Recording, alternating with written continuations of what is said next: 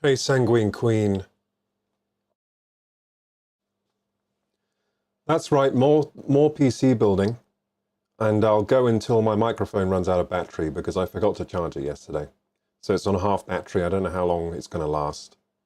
So yeah, I guess we'll end the stream when the mic runs out of battery. Whenever that will be. But yeah, I found the cables I needed yesterday. They were just in a drawer in my room. I didn't know they were there, but yeah, I found them. I looked loads of other places first, of course, before I looked in there. Or I actually think I looked in there and didn't see them. Like my eyes must have glazed over the cables because I think I looked in there first and didn't see them. So then I looked everywhere else and then went back to the drawer and found them. I'll know when I can't hear anything else. When you can't hear anything, the stream has ended.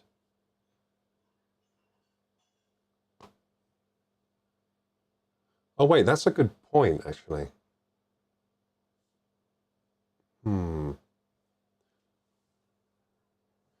I was just thinking to myself, don't worry.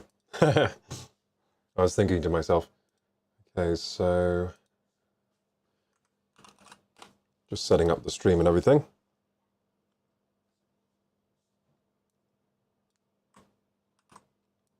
It's going to be a good one.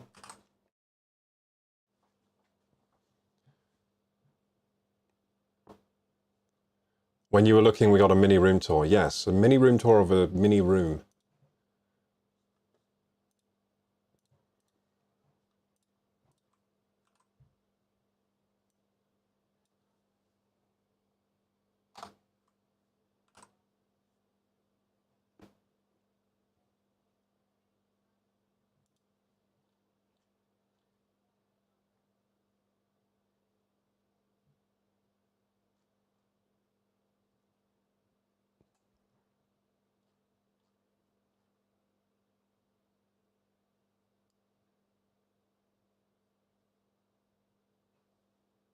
Hey Casper, hey Salival.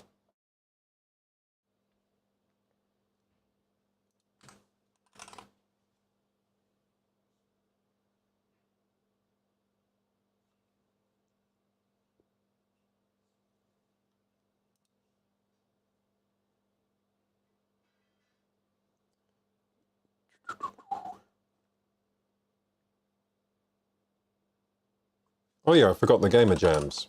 Let's get on the gamer jams.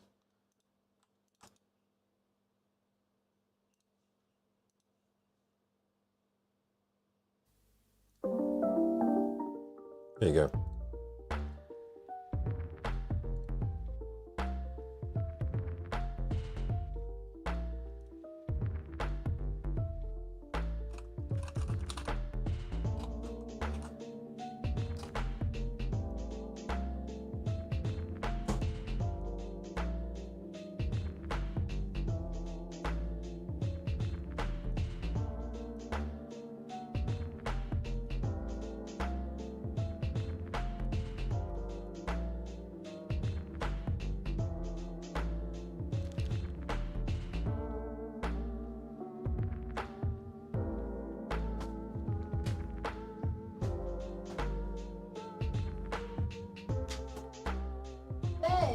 Yep. It looks nice. Enjoy your food.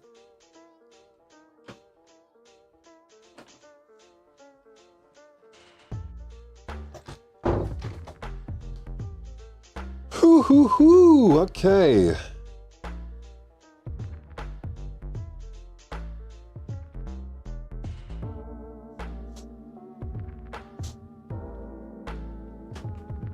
Okay, gamers.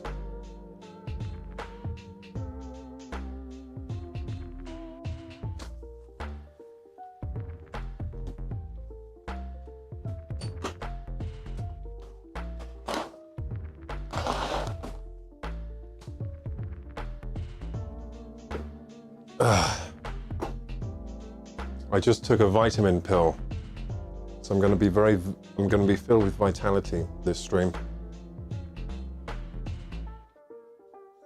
Let's run those ads on Twitch. I'll see you guys in 3 minutes, and pre-roll ads will be disabled. Woohoo! Good timing there with the ads. Everything's going well.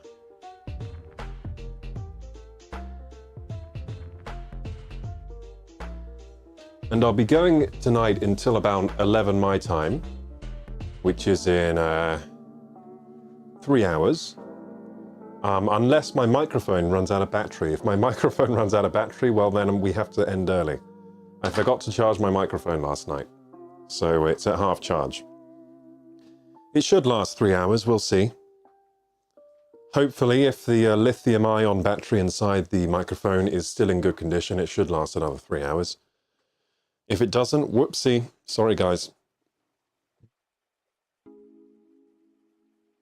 My mistake.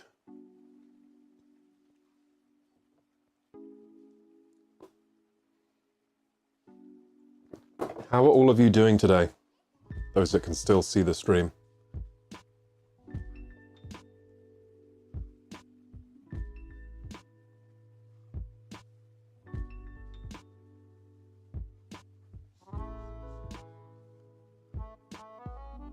Doing good. You say? Yeah, I'm doing well, yeah. Today was a decent day. I mean, I was just working all day on the computer. Yeah, just working all day on the computer, really. I ate 3 square meals, which is always good. So I've eaten enough food today, and it's all pretty healthy. What else did I do? Oh yeah, I found those cables. I was looking for stuff in the attic, found some things. Useful things, so that's good. And then I got stream ready, so that's pretty much my entire day.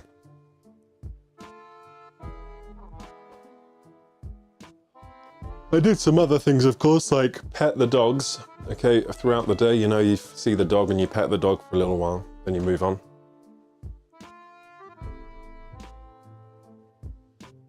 I'm currently pacing up and down my room.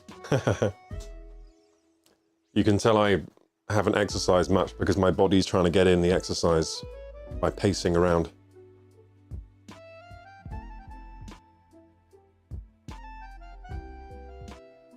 Salival says it was a hard day at the new job. I do not like Braintree. Oh no! What's Braintree? I've heard that before. Braintree.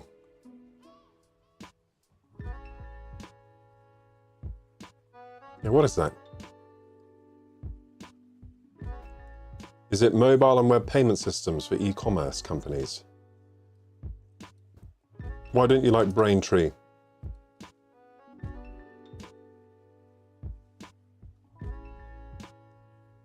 Wait, you're saying Braintree is a town in Essex? Really? Oh, it is a town. What the heck? That's a weird name for a town. I didn't know that was a town. I know it's like a company that I've heard of. Thank you for the follows. Guy, Dilau, Rhinox, Malv, RTC Daggermaster, Easy6, thank you, The Sweet Jam, thank you, GB, G Wally, and thank you, Rat Arcade, for the follows. I appreciate that. And thank you those that followed yesterday. Thank you so much. We'll be starting the stream in just a couple seconds, I think. Let's go, shall we? What's up, gamers? Welcome to KorokuGaming, the best channel on YouTube and Twitch. Today, we are building more computers. That's right, I'm going to be with you building a computer. It's going to be awesome. Last night's stream didn't go to plan because I couldn't find these cables, but I found them, so we're all good now. So we can get to building that computer. Now I couldn't find any fan splitters. I think I might have to purchase some more to make this build tidy, but I think I can get through the build with just one fan splitter, which is what we have. I think I can get through it and it will be fine, basically. Yeah, not much more to say other than let's crack on. And my hair is quite frizzy today. I just noticed looking at the monitor. My hair is a bit frizzy, but that's all right. It's a Lovecraftian town name. What the hell, yeah. Say a Braintree is a weird town name. Salival's saying they do not like Braintree. Okay, gamers, let's switch to the cam, shall we? Now, I should have set up my... You know what I need? I need a bigger stream deck. My stream deck can't hold all my scenes anymore, so I'm gonna have to switch scene with my mouse and keyboard. Like so. Boom.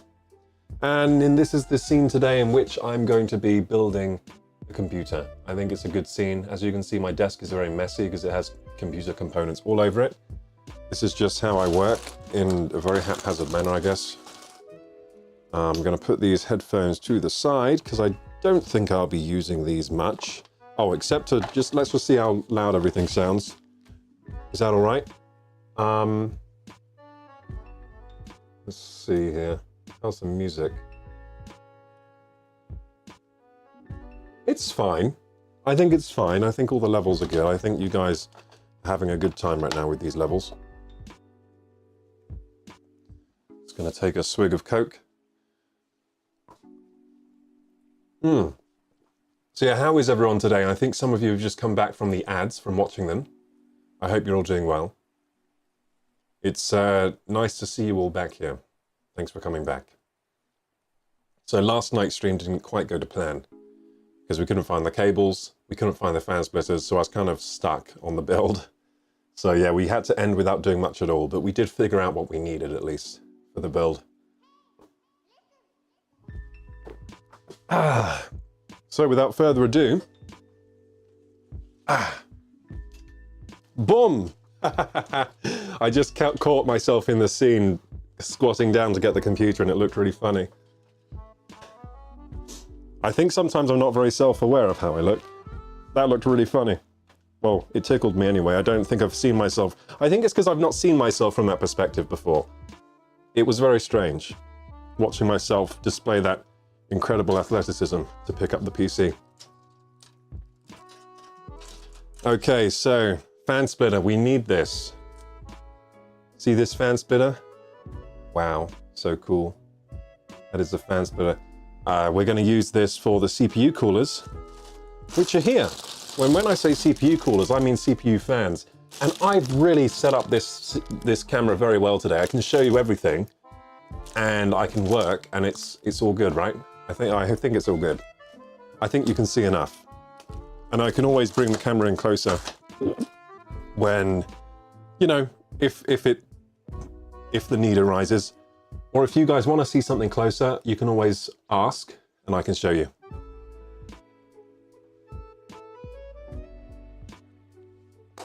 Okay. So, what have we done so far in this PC? Well, we have like half a PC built. We've got RAM in there. RAM here. That's 64 gig of RAM. Some of this might be faulty, I don't know, because I found some RAM sticks around the house. And I put them in, they happen to be matching with the other sticks already in the motherboard. So that's excellent, but they might be faulty because I don't know why they're just around the house somewhere. It might have been we upgraded a PC and kept them and forgot to sell them. It might have been that they were faulty and so we, you know, just put them in a box somewhere for some reason. We have a Ryzen 3800X. It's a good 8-core Ryzen processor. It's 2 generations, no, how many generations old is this now? 1, 2, 3, it's 4 generations old now, but it's still really good. It's still a pretty strong processor and it'll be perfectly fine for the stream PC that, you know, it'll be perfectly fine for the use case of this PC. It'll be fine. So that's all we've got installed really, apart from the case fans.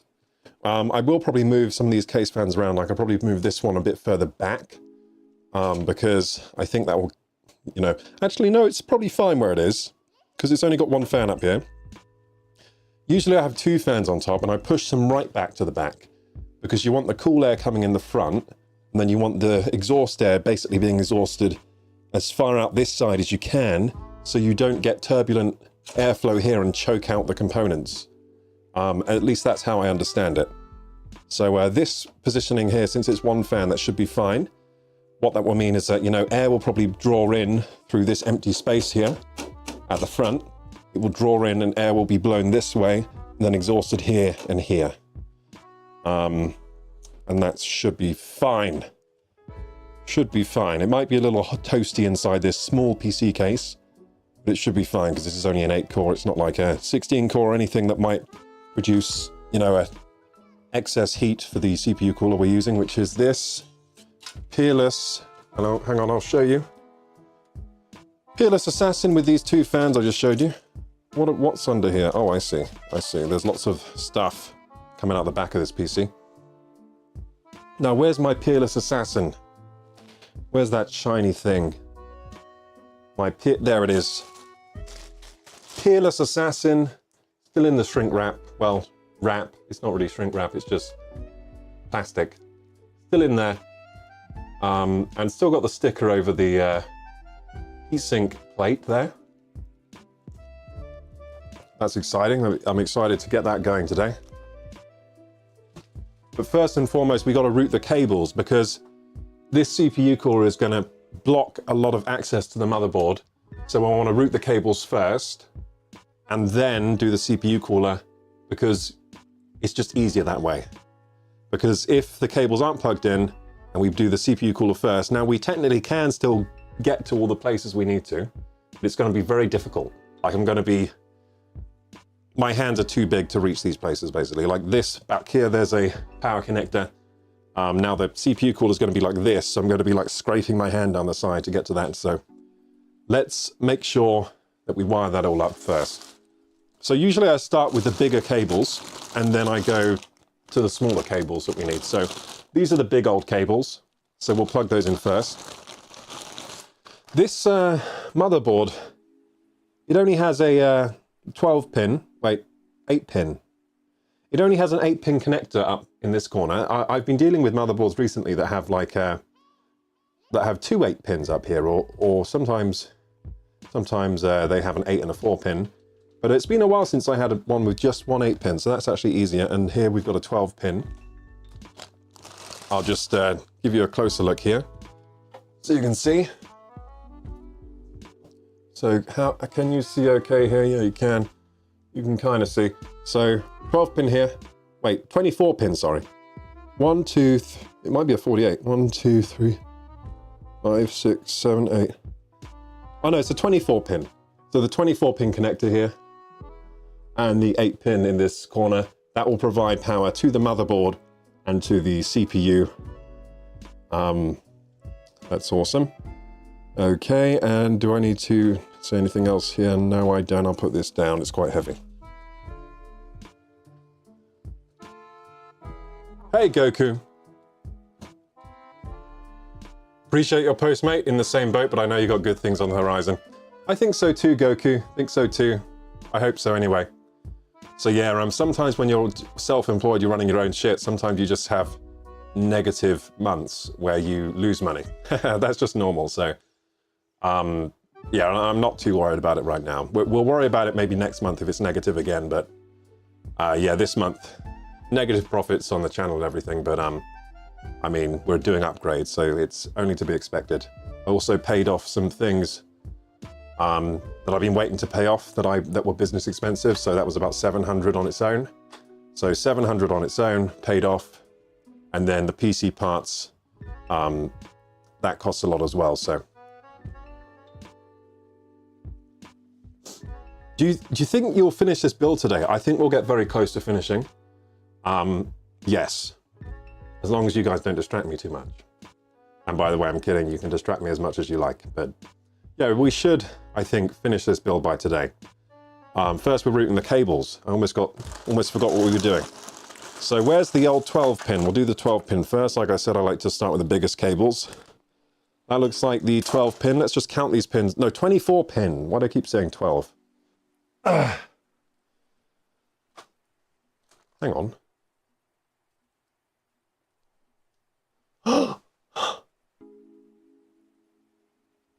I found another fan splitter. Let's go, gamers. So there was a fan splitter in this bundle of cables. How many more are there? Is there just one? Oh, that is good, though. That is good. So we have 2 fan splitters. That's perfect. Amazing. Now, we might need a third, to be honest, but 2 is better than I thought. I thought we only had 1. That's cool. Bonus loot. Yeah, we found some bonus. Oh, I found some other bonus loot as well. So I was looking around everywhere for things, for the cables, and I found this. A pretty much unused tube of MX4 compound. So I didn't have to buy any thermal compound. I also found 2 more tubes of Noctua NT1 compound. So basically I have so much thermal paste in my house, and I went and bought more thermal paste the other day because I'm a dumbass and didn't think to look in all the old boxes we have. So yeah, so I thought I had this somewhere. I knew I had this somewhere, but I just couldn't find it. So I was like, I must have used it, I guess. I was thinking, I'm sure I had a spare tube somewhere. But yeah, I've got so much thermal paste. If anyone needs thermal paste, I can get you some, I guess. I can send you some. You'll have to pay shipping though, because like I said, I'm broke. Yeah, because I've got a lot of spare thermal paste.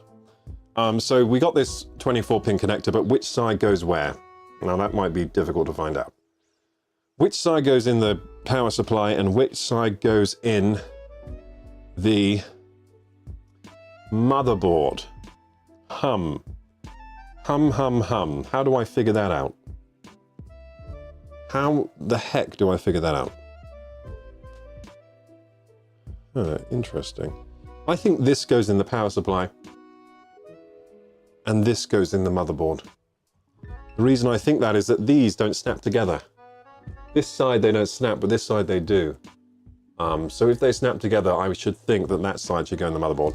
Also, the capacitors, which help with power delivery, are in this part of the cable, and usually they put it towards the end of the cable rather than the beginning. So let's see. If it blows up, I guess we went the wrong way.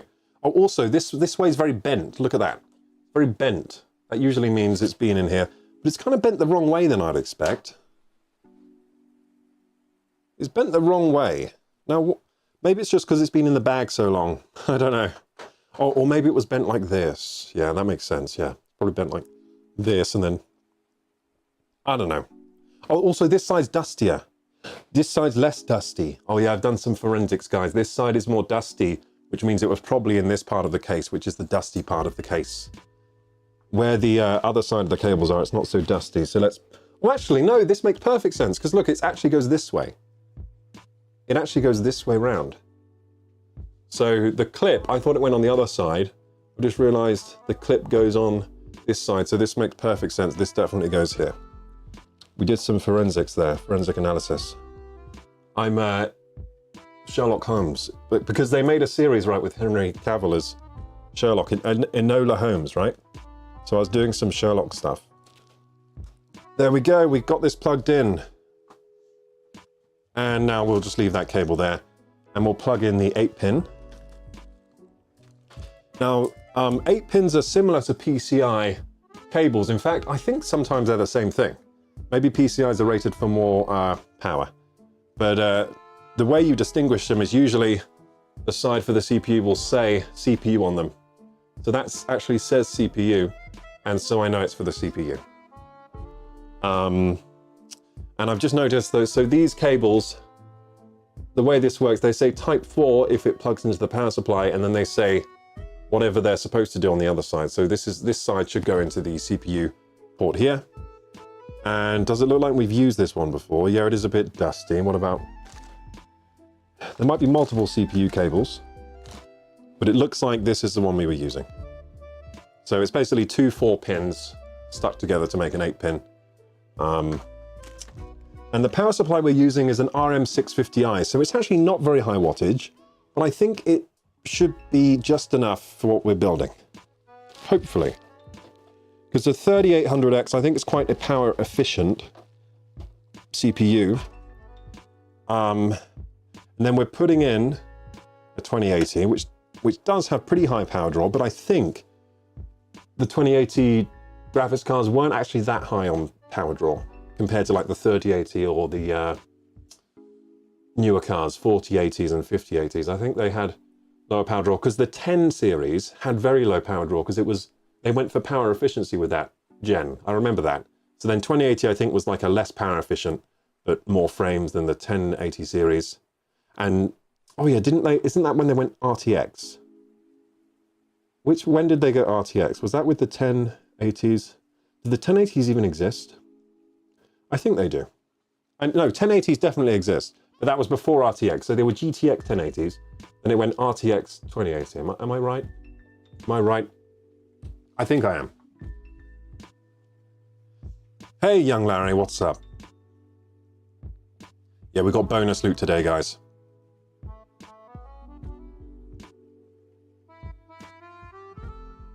How you doing, everyone?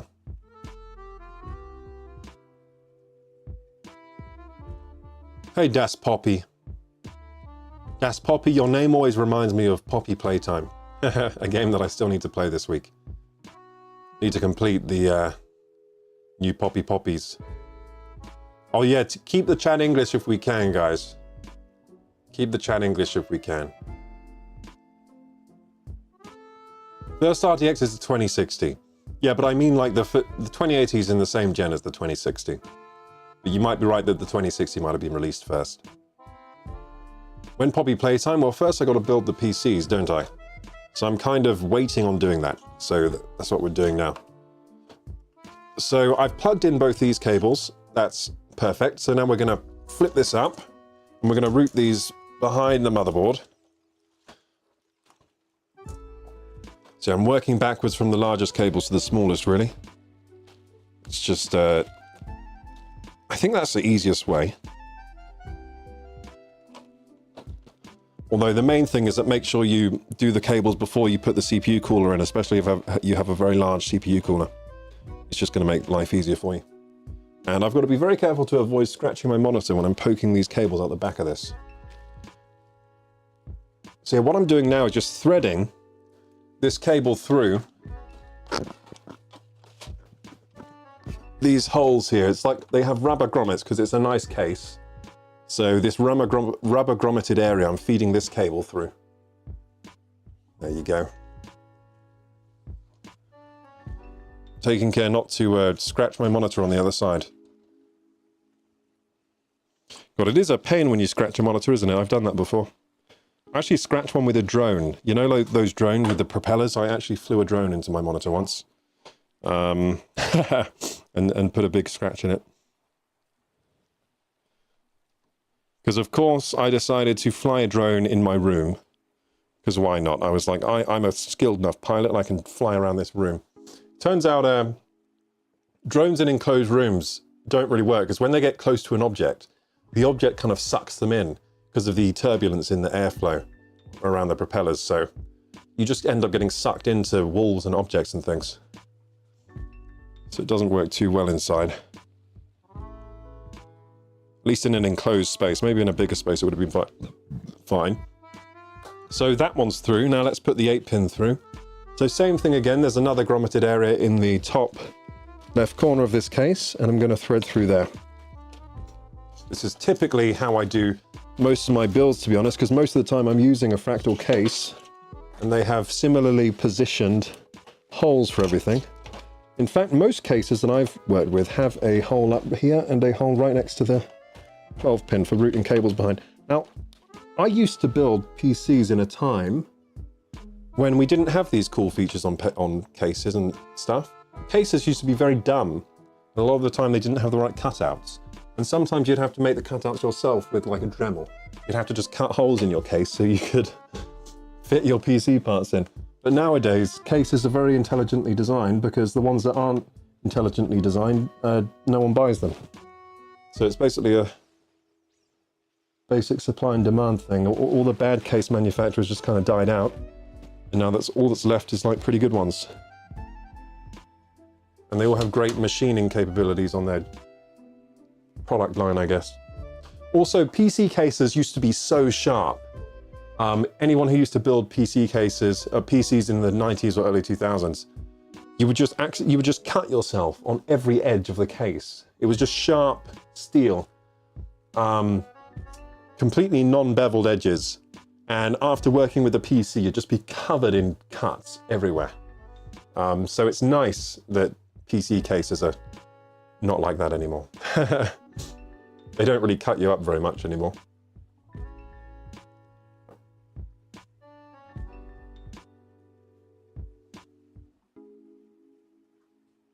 Decided to put my Twitch onto my tablet so the dogs can watch the stream with me. Oh, that's so cute. I might have a dog cam soon, because I've discovered these droid cams. I might set a dog cam up for some of the dogs in the house.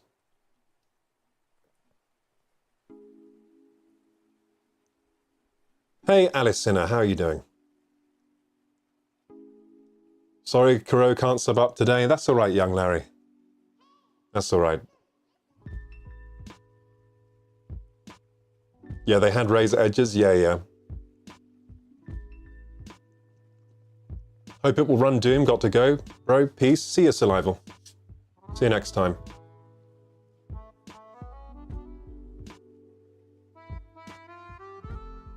Oh, Mr. Vital, thank you so much for the tier 1 gift to young Larry. I really appreciate that. You honor us. You honor us with that gifted sub. Thanks so much. Young Larry, sometimes, you know, make your feelings heard and good things will happen sometimes. Thank you for that kindness, Vital. Okay, so we've routed those 2 cables. They're now poking out the back of the case like this. See? We got this floppy flippy, that's the 8-pin, and the other thick one, the thick boy, is the 24-pin. I'm just going to put this round the other side, turn this round, and we're going to stick these cables just loosely in the back for now, while we work on the other parts. Because there's a big mess back here. Oh, so we already have a fan splitter here. Okay, this is good. We've got all the fan splitters we could possibly need. We have 3, and there are only 6 fans, which means a splitter for each couple of fans. We're done. We got all the splitters we need. What a lucky break. What a lucky break. So I was worried we didn't have all the splitters, but we do. That's fantastic. Okay, so now I've done those wires, I'm going to route the fan wires. So this motherboard is a nice one with space behind the back of the motherboard plate. So you can route cables down here and then put the side panel on. There's about an inch. There's about an inch of space behind the motherboard for routing cables. So that's lovely. And the power supply is down here at the bottom. I'll just give you a look at of the power supply here. There it is. It's the RM650i. It's upside down, and it's upside down so the fan can draw air through the bottom of the case. Now, power supplies used to be fitted at the top of the case here, but some clever case manufacturer, I don't know who did it first, but they decided, wait a second, why don't we put the power supply down at the bottom? It kind of makes more sense, and it kind of does. It does make more sense. First of all, it makes the weight distribution of the PC less likely to knock over because it lowers the center of gravity. And secondly, it's just better. It's just better. Yeah, so most of the time you mount a PC cooler upside down these days at the bottom.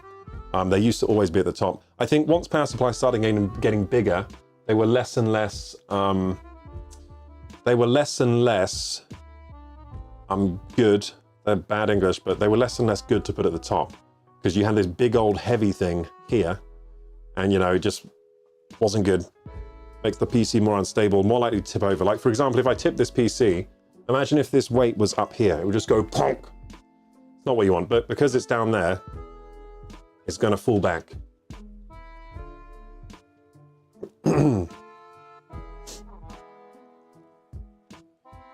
So yeah, this even has a PSU shroud, which means the PSU is like separate from the rest of the case, which is nice.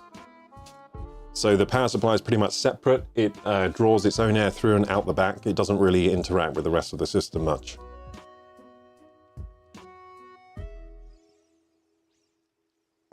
Oh yeah, it's Monday today. Hey guys, sorry, no community game night tonight because the PCs are still in pieces.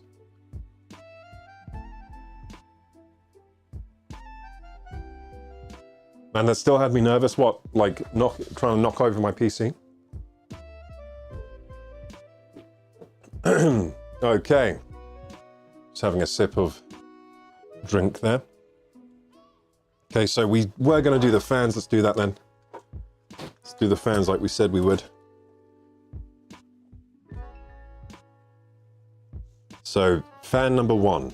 This is a rear fan, well, top rear. This is the rear fan.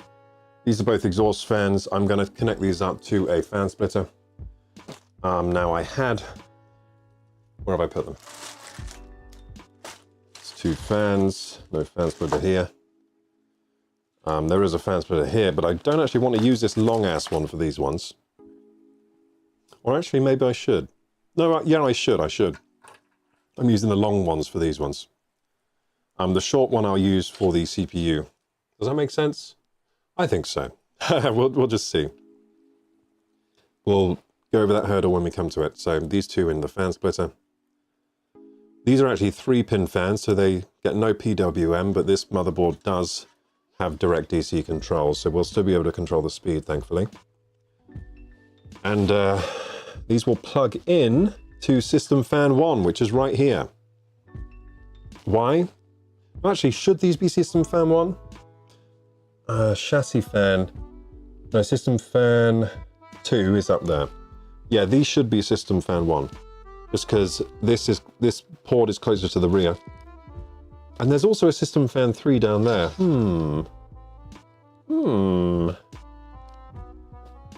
I could put them in system fan 3, because then that would be more tidy, because I can route this behind here and up here. Yeah, I think I might do that, but the only problem is, this is going to be hard to get to once the CPU cooler is on there. In fact, let's just take a look, see. Let's mock up the size. So if the CPU is on here, cooler, it's actually less big than I am used to, because I'm usually put the Noctuas on, and the Noctuas are a bit bigger. So actually I can very easily reach that. So I don't need to worry about not being able to reach that later. No, that's very easy to reach. Now, it might be under a fan. No, because I'm probably going to put the fan in one here and one there.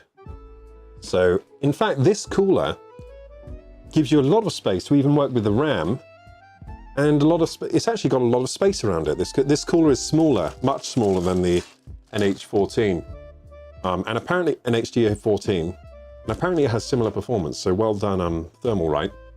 I can't believe this cooler can be so much smaller and so much more thermally efficient, but it does feel like the metal is better quality. This metal seems sturdier, so maybe the metal they use has better thermal properties. Because although it's less metal, this metal does seem... Maybe it feels sturdier because the fins aren't as big. Yeah, that's probably it. It's probably because the fins aren't as big. So yeah, anyway, that cooler's actually not too bad for size. It means we'll easily be able to reach these later if we need to. So that's good. So I think I will route these behind and go for system fan 3 down there. Yeah, because that's going to look neater, because we can route these in the top corner.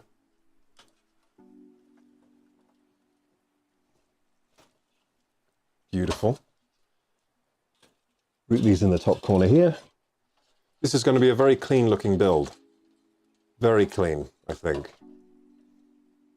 Apart from it's got like mismatched fans and all that kind of shit, but I mean like the cabling is going to be clean. And that's the main thing that we want. Clean cabling. Whoops. Just unplugged one of those fan splitters by threading them through. Not ideal. We'll just plug that back in and go again. So how have your Mondays been? Did you have good Mondays? I had a very busy, productive Monday. But I didn't go to the gym though, but I just didn't really have time. I had important stuff to do that I needed to finish. Needed to do my income and expenses for the month and everything, and it's not good to wait to do that. So I did that as soon as I could.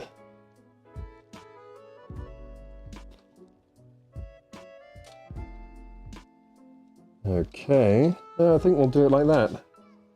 That don't look so bad. So I might yeah, I'll show you.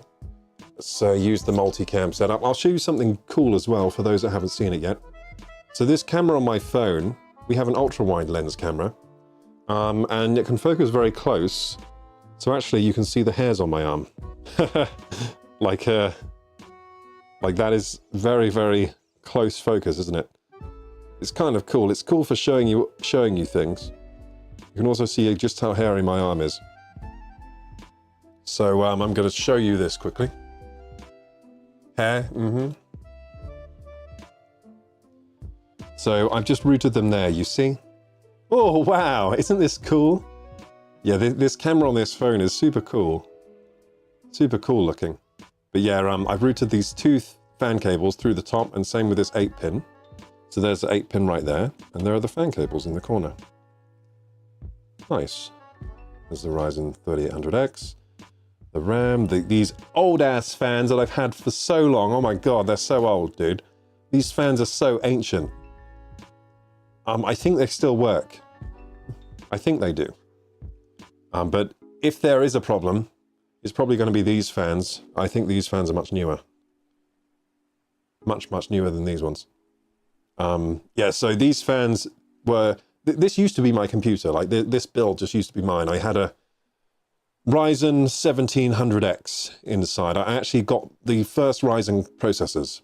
I jumped straight on Ryzen. They just made so much sense. First time I bought an AMD processor was Ryzen. Before that, I always bought Intel because they were better. And then as soon as AMD made better processors, I immediately jumped on Ryzen. So I had a 1700X. Then I upgraded from a 1700, I think all the way to a 5950X.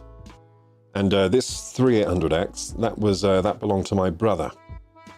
So I gave him my old motherboard and we installed a 3800X.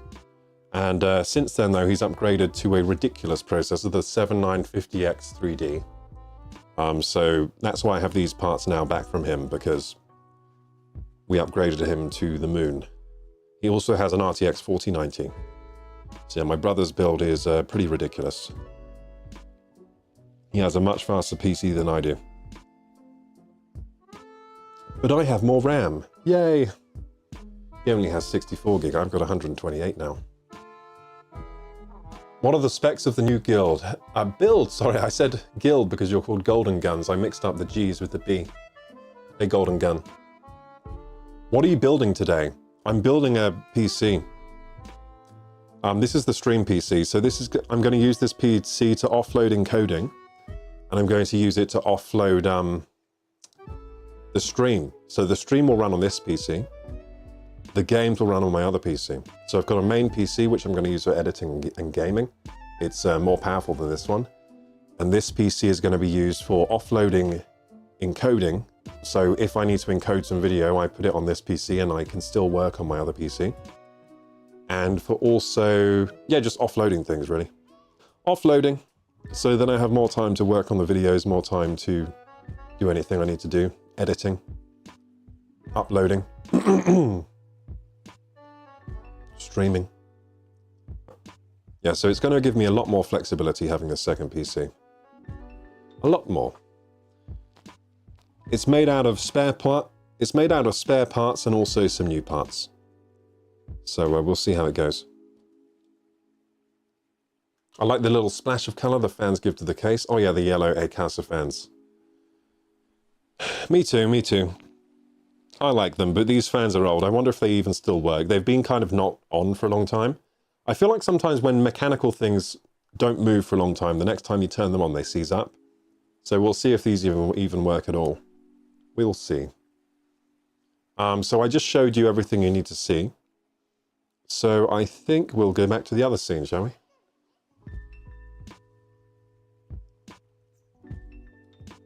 Now this scene was so perfectly arranged before, I was scared to put the camera back here. Is this still perfectly arranged? It's fine. I think it was a bit more perfect before, but we're still fine.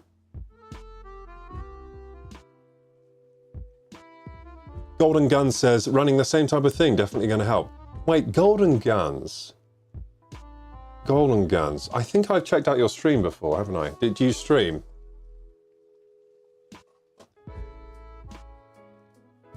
Hang on, I gotta check out your channel. I'm just Googling you.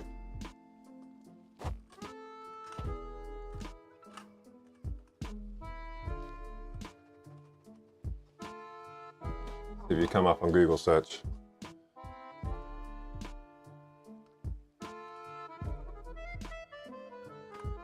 Oh, you record games?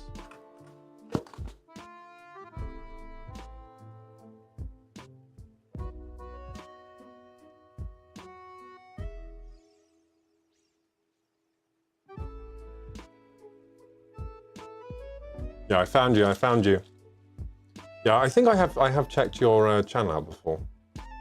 Maybe your YouTube channel or something, or maybe this one. Yeah, FPS domination.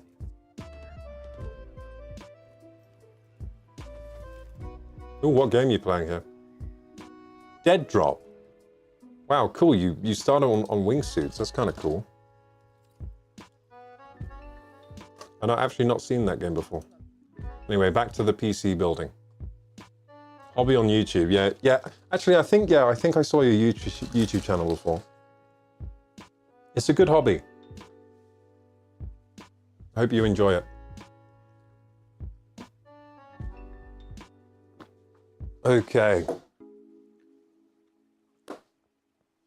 So we've routed those fan cables behind the motherboard. Now we need to poke it through down here because the fan header is right at the bottom.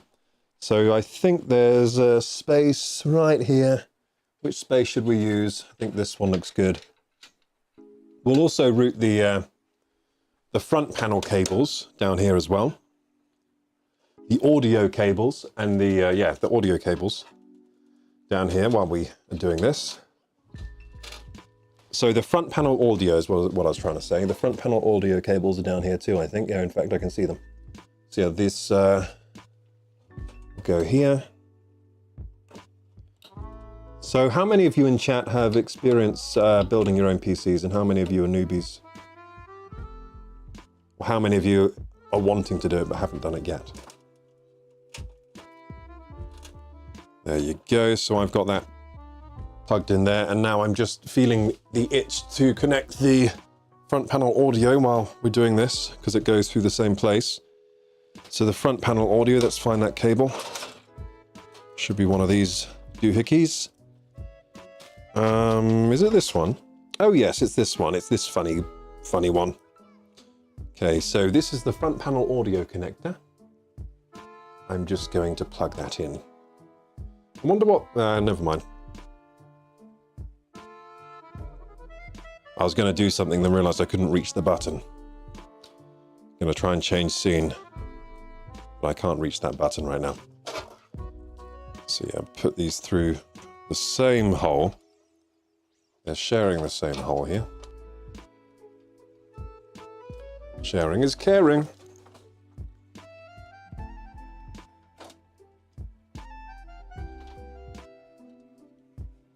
We just missing Melira today. Man, Melira's been such a regular recently. It feels strange to not have them in here. Okay, so now we got this in here. And I'll give you a little look inside so you can see what I've done here. I've just plugged in the audio and the system fan. System fans, actually the exhaust fans into system fan 3 header. Okay, so I'll give you a little look-see. So, whoa! Oh wow, I have such good camera capabilities with this smartphone. Smartphones are incredible these days, aren't they? And this is not even a recent smartphone. This smartphone is from a few years ago, I think. So we got this HD audio cable that I just plugged in. So this is just the front panel audio. So you know the ports on the front, like headphone and microphone port? That plugs in here. It comes with the case, this cable. It's attached to the front panel on the case. So this panel here, see? On the case you have the headphone and microphone, reset switch, power button. You actually need to plug all of these into the motherboard. as well as the USB 3s. They have to plug in as well. And this is the fan header that I just plugged in, and this will be the 2 exhaust fans because they're currently on a fan splitter, which means I can run 2 fans off 1 fan port, off 1 fan header. So if we zoom out here, it's these 2 fans. These 2 fans are connected to that. Beautiful. So I'm a big fan of fan splitters. Fan splitters are great. Fan splitters let you have more fans, and that's always good. I'm a big fan of having a lot of fans these days. I used to get away with as little fans as I could. Like I'd have just like 2 fans here, maybe a fan here, or maybe 2. But these days on my main PC, I'm just like everywhere gets a fan, you know? As many fans as possible. I like it that way. More airflow means less problems, usually. Hey, Petite Lolita, how are you doing? Hey, John Peter Ibanez, what's the video card? In this machine, it's an RTX 2080. In my main machine, it's an RTX 3090. I'm very happy with those cards, very good. For me, they'll do the job for quite a while. Is this a high end or more towards low end? This is a high end, I would say. It's high end, but it's super high end. So it's not like Enthusiast, although these were once Enthusiast parts. So these are just older Enthusiast parts, so still pretty fun to build. Because these parts were the Enthusiast parts once upon a time. They're not anymore, but they were once. So yeah, pretty fun build. Pretty easy build as well, because this case is very nice. Despite being a micro ATX case, so being quite small, it's still very easy to work with. It's a fractal design one.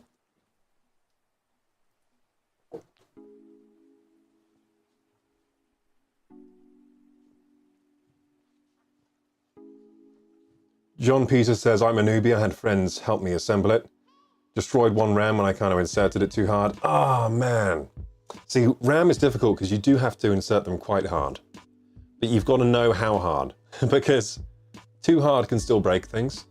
Hey, Golden Guns! Thank you so much. Thank you, brother.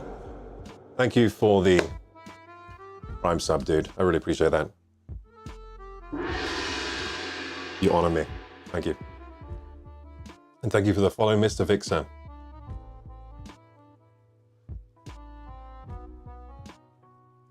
Glad to see you on stream today. I'm glad to be here, Petite Lolita. I'm happy to have you in chat today.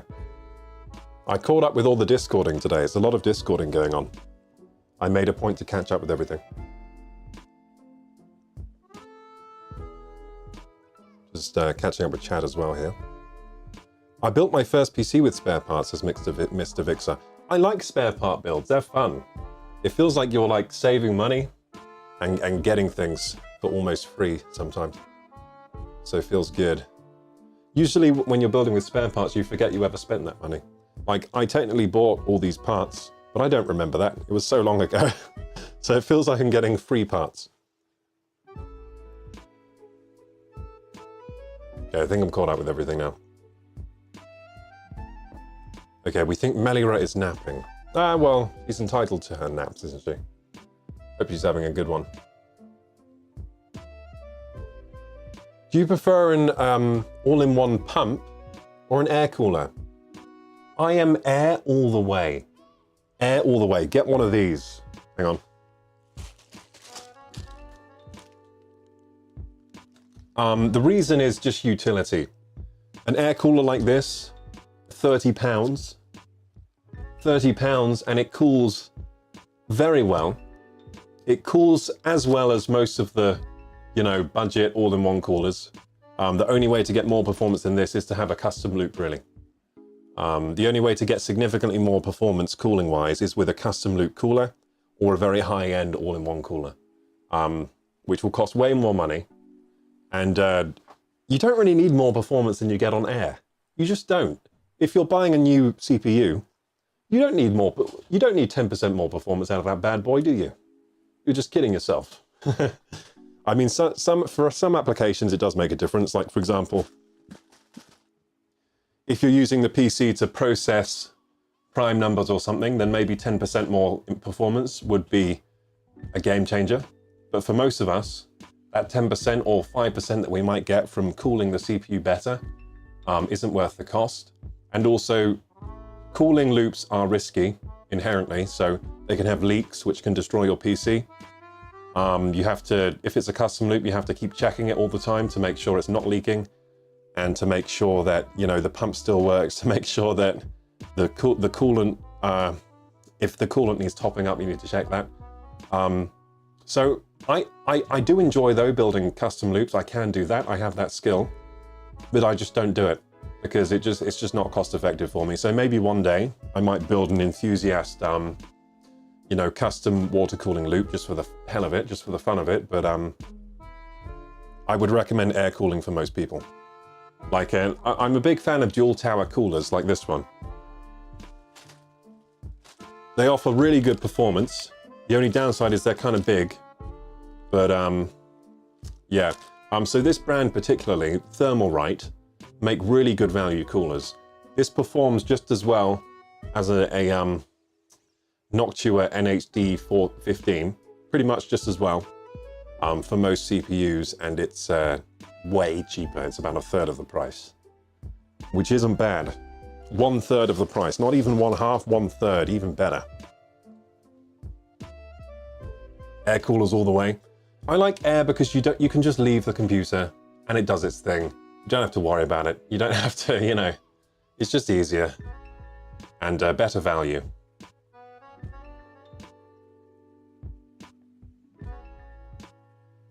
Mr. Vixer says, I have a fractal design something 4 sitting on my desk next to me.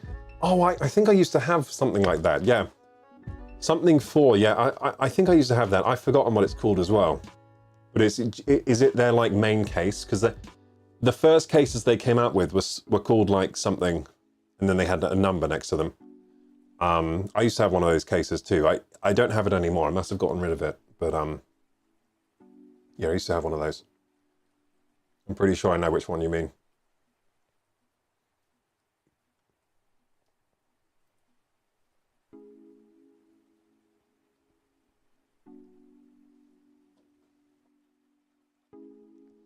Vital says, I love when shit breaks with the PC, then I have something to cry about. Yeah, so to be honest, a lot of people do like to cry about things, so I can see that being a valid thing, you know. I just like, you know, I like the risk, so if something goes wrong, I can cry about something.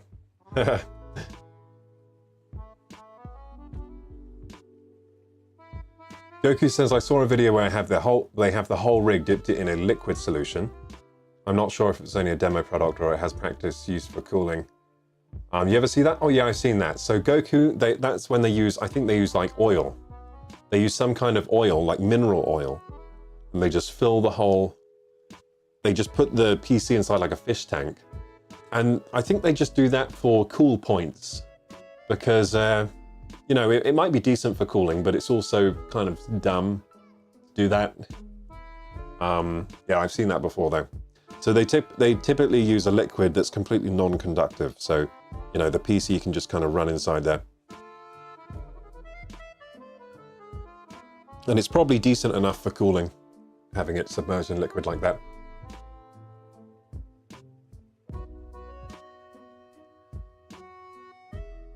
Let's get these nuts says, I have a Ryzen 7 5700G. Should I get an Intel Beast 570 for the GPU? Would it work well with it? So you have a, do you mean a Ryzen 7? So that's a processor, 5700G. An Intel B570. Oh, do you mean the new Intel GPUs? Yeah, they would work well. Let's get these nuts, they would work well, yeah. They would. So I've heard that Intel GPUs are very good. They're very good on a price versus performance perspective. The downside with them, they have a bit more CPU overhead, which means they use a bit more CPU to work. So if your game is CPU limited, then you might have issues getting high frame rates with that card. But I'm pretty sure those Intel cards are pretty damn good overall. So yeah, I'm pretty sure that's a decent card, but I'll just double check the B570.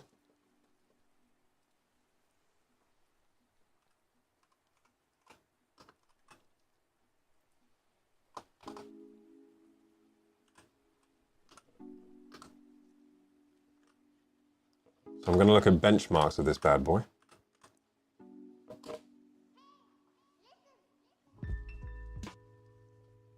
So it's a brand new card released in January of this year.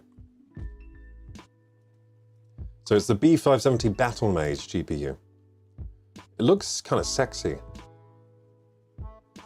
Today we're reviewing the Intel Arc 570.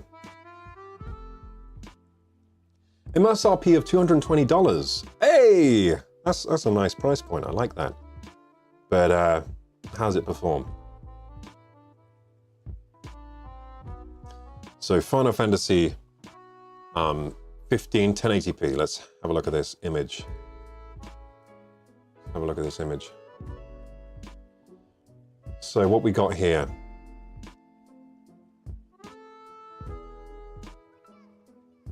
So let's compare it to a 4060, sorry. So the B570 is down here. Hey, look at that. Average FPS on Final Fantasy 16, sorry, not even 15. Final Fantasy 16. No, is that 15? No, is that 14? This might be Final Fantasy 14. X1V, that's 14, right?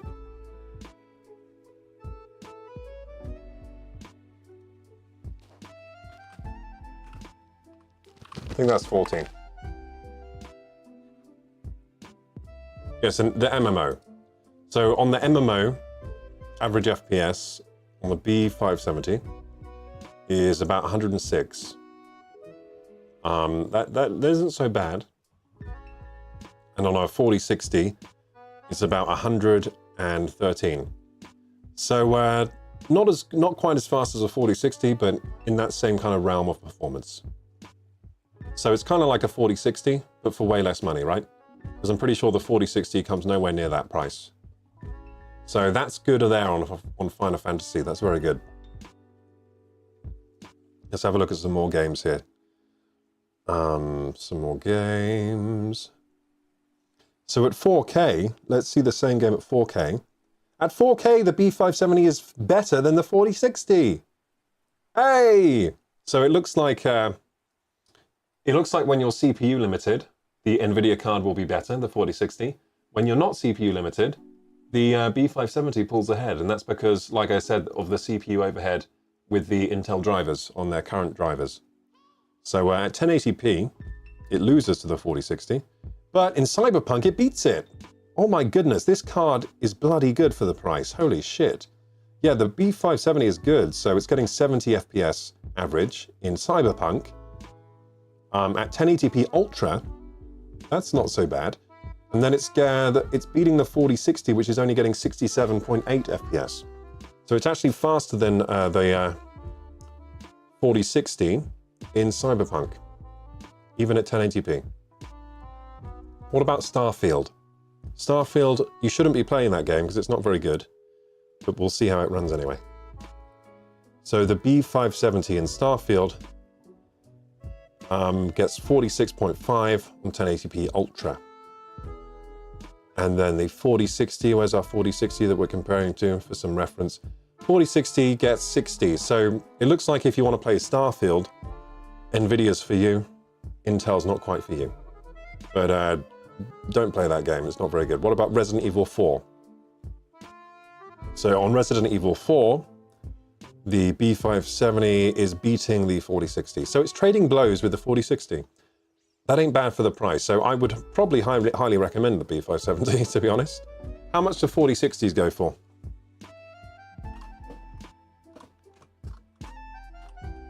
$4060 MSRP.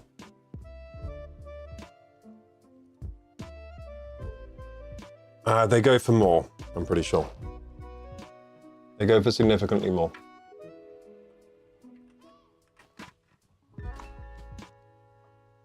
So RDX 4060, 280, 290. It's not as bad as I thought, to be honest. So that's for the TI. The 4060s are about 260. That's not so bad either. So they're about 260 or 200 to 290 for like a 4060. What about the B570?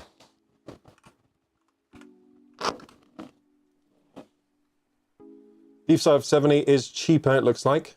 B570 for 240. So it's a little bit cheaper than the 4060 and it does trade blows with it. So yeah, I would recommend it. Why not? Now, if you want to play it safe, because Intel are very new to the GPU game, if you want to play it safe, maybe get a 4060 for a bit more money. But I would still recommend the B570 based on those benchmarks we just saw. But they kind of it looks like it even in price range, they kind of, but which one has more VRAM? 10 gigs, so the Intel has more VRAM. So that's kind of good. VRAM is nice, so it has 2 gig more VRAM. You know what, if it were me, I might get a B570 for the extra VRAM, because I like VRAM. So yeah, I hope that helped you. I think that seems like a good card to me. Starfield, yeah. My GPU slot bent, can it be repaired? GPU slot. Take it to an IT shop, see what they think. Check out Hardware Unboxed, they did the testing. Oh, the B570.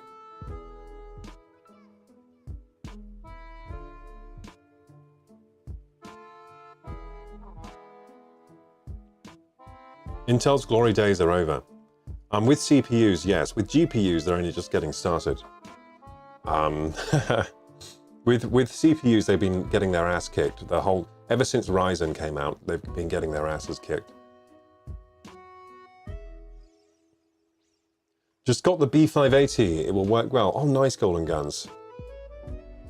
So how much VRAM does the B580 have? Like 16 gig or something? I like VRAM.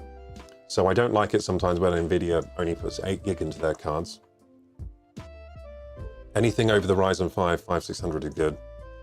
Yeah, I mean the Ryzen 7s from that gen are all good. So the Ryzen 7 500G is probably a stonking good processor.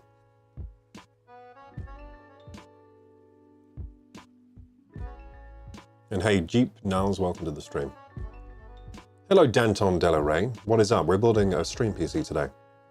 That guy, KorokuGaming, I have a question. Is Asus TUF A16 laptop with Ryzen 7 7735HS and the RX 7700S with 16 gig of DDR5 good for live streaming to YouTube with OBS Studio software? Do you mean by RX 7700, you mean the AMD graphics card, right? RX 7700.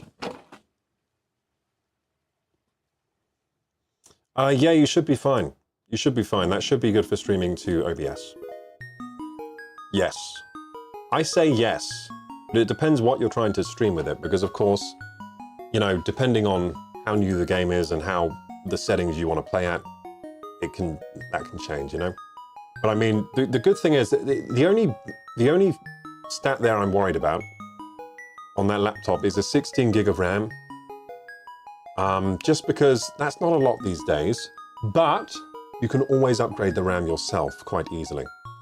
So I wouldn't worry too much about the 16 gig. I'd say see how far that gets you, and if you ever run into RAM issues, upgrade the RAM.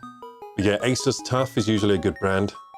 I have Asus TUF stuff. I have Asus TUF motherboards. I've had Asus TUF graphics cards. I'm guessing their laptops are similar in quality.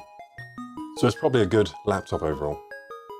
So yeah, I reckon that will be good for streaming. So the RX 7000 series, that's kind of one of, isn't that AMD's latest series of graphics cards? So that's going to be pretty damn fast. And the Ryzen 7 7735HS, that sounds bloody fast too. So seems like that's a powerful laptop to me. Mr. Vixer says currently saving up for the RX 7800 XT, going to pair it up with the Ryzen 5 7600X. Haven't really looked at bottlenecks yet, but I think it's going to be fine. Yep, sounds fine to me, Mr. Vixer. Sounds fine to me. Sounds like a fast as fuck PC. GPU and NVIDIA prices are skyrocketing. For their high-end stuff, yeah, but for the 4060, those prices didn't seem so high. So for their mid-range kit, not so high, but I reckon their high-end stuff is all overpriced right now and hard to find. Yeah, the prices are skyrocketing on the high-end NVIDIA parts. But yeah, you can get the mid-range and low-end stuff for, you know, normal prices, it seems. I just did a Google search. They seemed normal prices. 4060 is complete garbage. Well, is it though? Is it for a... I don't think it's complete garbage for, you know, a lower mid-range GPU, you know? Or a mid-range. I don't think it's so garbage. I mean, for the money, you know, if you only have that much money to spend on a GPU, it's fine. It will get you through.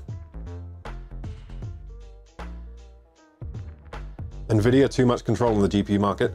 Well, that's going to change because AMD is now doing very well. They're in a good position. The 7900 XTX is almost as fast as NVIDIA's latest and greatest.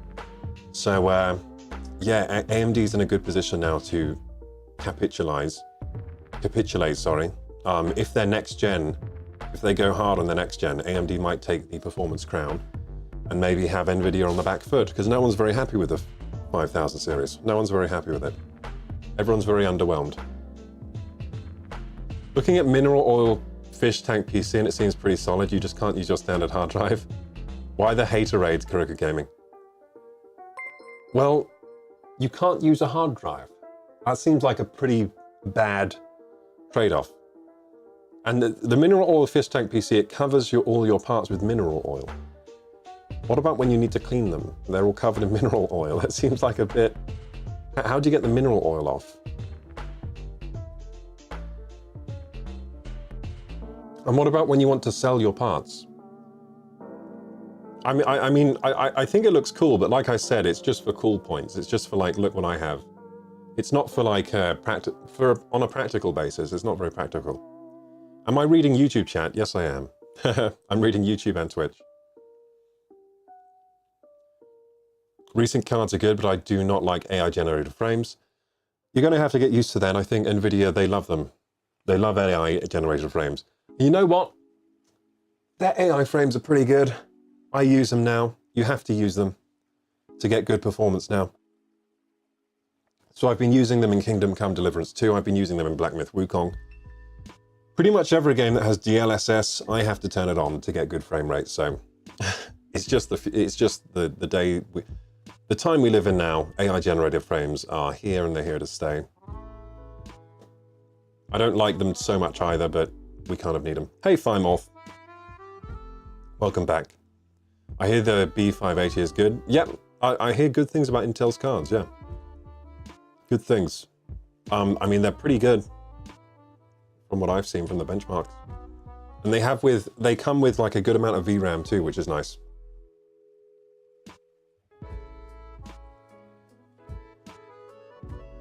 Are we in the home stretch on the PC build? Pretty much, yeah.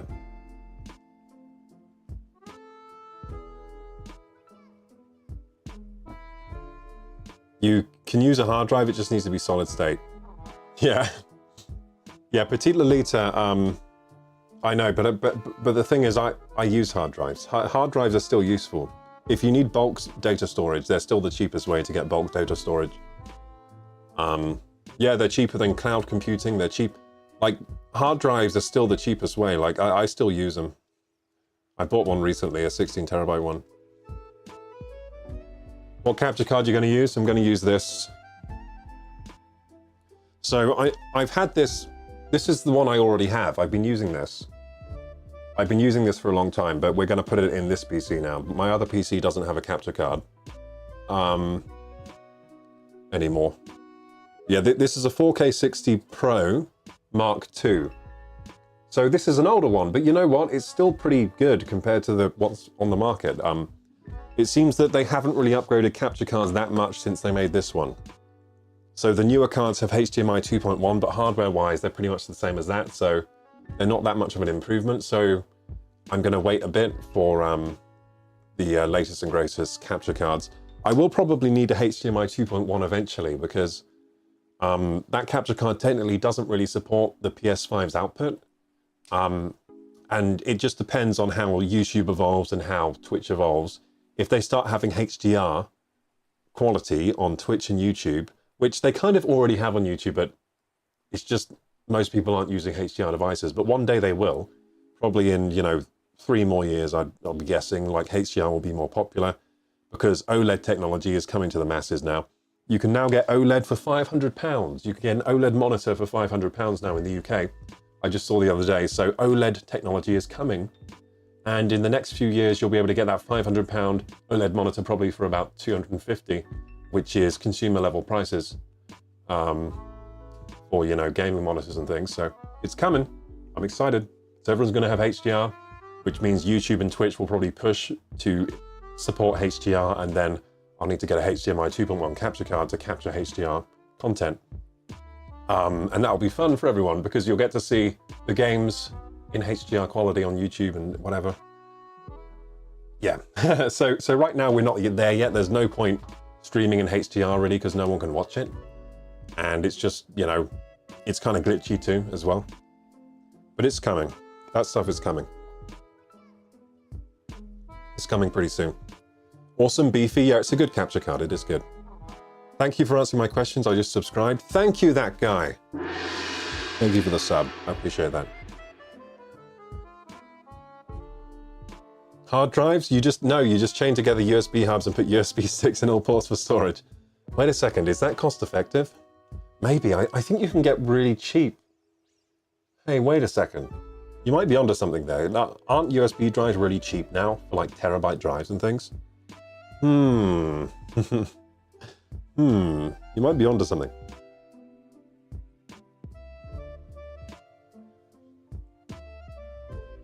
It's called daisy chaining. People do it with extension leads too. OLED isn't for me, says Vic, so it hurts my eyes, but I can't afford it yet, so no worries. Oh, I love OLED. Oh, I love OLED so much. Do you know why? Because they perform like CRTs, those monitors we used to have. They remind me of CRTs, which were far better than LCD. We've been cursed with these LCD screens all these years. We should have never have switched from CRT. CRT was so much better, especially for gaming. We poisoned our eyes with LCD screens for so long. Why? Because marketing, and we were dumb. So they sold us on LCDs. They were like, look, they're flat and expensive, but they look like shit. Now trade us this monitor, you know, throw that old CRT in the garbage. You know, the thing with the beautiful picture, but it's a bit chunky. I think it was fat shaming. It was fat shaming, like completely. CRTs were beautiful. They were just kind of chunky. And we went for these flat ass LCDs, no ass at all. And guess what? They looked like shit. They had no picture quality. We got scammed. And they were more expensive too for a long time. But yeah, OLED, we finally got the picture in a flat screen that we would get from a CRT. So that's nice. I think they're actually a bit superior to CRT these days. But imagine if we kept going with CRT technology. Imagine how good it would be now. We never really, maybe we didn't see the pinnacle of that. We stopped developing those. Hey Lena, saw you from that one guy's YouTube video. Thank you for coming from Dentix channel. I appreciate you stopping by. Are your screens OLED? This one's OLED, love it. This one's IPS, it's all right.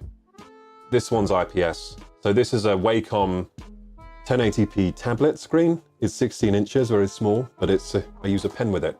See, it's a useful thing. This one, ultra wide OLED, beautiful screen. I mean, it has real HDR. It has a HDR 400 certification. It can display HDR pretty well. It also has very deep blacks, but not as deep as they could be on this OLED. This OLED actually doesn't have the deepest blacks that I've seen, but they're still, the contrast ratio is amazing. The colors are amazing. And then this screen is just the normal IPS 180 Hertz gaming monitor. You can get these for around £200 these days, new. These are actually very, if you're doing a budget build, I would recommend an IPS high refresh rate monitor, because they do everything pretty well. They just don't have a good contrast ratio. So the contrast ratio is very poor on IPS, but it gets the job done. They look okay. They're useful.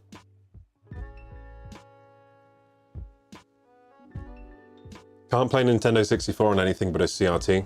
True, and like Super Nintendo as well looks so good on CRT. How are we looking at monetizing on YouTube? So I get another chance on the 28th of April to apply. So I've got to wait till 28th of April. They put me on a 90-day wait until I can apply again. So, but it is looking promising. I think on 28th they will let me apply. They should. I mean, what's wrong with my channel? I don't know. I don't know why they think my channel is so harmful to people. But yeah, we should get another chance on 28th of April, and that should go through. We'll see. If it doesn't go through, I don't know. I'm going to cry. That guy says other stores are selling Asus laptop for $1,100, so I'm going to snag it at the $600 price. They're saying you are not refurbished. Whoa! Dude, $600 for that PC? You were a lucky duck. So that laptop that you listed with the RX 7700, oh my goodness, that's a good price. Yeah, definitely pick that up.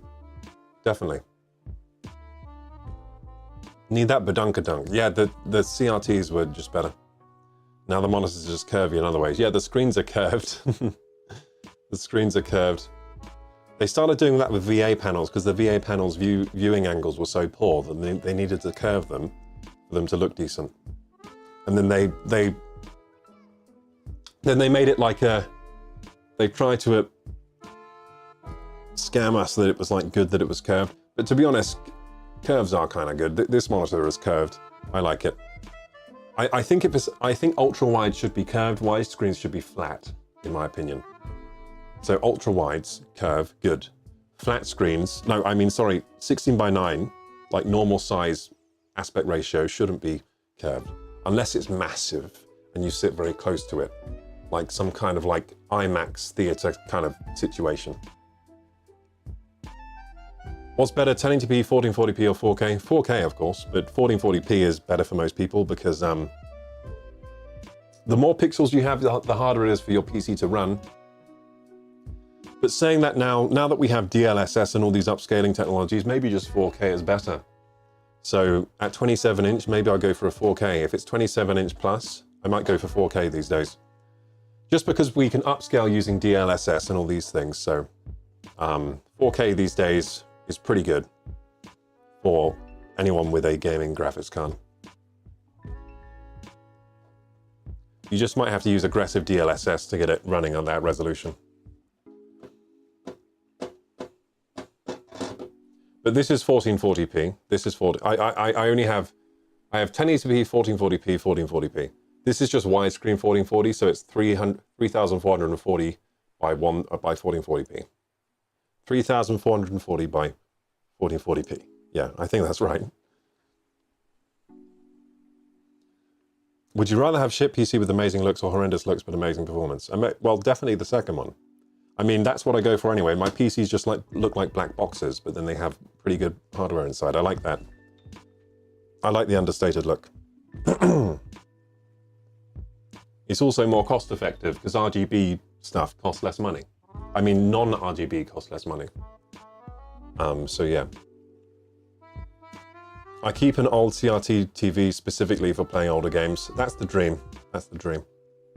If you don't get monetized by YouTube and cry, be sure to get on streams if people pay you for tears. Oh yeah, yeah.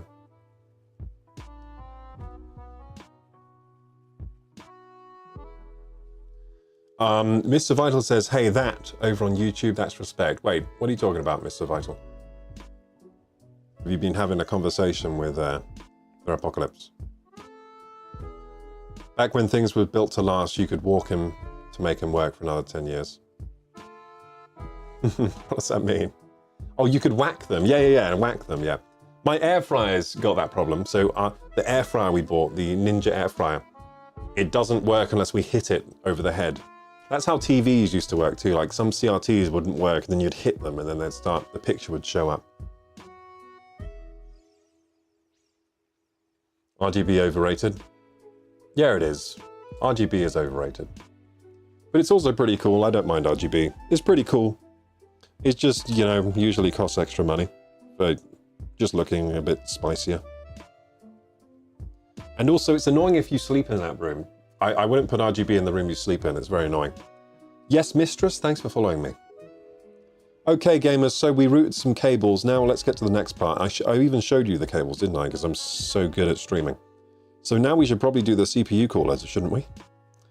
Is there anything else I should do? No, we can do the CPU cooler. Why not? Why not? I mean, these fans need to be routed somewhere. Let's route those first, just so we know where we're going. But I think those can go up there, in the System Fans 2 slot. Because I see no reason to use the System Fan 1 slot that's kind of in the middle of the motherboard. It's just going to be untidy. So, in the sake of tidiness, we're going to hook up the System Fan 2 header to these front fans, and that will be all the fans done, because the CPU fans are going on the CPU fan header, which is up here. Okay, so route some fans, route some fans. Oh, and it's only 9? Cool, we have loads of time. Time is going slower today for some reason. I think it's because I had enough sleep. I've noticed if you are low on sleep, time seems to go very fast. It's like, time is going so fast. It's probably because you're having mini naps throughout the day, like you're just blanking out, and then half an hour later you become conscious again. You're having mini blackouts. But if you get enough sleep, it's like time expands, and you're like, whoa, I have so much time. So it feels good. It feels good to stream when I have more time. Well, more perceived time. Okay, so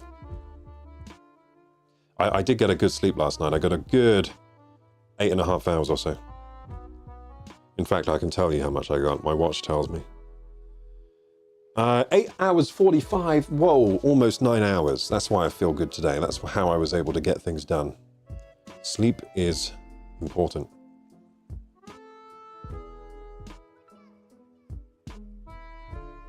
What 2080 do you have? Good question. It looks like a... It's probably a good one, because I think I got in the habit of buying the good ones. So it's an MSI Duke, and it does look very good. MSI Duke, so it has a backplate. That's how you can always tell it's a decent card. Backplate covering the PCB.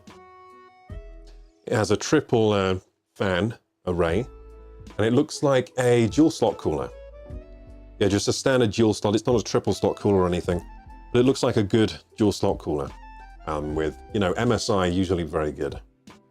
So MSI Duke, it's not their top range. Their top range, but it's their mid-range, I think. It's MSI's like mid-high-end range, I think.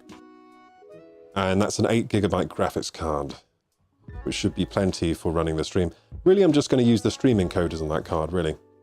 It has a chip that can encode video, what is it called? NVENC. It has basically dedicated video encoding and decoding chips.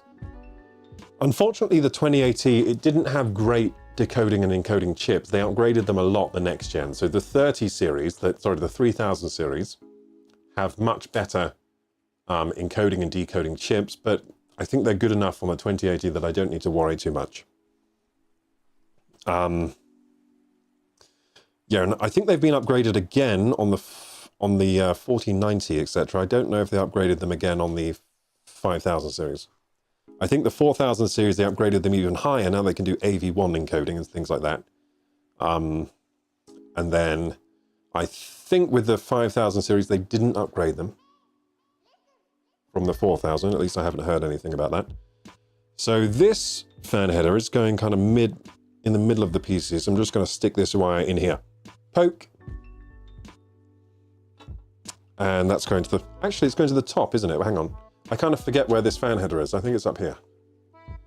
So let's turn it around and see if I was correct. It's like pin the tail on the donkey. Did I pin the tail on the donkey? Let's have a look. I did pin the tail on the donkey. Hooray! So I'll bring you in to the cool camera scene in a second, so you can see where I just plugged that in. This is cathartic. I like building. This has been a fun one. I like doing the cables. So there you go. I just plugged that in. Bing, system fan. See, it says system fan 2.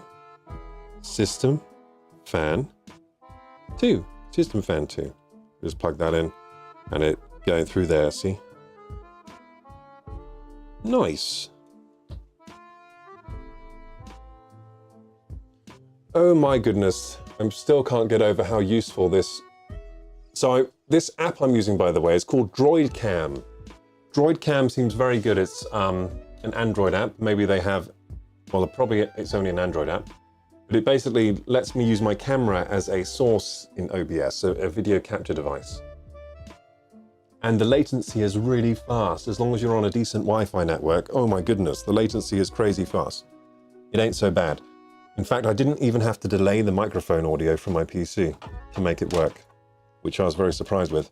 I was surprised it had that lower latency, but I guess it makes sense because VR these days, if you ever use a Quest VR headset and link wirelessly to your PC, the latency is hardly there either. So I guess it makes sense. I guess video latency these days is very low wirelessly. You'd think it would be slower because you have to encode and decode the video stream, but it's pretty fast.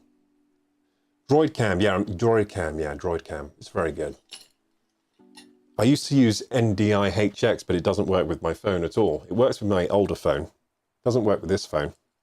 So it looks like it's not being supported anymore, the NDI-HX app, but DroidCam looks like it is supported quite well.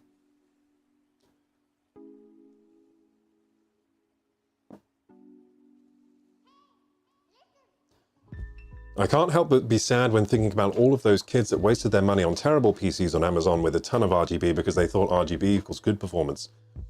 It used to kind of mean good.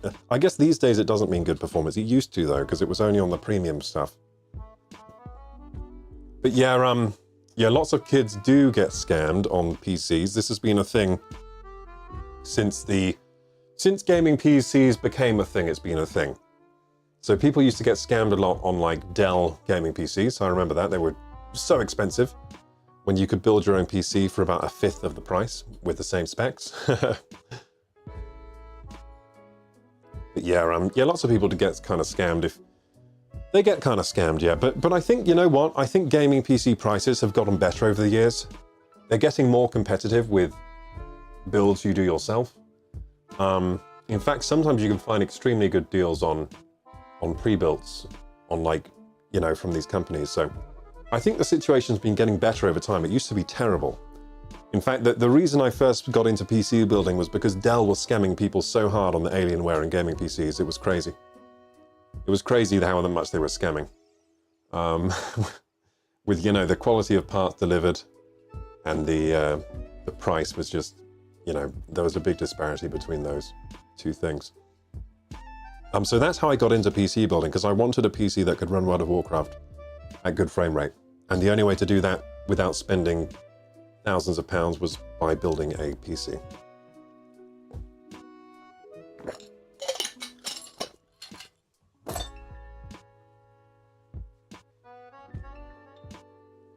And I think that's how many people get into building PCs. They do it out of necessity rather than, you know, thinking it will be a fun hobby. Okay, but it is quite fun, in a way. It's satisfying. It's very satisfying. Okay, so get that cable tidy. So now we've plugged in all the cables. Wow, we did it. Now it's time for the CPU cooler. I see no reason why not to do the CPU cooler. Yep, CPU cooler time. Just making sure the RAM is all kind of snug in there. It looks snug to me. And anyway, this CPU cooler is small enough that we can move the RAM around after we install it anyway, so that's good. Yeah, we can do the CPU cooler now. The CPU cooler is the most nerve-wracking part for me of the PC build. It always is. It's always kind of nerve-wracking because, you know, you're dealing with messy stuff. Messy thermal paste. You don't want to make a mess. You don't want to ruin your CPU because the CPU is expensive and it's kind of sensitive to being destroyed. So the CPU's in there. I think I might take it out. I think I might take it out to clean it. Now, I use this handy-dandy plastic thing that comes with CPUs to kind of clean them up. I'm just going to get microfiber here, dust it out a little bit. It's probably a bit dusty. We have been blowing dust around this room. We haven't vacuumed in here yet, so there's a lot of dust around. It's probably settling everywhere. There we go. That looks clean. Okay, then I'm just gonna take out this CPU.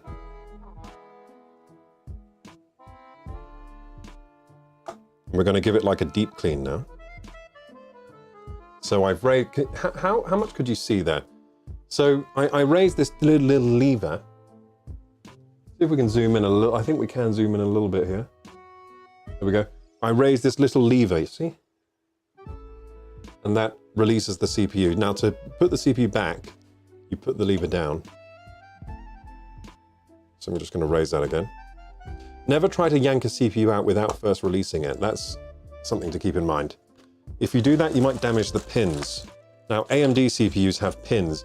A lot of the time, Intel CPUs don't have pins. Their pins are on the board. So you see those pins? So AMD CPUs usually have raised pins. With Intel, they have just flat contacts, and then the motherboard has pins. So either way, you don't want to bend or damage the pins. So I'm just putting the CPU down, like so, on here. And then what I'll do, actually, I'll make a surface here with the case, and we'll just clean up the CPU. I hope you're enjoying the stream, guys, today. I'm really enjoying streaming this. I'm having so much fun. I love using this camera on the... I love using this camera on the phone. It's so cool. I can't believe this is... Like, technology is so amazing, guys. I can't believe it's possible for me to do this. This is all consumer-level hardware, and I'm able to deliver a broadcast like this. It's quite a high-quality broadcast, I would say. I've seen like very wealthy corporations do much lower quality broadcasts than I do. I'm sure you have too. I've seen Elon Musk even streaming much lower quality video than I do.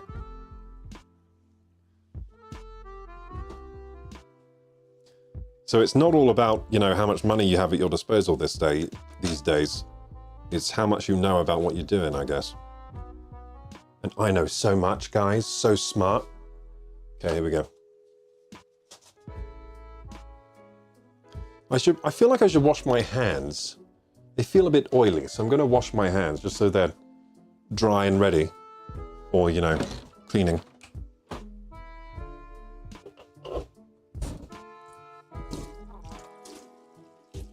So you can currently hear me washing my hands.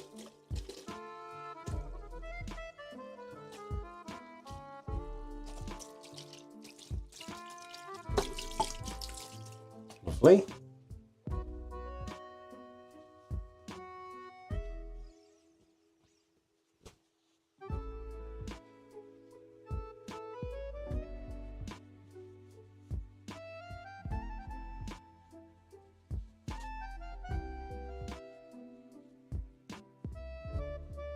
Okay, hands are nice and clean. Now we get to the good part. So this is a coffee filter. You can buy many of these for very cheap. And I use them to clean CPUs, because why not? I've said this before, but I would not use these ones for coffee. The cheap filters, I feel like I would not drink something that's gone through these.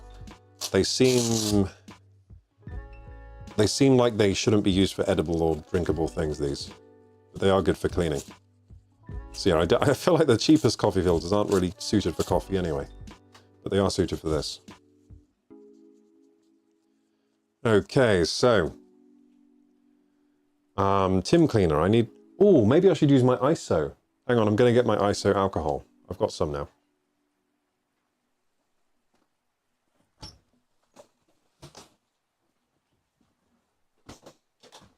Hey, Ellie Boo Boo.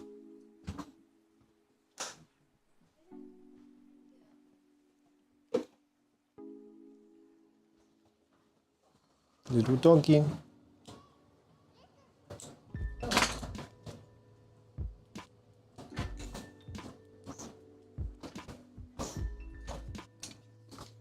Okay, I'm back. Yeah, so I have this now. I was using thermal interface cleaner before, but now I have isopropyl alcohol, which is a good solvent for cleaning CPUs. I'm just going to spray some on there. Now this comes with a handy pump bottle. Let's see how much it sprays. Oh cool, you could see that kind of. A bit blurry before you... Okay, yeah, that's a good spray bottle. I like this. See, I upgraded my kit. Before I was using this really old bottle of thermal interface cleaner, but it was kind of a bit oily, I found. It wasn't the best thermal interface cleaner, but now we've got the real stuff, isopropyl alcohol. Oh my goodness, it's so good. It dries instantly. Oh my god, that's amazing. Can you like see it? Let's get closer.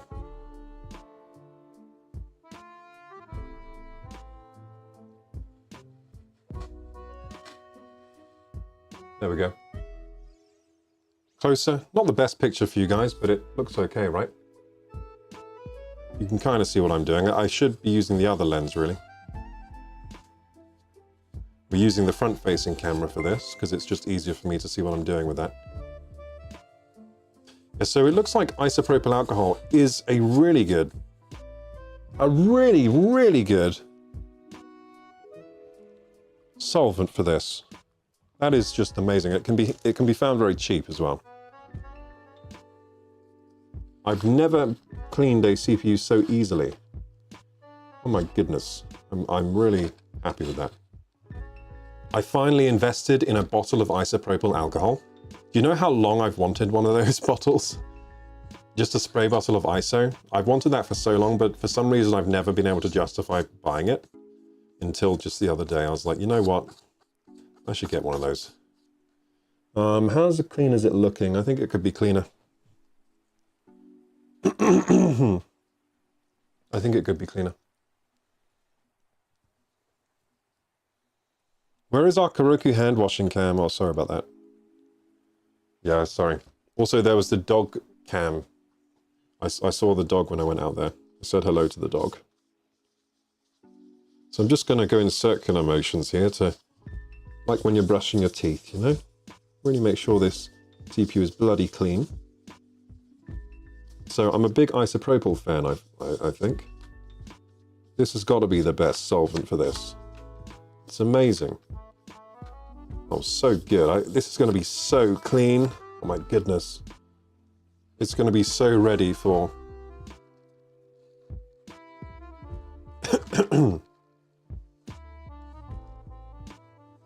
I feel like I might have been a bit too close to the solvent. I'm feeling a bit woozy just all of a sudden. I might have got a bit overzealous with that, gamers. Let's have a sip of water. I think I might have maybe inhaled a little bit too much ISO. I just suddenly feel a bit lightheaded or something.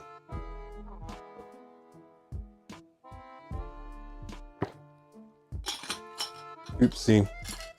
You should whisper to make an ASMR stream. Haha. I don't think this mic will activate if I whisper. I mean, I would have to get the other microphone out, and it's not plugged in. How are we doing on battery on these microphones, by the way? Let's have a look. Uh-oh. We're doing very bad on battery, very bad indeed. Yeah, that ain't good.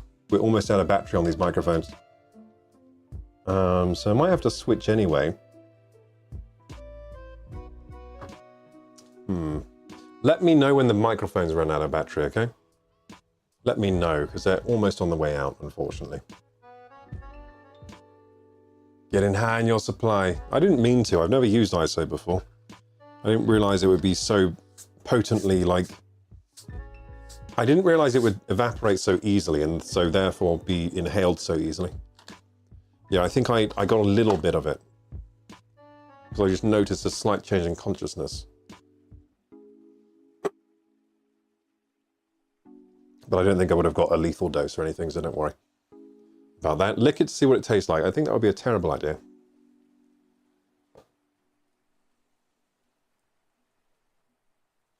Wacom tablet from your setup photo. Do you find any perks to have pen functions? Yes, because I do a lot of thumbnails on Photoshop. So yeah, the pen functions are very useful for me.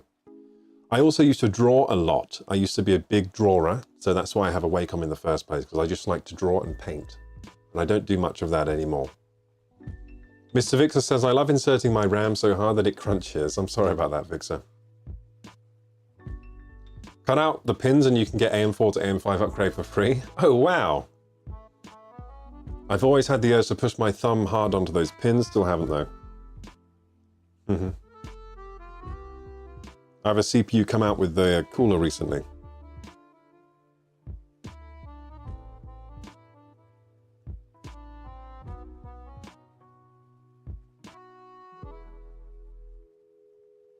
ASMR, please. Hey, Chloe23 Cinnamon. So please let me know when the microphone turns off, because it will turn off at some point. Just spam chat when it does, okay? And then I will switch to the other mic. So on the other mic, I can probably do ASMR. I can't really do it on this one because this mic just has a gate that is too unforgiving. Thank you, Mulord. It has an audio gate that's too unforgiving. For the follow, thank you, Mulord. Welcome back, Chloe Cinnamon.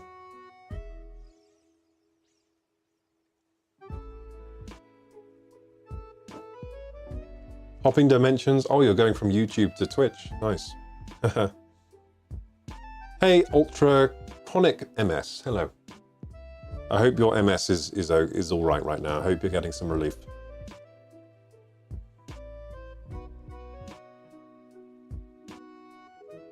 Oh wait, chronic NMS. I don't know what that is. I thought it said chronic MS for a minute, like, you know, that disease. I thought you were coming in with ultra chronic MS. I don't know what NMS is.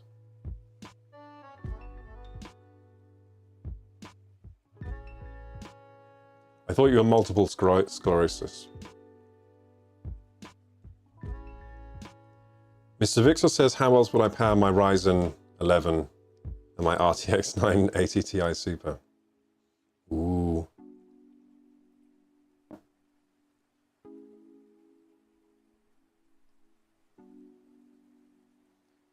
Not gonna lie, you have an attractive voice regardless. Thank you, Ultra Chronic. Victor says, I use the nuclear radiation waste in my all-in-one pump. Works like a charm. I'm only getting 100 degrees Celsius. Wow. That doesn't sound like a good idea. You're also getting nuclear fallout in your PC gaming room. That doesn't sound good. NMS is No Man's Sky. Oh, yeah, I still haven't tried that game. You know what game I'm excited for? I'm excited for the game that they are releasing next. That studio is releasing a game, and I forget the name of it, but it's like a survival game. It looks so cool. Looks so cool. Yeah, I've forgotten what that's called. Is it called like Fireflight or Firelight or something? Light No Fire. Yeah. Ooh. Light No Fire looks super good. I hope it's good, dude. What's the CPU and GPU for this build? Hey Hassan, this is a RTX 2080 and a AMD 3800X with 64 gig of DDR4 RAM and a 16 terabyte hard drive and a 2 terabyte SSD.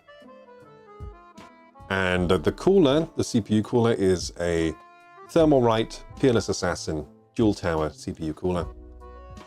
And we got some old fans inside the case. The case is a Fractal Design Mini C. And I think I just listed every part for you. Oh, and the power supply is a Corsair RM650i, which I actually got as a replacement for an old HX power supply that blew up. Then they gave us this as a replacement, which was actually a better power supply, so we lucked out there. Oh yes, I forgot why this was closed. We're doing the CPU. Okay, now we need to clean or get ready the CPU cooler. We're actually doing a CPU cooler thingy right now. I'm gonna zoom you out now again. Hey gamers, how you doing? Okay, we're still okay on the microphones. They're still on, but it says low battery, so I'm a bit cognizant of that. I should have charged these. I think at some point I need to get backup wireless microphones for when these run out of battery, because I don't think they last a full stream anymore, these things. They last almost a full stream, it seems, so that's not too great. I used to use, I got these wireless microphones for streaming VR games originally, but I think I've used them quite a bit now and the battery life isn't as good as it used to be. So it says here, warning, please peel off label. So I think we should do that, shouldn't we? Warning, please peel off. So some people, they leave the plastic on. I'm not going to name any names, but some people have left the plastic on making PC builds and they put thermal paste on top of the plastic, then put it on, which fries CPUs quite easily because this is actually thermally resistive. It's not thermally conductive because it's a layer of plastic, probably with air bubbles in between. Oh, that is a mirror finish on that. Oof. So it looks like this heatsink is pre-lapped. So there's a bit of a mirrory finish on here. But it's like it looks like a CD disc because it's like radial. So they've obviously got something spinning very fast that's come down and gone zzz, and then lifted up or something in the machining process. So that's pretty clean already, but it could use a bit of a scrub up with some ISO. I'm a bit scared of the ISO now because I think it went into my bloodstream a little bit. I felt it. So I'm going to be careful this time, maybe hold my breath while I'm using it. Yeah, I'm pretty sure that I inhaled some ISO and it made me feel weird. I didn't like it. So I'm going to keep my distance this time. So this stuff evaporates. It's very volatile, this stuff. I think that was what got me. Because I'm not used to working with such a volatile compound, volatile solvent. So if you're standing too close, you will inhale some and it's going to make you feel very strange. Probably a little bit dangerous. So careful when using ISO. Okay. I'm keeping my distance this time, so should all be going up and out of the way of my face. I'll come in and hold my breath at some points, just have a look at what I'm doing. So there is a small, like, bump or scratch or something that I'm trying to buff out. I got it. I think it was residue from the sticker. So there was a bit of residue from the sticker there.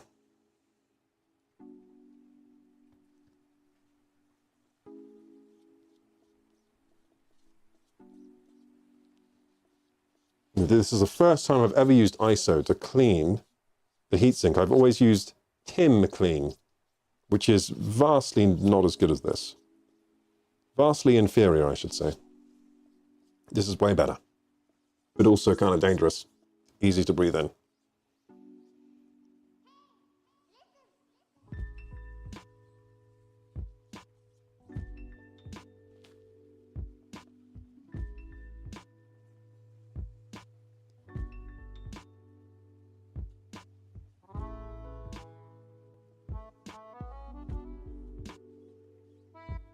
This stream has a lot of action, doesn't it? Okay, so that's our first pass on the CPU heatsink. Now what I'll do is I'll drop the CPU, which is over here. I'll drop this into the PC. I'll drop this here into the PC, and then I'll ratchet it down with the lever, and then we'll give it another wipe. And we'll give this another wipe. No, wait, we'll give this a wipe, then we'll put the thermal interface on, then we'll give this another wipe, and then we'll sandwich them together. But before that, I should probably read the manual on this heatsink, because I actually haven't read the manual. So that I need to make sure there's nothing that I'm missing that I need to know about this heatsink. Now, it looks fairly straightforward, and I just remembered I need to do the back plate. Key step missed, but it's fine. So we'll do the back plate of the CPU cooler now. Just gonna put this on a shelf somewhere. There we go. So we need to do the back plate of the CPU. So I've got to find where that is. We got the fans here.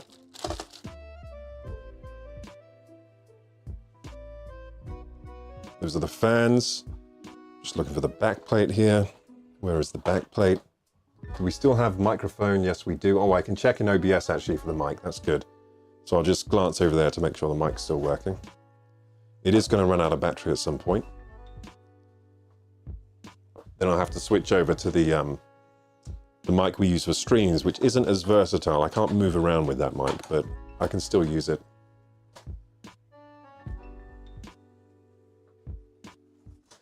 Yes, I'm just looking for the things I need, because this room is very, very messy. So I'm looking for the Peerless Assassin manual. I think it might be in this box down here. Looking in boxes, I found the manual. Cool. So where's the mounting kit for this thing? Now, you better not tell me that this came without a mounting kit. I don't think it did. I think it's just somewhere in this room. On the floor, probably.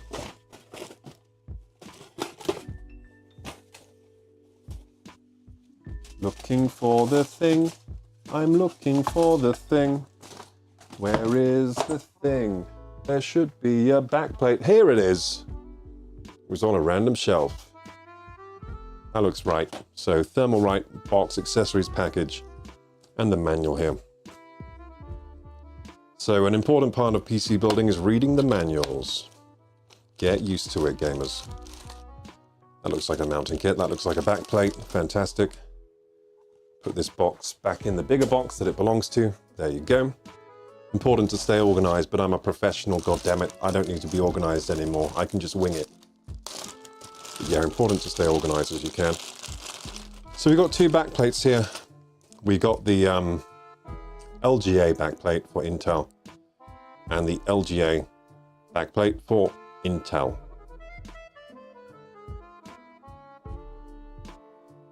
What about for my processor, dude? So I guess these are also work for AM5, otherwise, whoopsie.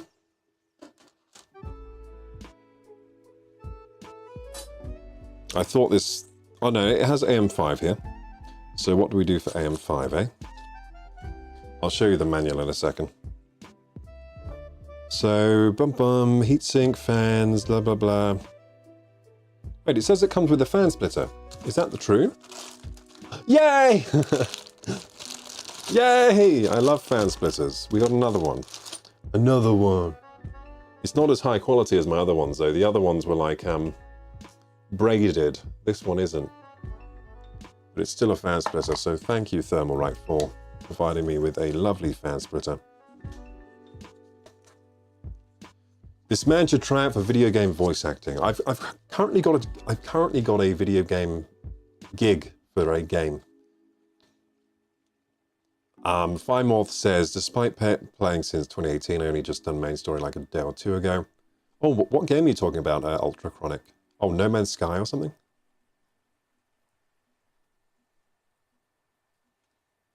LGA for Intel and the LGA for Intel.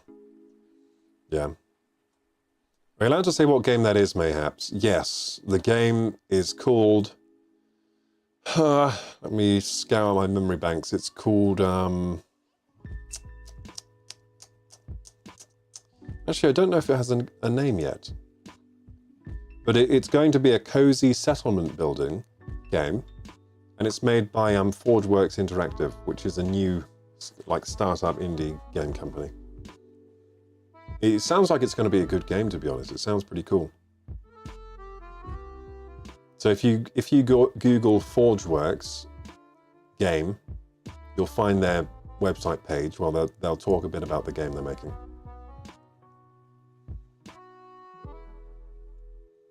Drink it. No. Never drink isopropyl alcohol. I'm pretty sure it's poisonous.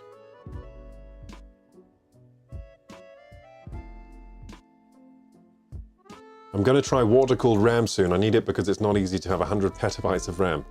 You want to have 100 petabytes of RAM? Are you crazy? Are you being serious right now or what? Give it a good old spit, Shan. Ain't nothing bad. I think Koroku would enjoy No Man's Sky. I think I would probably as well, Chronic. There is this other spacefaring game that I want to try first, though. It's called Outer Wilds. You heard of that? I have that. I bought that in the winter sale. So we're going to do a playthrough of that at some point. I've had some friends tell me that it's like one of the best games I've ever played. So that's exciting.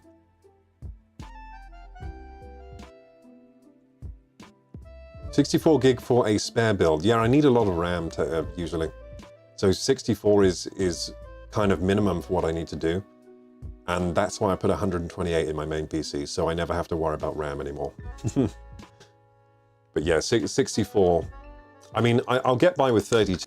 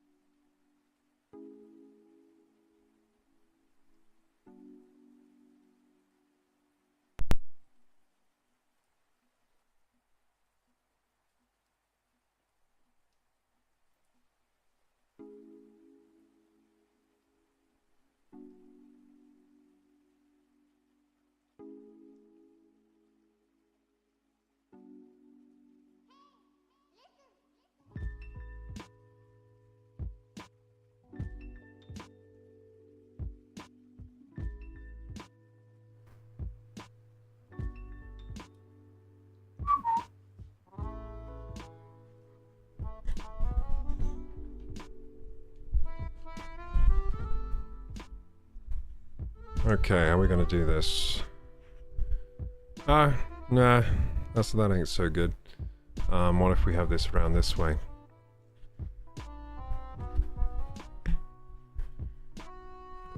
Oh, overhead, yes!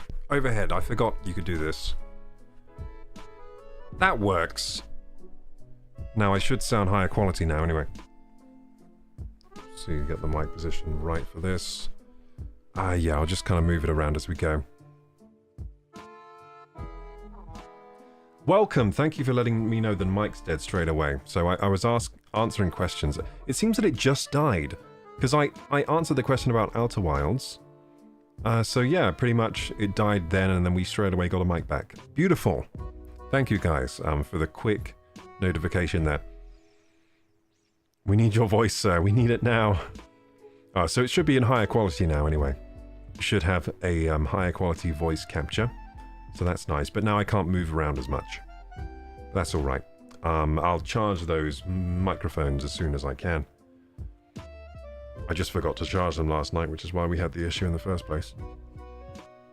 Outer Wilds, never played it. Always mix it up with Outer Worlds. Me too, Ultrachronic. I always mix those two games up. But I've mixed them up so many times that now I never mix them up anymore. Because it happens so many times.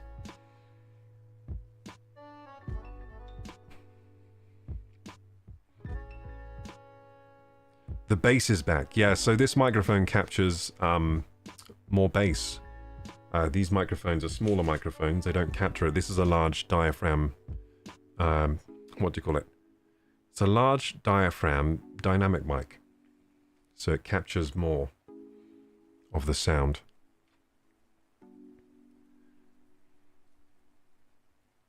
Petite Lolita says, I'm considering selling my PS5. Honestly, don't use it much. Me too, Petite Lolita. I was actually thinking recently maybe I should sell my PS5. Yeah, maybe. Sony hasn't been... They haven't been tempting me. And you know what? Their online is so expensive. The minimum online plan is $60 a year. And the one with the classic games is 120... No, sorry, not dollars. Pounds. Even worse. And their premium plan where you get the classic catalogue is £120 a year. Now, I'm thinking I don't want to pay that anymore. I don't want to pay that anymore. And the PS5 is pretty much non-functional with online capabilities unless you pay the £60 a year. So yeah, I'm definitely at least going to... I used to be on the premium tier plan, but because I'm not playing the PS5 much at all, I think I might switch to the £60. Currently it's run out. So my premium, my PlayStation Plus has run out. It ran out this month. I think I got a deal last time on Black Friday or something. Or I got some kind of deal for cheaper. I think I got it last time for £80 for a year. And I was like, that's not too bad, but now it's £120. That's too much. Sadly, I must leave now, says Vixer, but if you stream tomorrow, I might be able to make it. I'm not sure. Cool, Vixer, I will be here tomorrow with another stream, of course. Thank you for catching the stream today and keeping us company. Thank you. Bye-bye. Get out of here, Vixer. Get out of here. Petite Lolita says, it seems insane you already support them by paying for the console and games. Yeah. Yeah, I mean, I think the minimum tier should be free. So currently the £60 tier should be free. And then the other 2 tiers should be a separate thing. And those should start at 60 and then go up to maybe 80. Or something. Or maybe even less. Maybe it should top out at 60 for the classic catalogue. I don't know. I feel like if it were that price, everyone would just buy it, and then they would maybe make more money.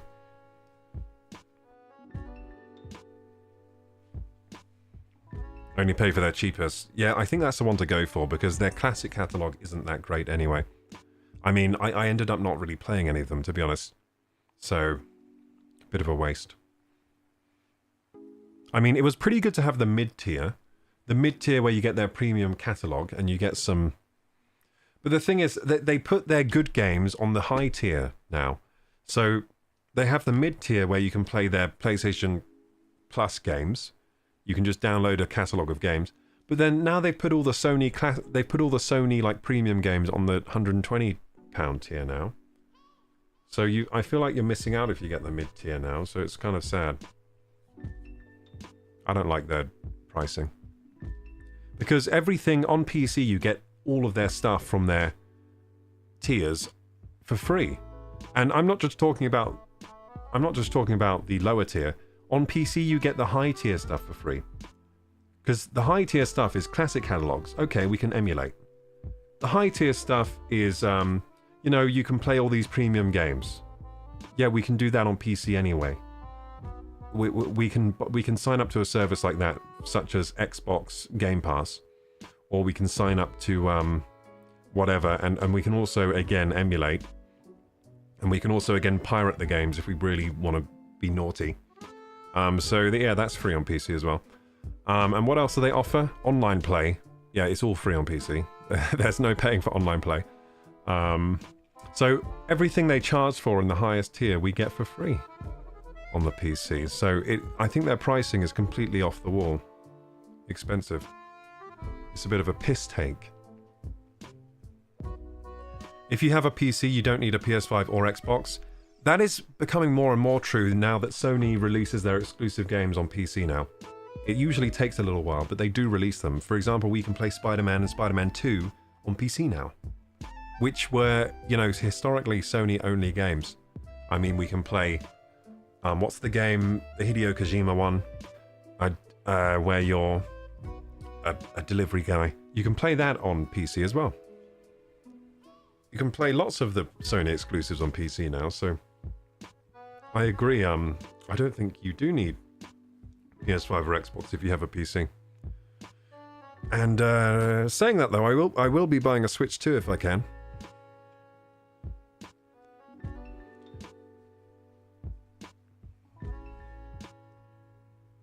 Night Creepy says, I think my PS Plus subscription ended about 8 months ago, and to be honest, I think it was the same time when I powered on my PS5 last time. Yeah, so I hardly used my PS5 the last year. I really hardly used it, so I feel like I wasted money on not only the PS... Well, I do like the PS5 is a good console. It's a good console, but I feel like I wasted money on the PS Plus because I barely used PS Plus. You know what I used it for? Playing Overcooked 2. And playing some other like little games with people on the couch. But yeah, the Nintendo Switch is better for couch co-op, to be honest, than the PS5, which is a real shame. So if you want to play with all your friends on a couch, it's better to just have a Switch and skip the PS5 anyway, because it has better couch co-op games. And I really hate how every game... All the good games now have no couch co-op, like no split screen option, no nothing. That is a horrible shame. And they always say, because it would be too hard to run other... How come Halo 3 worked 4-player co-op on the frickin' Xbox 360, you bitches? How come I could play Diddy Kong Racing 4-player split screen on the N64? Are you saying the new consoles don't have enough power to run split screen? You lying bastards. We did this on the N64. Didn't we do it on the frickin' SNES for... We at least did 2-player on the SNES for Mario Kart. But yeah, Double Dash, GameCube, 4-player. Great graphics for the time as well. Yeah. I hate how no one does split screen anymore. You can't have the buddies round for like some, you know, split screen gaming anymore.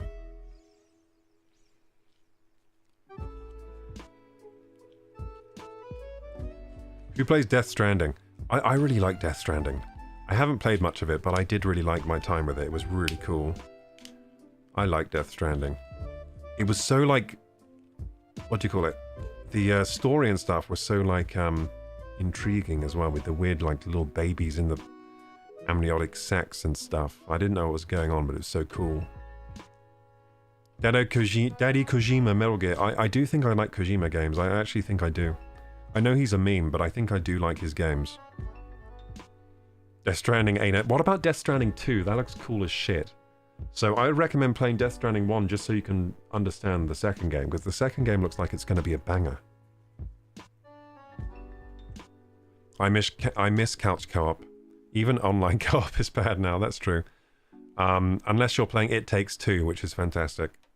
It Takes Two is like the best 2-player split-screen game ever made. Been thinking about getting a Switch. Wait for a Switch 2, it's coming out soon. Just get the Switch 2, enjoy. It's backwards compatible with Switch 1. The price point isn't going to be too bad.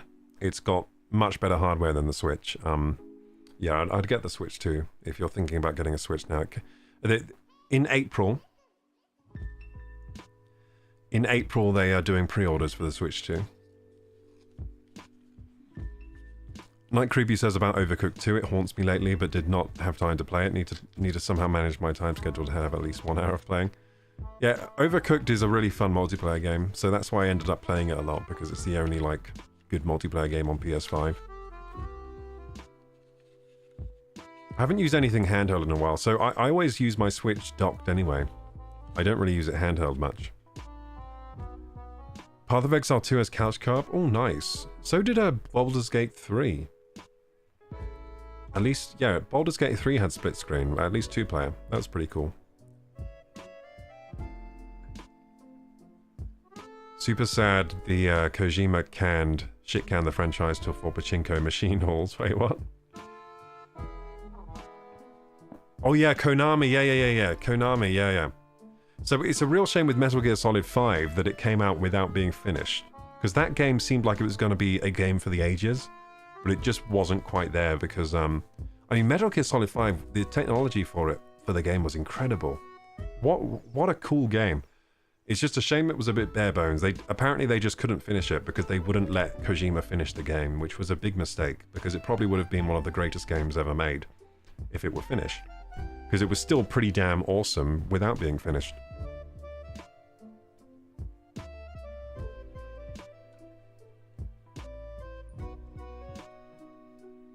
Which game is the one where you're yarn people and attached by a thread? I don't know. There's a game called, do you mean Big Little Planet on PlayStation? You can have my Switch, says Ultra Chronic. I always forget I have it. Unravel, says Petite. Oh yeah, it might be Unravel. I've heard of that game, yeah. Little Big Planet, It Takes Two, Unravel, Sackboy.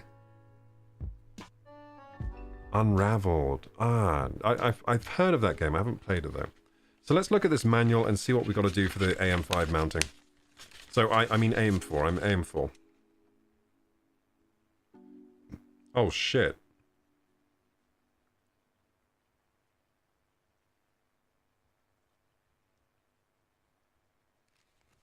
This is all in Chinese. Ah. This isn't on the other side. Remove AMD plastic brackets, keep the backplate. Keep the backplate. Uh-oh. I think I've got my backplate somewhere. So basically they say keep... So I can't use these. These are for Intel. So I got to use my own backplate. So I got to find that. I think it's actually in a box. I think I actually kept that in a box. This box. This blue box, it has it inside, I think. Does it have it inside? Yes, it does. Amazing. I'm selling my Switch, only bought it for Mario Maker 2.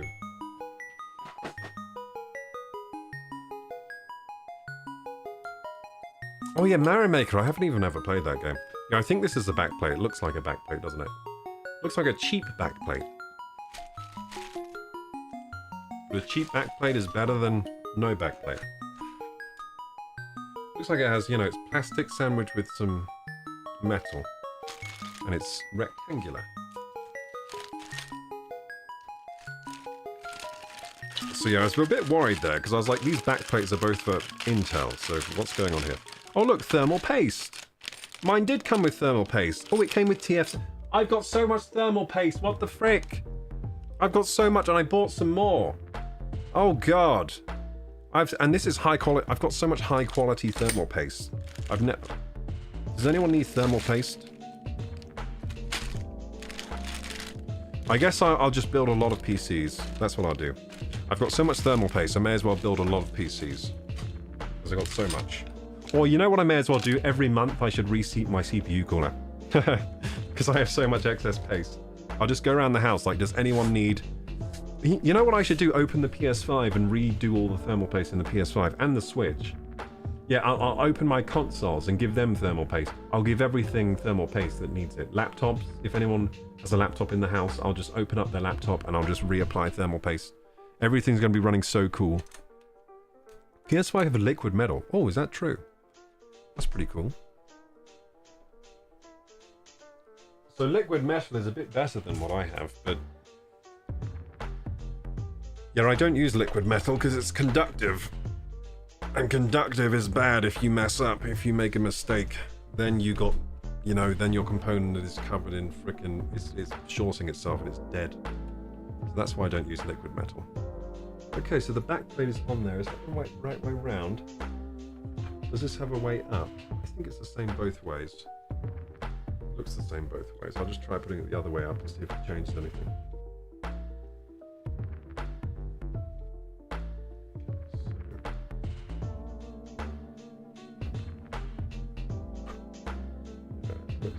Both ways. So the back plate's installed. Well, it's put through, but now I have to screw it in. So we've got to find out which parts screw in.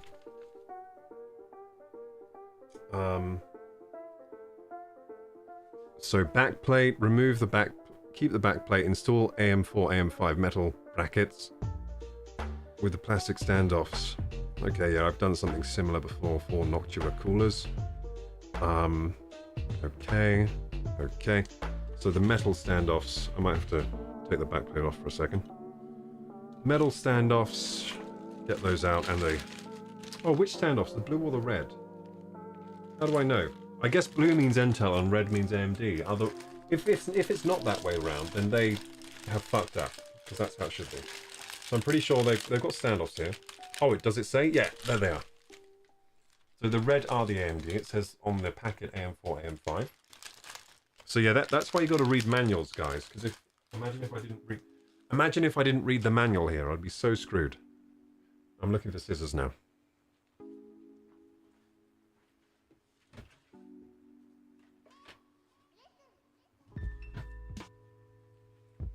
I can't find scissors. Maybe I'll just open these using the method of pulling and losing all the bits.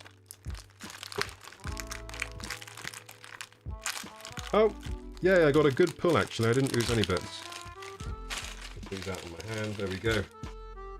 Look, guys, I have things in my hand. AM4/AM5 standoffs and screws. So these standoffs and screws, basically it goes like this.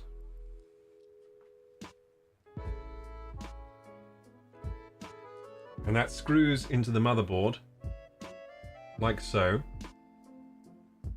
I'll show you with this hand. Like so, and into the back plate, which is behind the motherboard. So the back plate goes behind the motherboard goes in between, these screw into the back plate. And they also screw into, of course, the metal bits that I forgot about. So where are the metal bits then? Wait a second.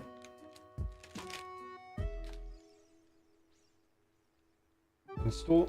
It says install the metal brackets, but where are the metal brackets? Have they fallen out? Uh-oh. Uh-oh. Uh-oh. Where are my metal brackets?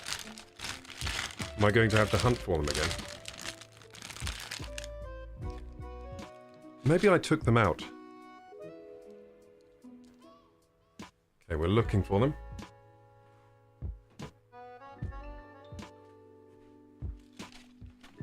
Every time I think we're getting somewhere, something bad happens, guys. Oh, in here with the thermal paste. Yay! I found them. There they are. And there's a big old tube of Thermalright TF7, which is just as good as MX4 thermal compound. So I got a lot of good thermal compound now. So much, dude. Oh my goodness, I got so much thermal compound. How much... Wait, this isn't a full tube though, is it? No, it's not a full tube.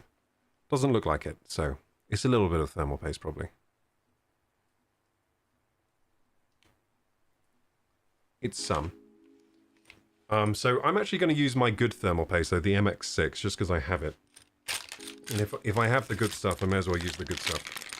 So the AM4 brackets are the curvy ones. AM4. AM4.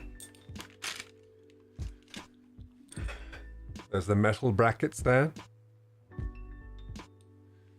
And yeah, these will screw into them. And then the cooler screws into this screw, the little screw on top. See, these sit on top like this, and then the cooler screws into this. And then it gets kind of ratcheted down by the screw. Cool. Pause. Actually, this screws into the hole. So this is a male thread, and then the female part is actually on the cooler itself. So you kind of screw the female part onto the male part there. And that will, there we go, that's a better, you can see better now. Yeah, let's get that ready. Get these the right way up. So, get these the right way up, yes. So I'll look here and see how it's supposed to go. So they got the RAM there. So these go towards the CPU. So they go like this on either side. And the CPU goes like this. That goes like this, so... I'm just showing... So the RAM goes there, and the C... Okay. So it goes either side like this. Like that, and like that. There we go. You got to make sure you get these things the right way around.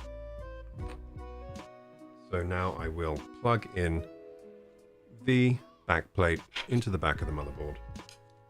Just make sure it's not got any dust or anything on it. It looks pretty clean, so plug that in. And this goes this way up. This requires more than one... It requires more than two hands, I think. Doing this. Just double check the picture again, make sure I do have this right. So, this actually goes on top of the standoffs. Okay. So the standoff goes first, then the other bit goes on top. And I wish, you know what, I'm getting... I'm thinking of how to show you this. Can I just zoom in? Does that work? Hang on.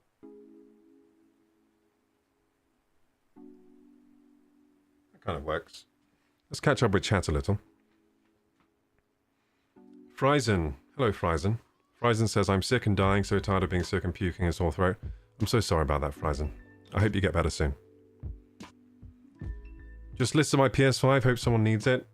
Congratulations on getting some money for something you're not using. One person's trash is another person's treasure. Background music is a bit loud. Oh, is it? Is it still too loud? Should I turn it down?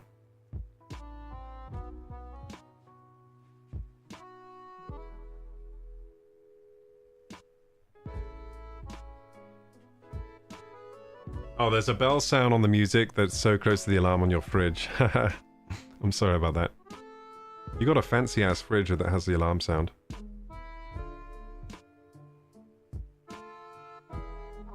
No pocket knife. No pocket knife. Screw the male and female parts together. Yes.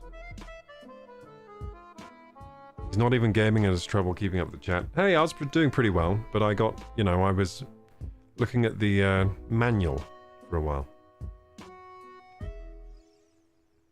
So, yeah, I'm pretty caught up with chat, actually. Last thing I saw was, like, PS5 would have liquid metal. So, do you want me to turn down the background music, guys? It looks fine. Yeah, I guess I could turn it down a little.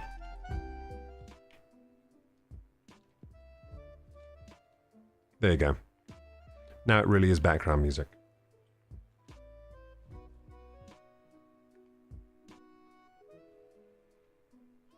It is digital edition. Oh my, yes, sell that immediately. You need the disc edition, or otherwise why own one at all?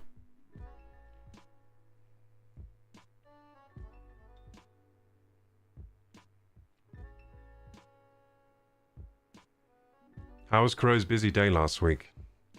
My busy day, I feel like every day was a busy day last week.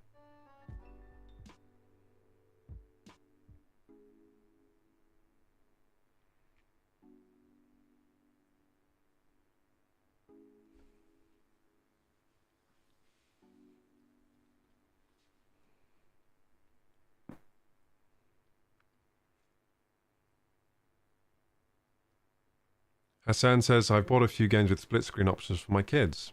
Nice. I really wish I had the Xbox 360 again, because that had loads of split screen games that were really good, like Gears of War and Halo. And it also had some other games that I missed, like Viva Pinata and Fable 2.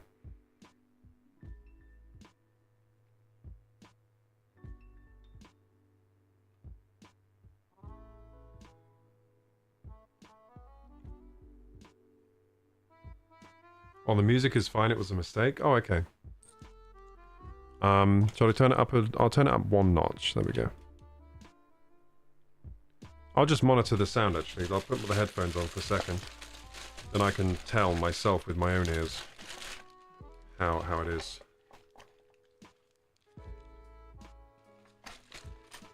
So how is it?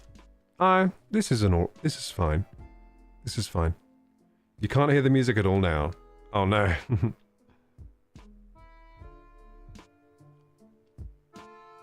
There, I think that's perfect. That's pretty good.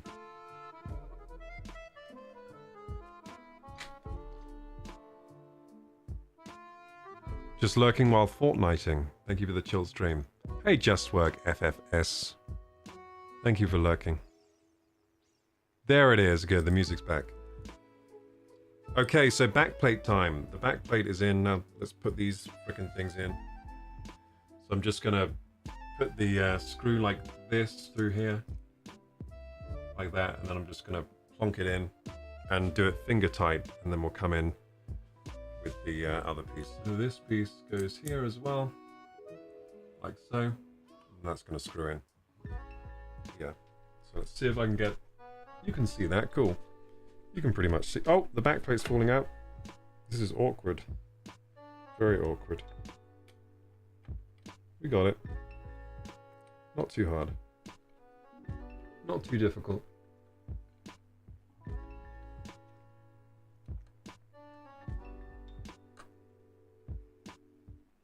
Okay, and then we can grab another one.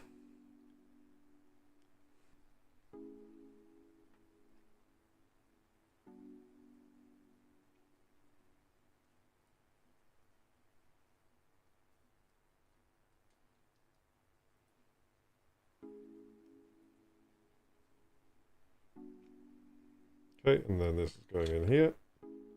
Screw that in as well. Oh, I did it the wrong way round. Fuck. I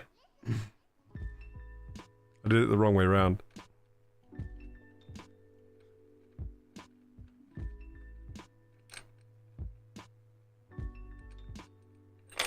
Oh, jeez. A bit of metal fell down into, crashed into all the other components. Don't worry, that shit happens. Don't worry if that happens to you. well, don't worry too much. Worry if the PC doesn't turn on later. Then you know why. But yeah, PC parts are more durable than you think.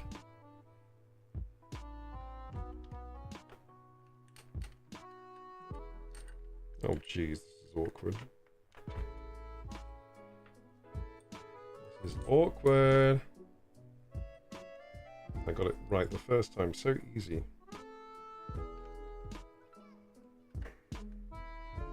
Oh man, it's awkward. Oh man, it's so awkward. Once the first screw is the hardest, then once you've got that in, it's easy.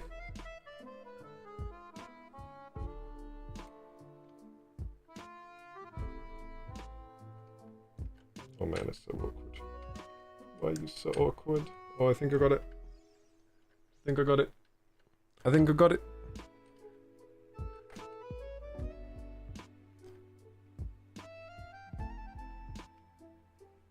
Okay, we got the first screw in. Now the second screw. Flip this up. Like so. Like so. Flip that baby butter side up. And here we go. Second screw is going in. At least I hope it is.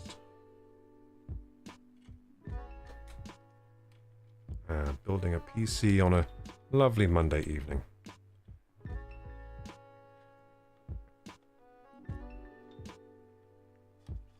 I'll forever support you, KorokuGaming, but I'll never let that down. What, keeping up with the chat or what?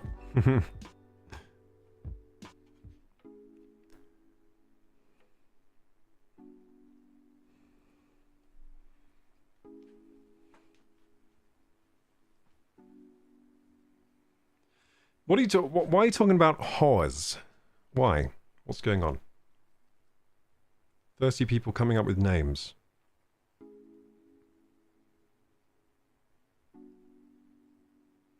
I haven't used a wife beater in ages, just beater. Be safe and call it a tank top. Night Creepy says, damn, cannot find this motherboard specification. ISM Ratrom MR... What? Had a new worker one summer, says Mr. Vital. One of the approximately 19-year-old women got very confused when the old geezers came in and wanted to buy what I said. What a whore. Hey, we want to buy some whores. Your motherboard mirrored in the camera. Is it? Oh, yeah. Wait, is the whole scene mirrored? Whoops. Oh, I don't want mirrored. It is mirrored. I find mirrored annoying. I find mirrored annoying when I'm streaming. It's actually more difficult because if I need to point at something for you guys, you can't see it. Well, it's on the opposite side for you. Yeah, I don't know if there's a way in DroidCam to make it non-mirrored, but maybe I can find a way. You're backwards. Mm-hmm. We're backwards. That is quite annoying. What I could do is mirror the stream output. Watch this, watch this. We do this.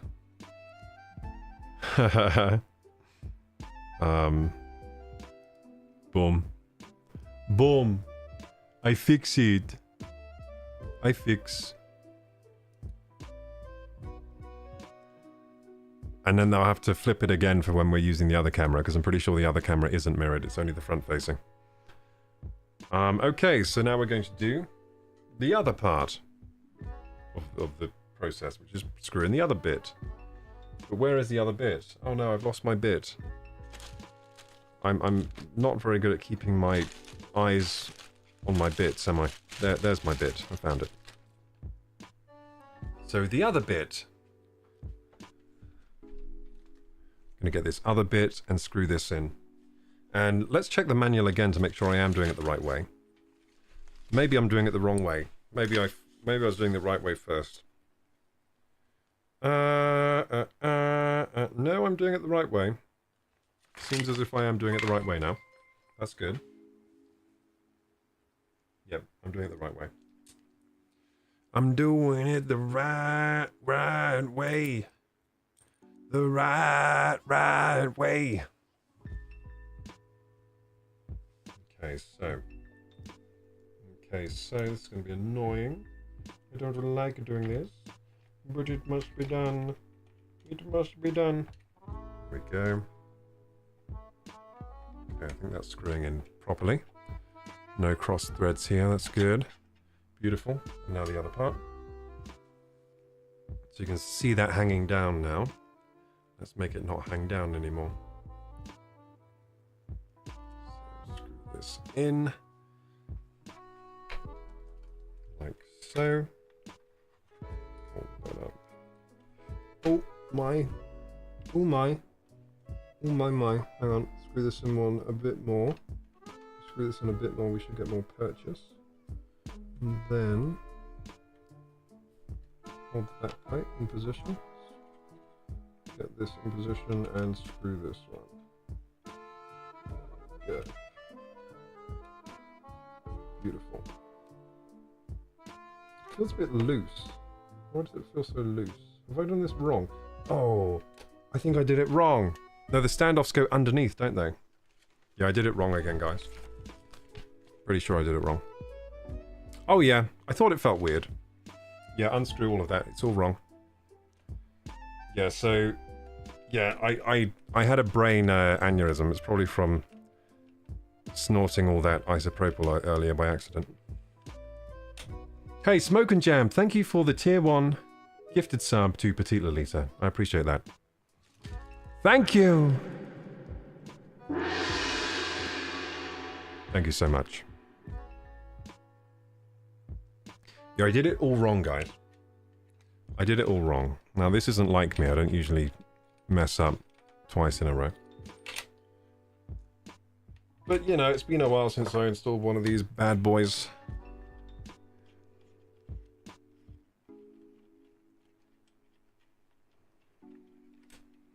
We were backwards this entire time. Yeah, for this part of the stream you were.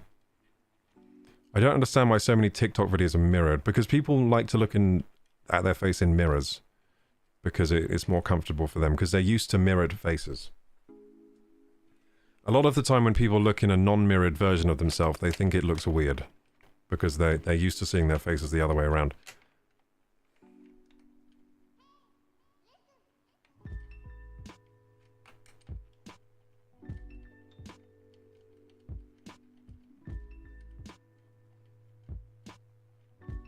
Hey, Rocky.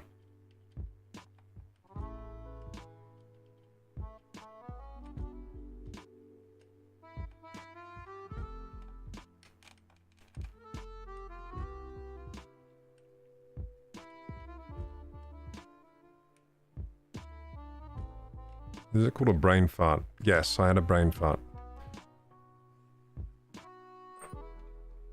Okay, so let's get the order of these right. So, these go under, and then through like this.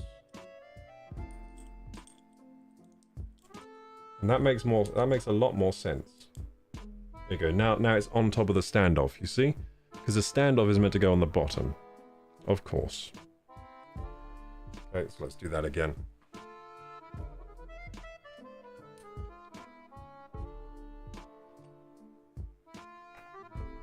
I'm doing it again the right way. Is it really the right way? Yes, it is.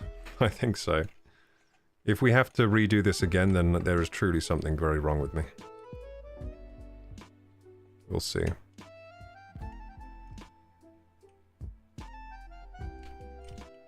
That's in enough. We'll do the second one now. So, yeah, get the right. We need to get this underneath the M4. It's kind of annoying, actually. Might have to lower this down. Lower this down. Like so. And yeah, use gravity. I'll use gravity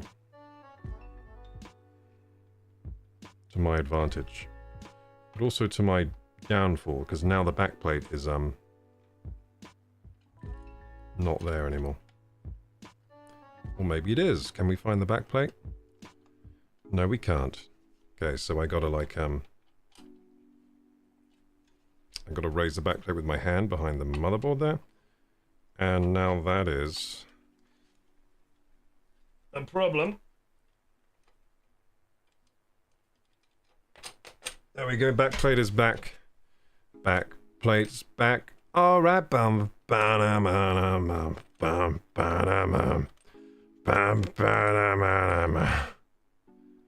Backplate's back. Alright.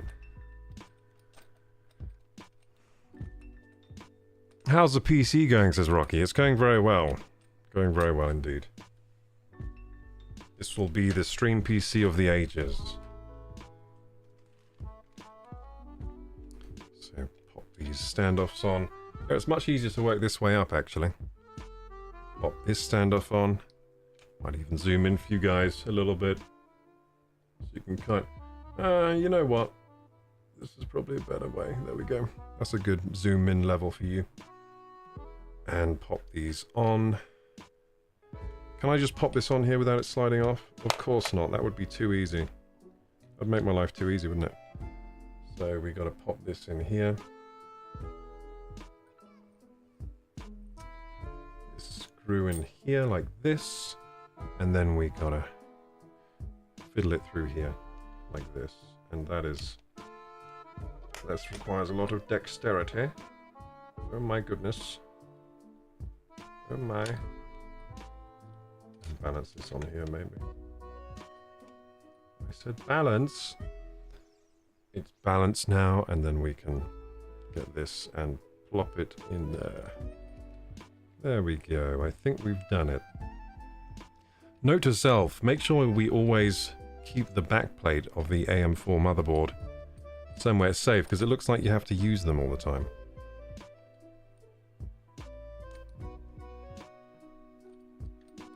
You have to reuse them because a lot of these coolers don't come with the AM4 backplate. They just assume you have one because they're mean to AMD. Intel, they provide you with 2 different backplates. AMD, they supply you with nothing. They just supply you with the brackets, and they're like, make sure you have your own backplate. Anyway, oh, it's probably because Intel, a lot of the time you don't need a backplate, do you? You just plonk them on the front using weird plastic clips. Anyway, now we require a screwdriver. I have one here. This is a screwdriver I bought earlier. So now we need to screw this in. Using just the right amount of force, which is not too much. Not too much force, but not enough force. That would be bad too. So between not enough force and too much force, that's where you'll find the Goldilocks zone of perfect force applied. And that's what you want to do here. Perfectly apply the right amount of force to the screws. The right amount of torque, I should say. That's the proper term. Torque those screws just so they're just right in the Goldilocks zone.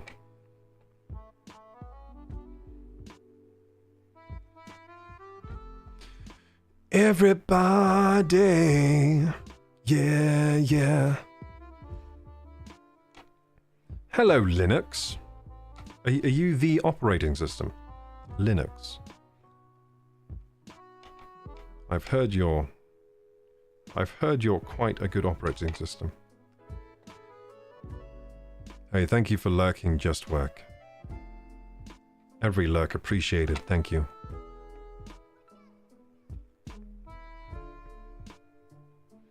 We're looking at Koroku wig POV. Oh yeah, my wig that I wear. Of course.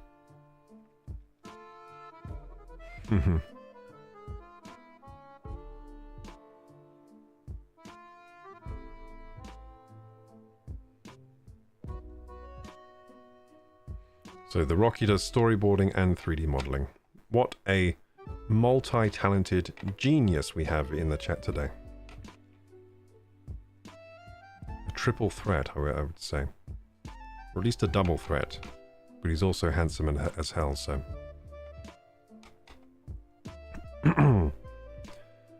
A roguelike Souls-like level base. Interesting combination. Oh, is that what you're making, game-wise? A roguelike Souls-like. That sounds good. Sounds fun. I like both those genres. Okay, I think this is screwed in enough. I'm just getting kind of OCD with how much is screwed in. I think that's fine.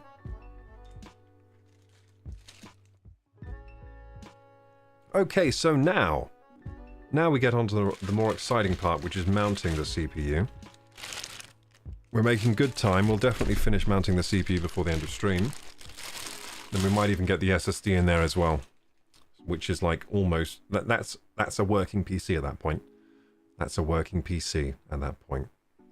So that's pretty cool. Okay, so let's move this into a better position for you all to see. It'd be good if I had blocks to... Maybe I could use this as a block, this box, to raise up the PC a bit so you have a better angle. How's that? It hardly changed. Okay, what about more boxes?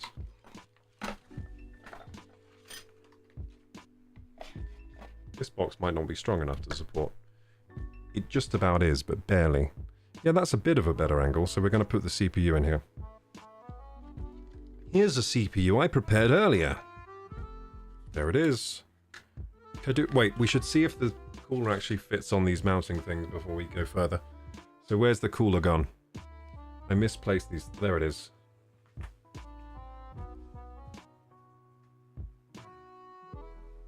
I can't believe the price of this cooler. It's very good value. The build quality seems great. Good machining on this cooler.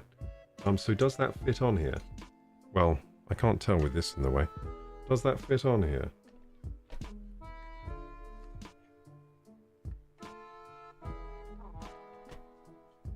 Oh yeah, it does. Oh yes, it does. Beautiful. Okay, so now we know that it fits.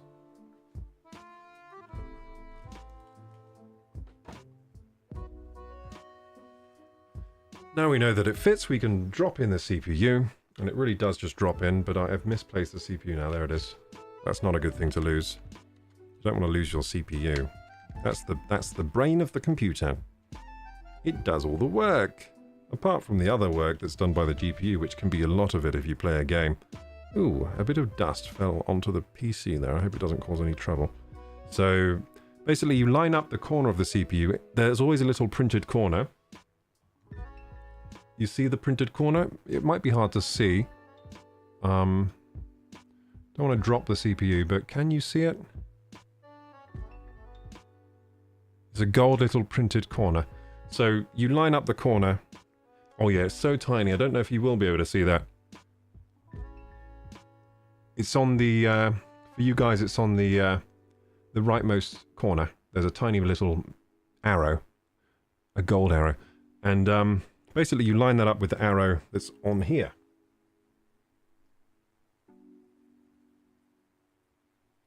Yeah, I see the arrow. I see the arrow. So you lift up the lever, like so. The lever is lifted. Then you drop the CPU in the right orientation. And it should just drop in rather nicely, like so. It drops in always so easily, and I always think it should be harder to drop in, but because all those tiny pins, I always think it will be hard to find the orientation, but it actually isn't. It's very intuitive. And then you just put down the lever to lock it in place. There you go, it kind of locks it down. It locks those pins in place. And then, now, we need to do a second cleansing of the CPU surface to make sure it's extra, extra clean. Like, you know, surgical level clean. Like, no anything on the surface. And then we do the same with the heatsink, and then we plop them together with thermal paste. I should get the thermal paste ready now. So thermal paste, where is that? It's a mess around here. Thermal paste, where is you? Where is you? Where is you? Thermal paste. I found it. I'm going to use the good stuff for this, which is MX6. Because I have a lot of it now. I have 8 grams of this stuff. So thermal paste is ready. Let's get the heatsink ready.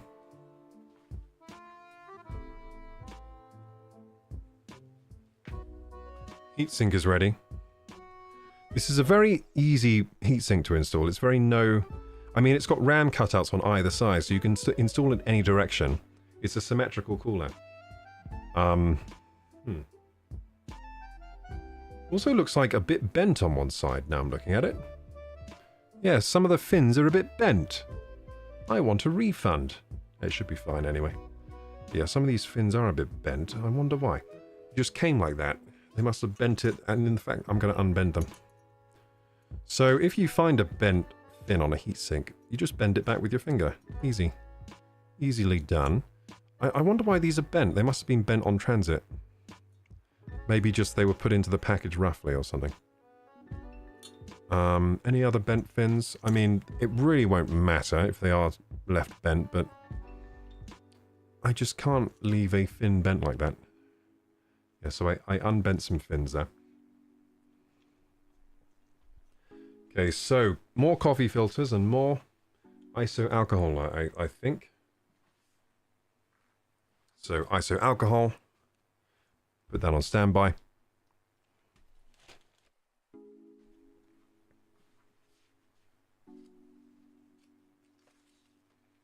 Let's get a coffee filter. I'm just going to get a fresh one here, rip it up. So that's ready. ASMR ripping. Hope you enjoyed that. More ASMR ripping.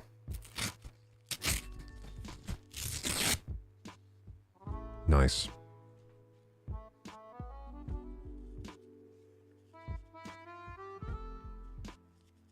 Okay, so I've got a little bit of a coffee filter. Now I'm going to apply a little bit of Alco Pops. Alcohol. Alcohol. And then I will give it a little clean. A little whittle clean. A whittle clean. Cleaning the heart of the PC, the processor, the main brain of the computer. Okay, that's got to be pretty fucking clean by now. Okay, that's pretty clean. And then same with the heatsink. I'll give that a clean now as well. And it's important that these things are clean, but you don't need to get too crazy about it. Just make sure there's no visible dust on the surface, because that's not good. That ain't good. But I mean that's pretty freaking clean. My God, it's so clean. It's cleaner than anything that I've ever seen before. Okay, now as for the thermal paste, let's undo that. I like to go with the X method. It's just tried and true and easy. So we're doing the X method. I'm going to get in now, close, because this is a surgical procedure.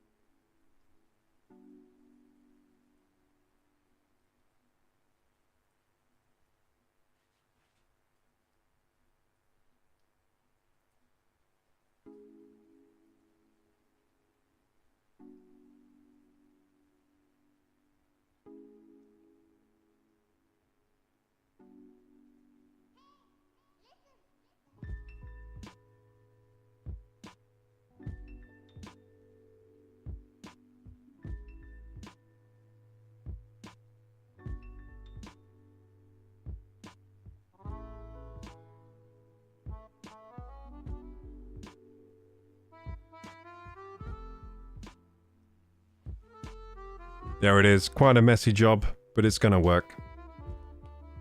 Now sneeze. No. We don't sneeze. So we're now gonna plonk this on top.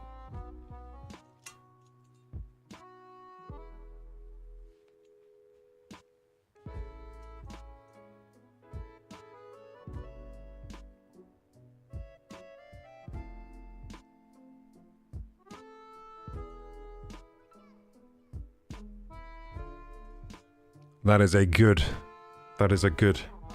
you know, I put that on really nicely. Now, what you can do a little is twist it 1 to 2 degrees. I'm twisting it back and forth 1 to 2 degrees to really get some good smushing on that paste, which is now spreading across the heat spreader. And now what we do is we get the screwdriver and we screw this thing up.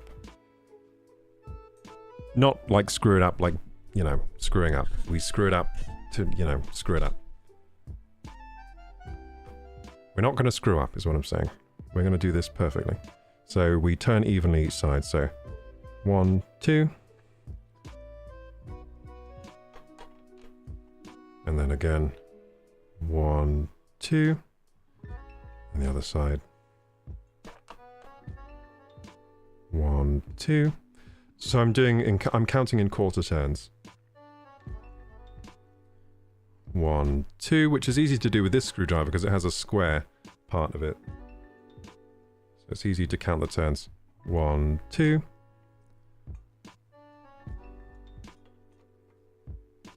1, 2. I hope it's actually screwing on both sides. That would be embarrassing if it's not even screwing. I think it is. 1, 2.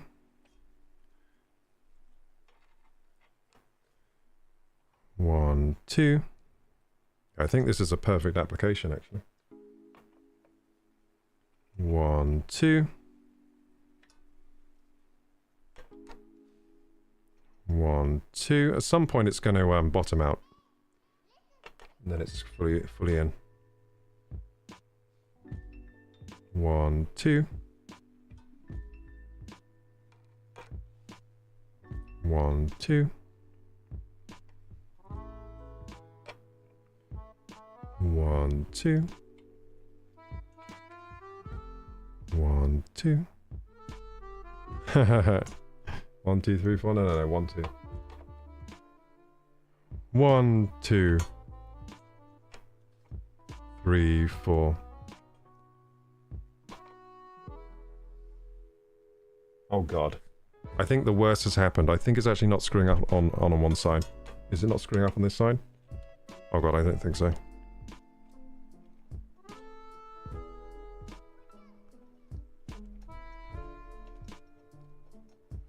I don't think it was screwing on this side.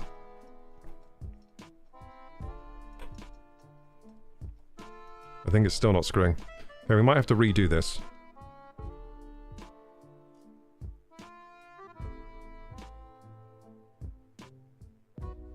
Yep, redo it. Redo. It's a redo. I think it was screwing only on one side. So I think the reason it's done that is because, yeah, the reason it's done that... Oh, we can see how it spreaded. Actually, that spread really well. So you can see how it was only screwing down on one side. Yeah, that's a redo. I don't usually have to do redos, but I think it's because I've angled the case up like that. It made it harder, so I'm going to put the case flat. I was trying to make it angled so you guys could see better, but it's led to that happening, so... What a waste of thermal paste. But, you know, it's good to see a redo, I guess. This shit happens sometimes. What a mess. So it looks like I used a good amount of thermal paste, though. Now, if you can imagine, if that was even, it would have spread quite well.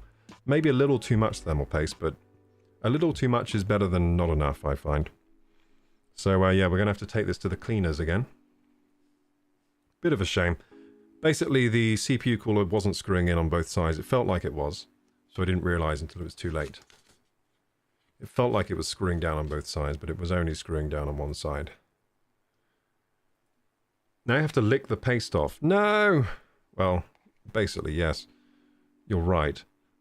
Which is, I don't like doing this. I don't like making a mess of this part. This is the worst fear. This is my worst fear realized. Messing up the thermal paste and having to redo it. This paste is quite nice though. I like this paste. Look how thick. It's like toothpaste. Look how thick it is and luscious. Some good ass paste.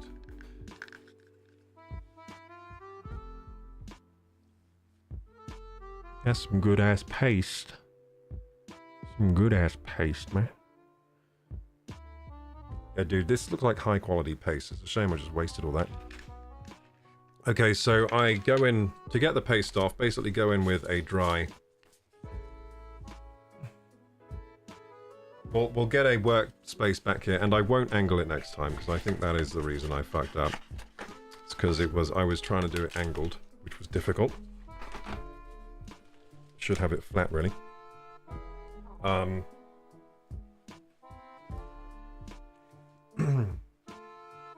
So this is good though, because it shows you what to do if you fuck up, which is get it on a workbench.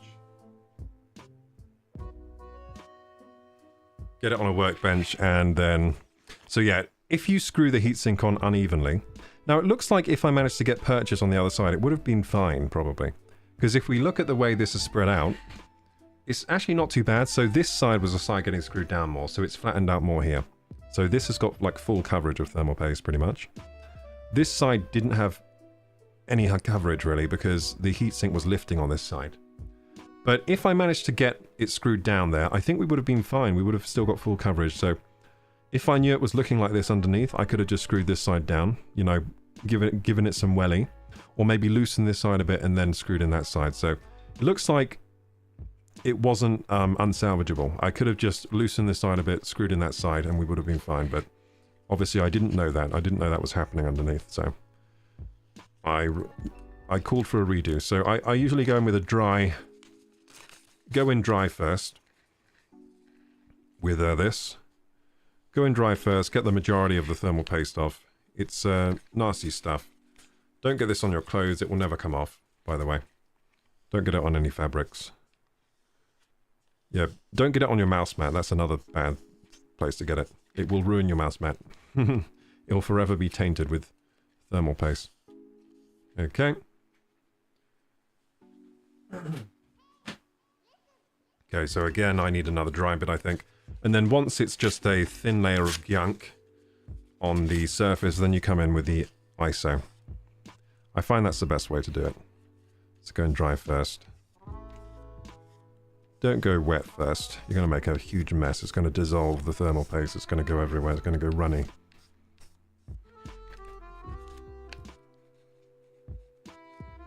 It should spread nice when you properly install the block of metal, yes. But the thing is, if you screw unevenly, sometimes it's unsalvageable because you squeeze the thermal paste in such a way that it can't be squeezed back the other way. So you want to screw it down evenly to get a smooth, what do you call it? A smooth application, or an even application of thermal paste, I should say. You want to get an even application, so you make good thermal contact with the CPU cooler. You know what? I've gotten quite good at doing this over the years, though. I feel quite confident in doing this. Famous last words before the PC went boot up. Okay. So now we can go in with the ISO. Now we can go in with the ISO. I'm just going to rip off a nice square of filter paper here. I actually don't like this part of the filter paper. I'm going to rip that off. The part that's glued down. I don't like that part. Oh, you can see, can't you? Yes, you can see. You can see well enough. I'm going to get a good bit of filter paper like this. A little bit of ISO on there. And start wiping away, and you'll see it comes up clean very quickly. Using the ISO.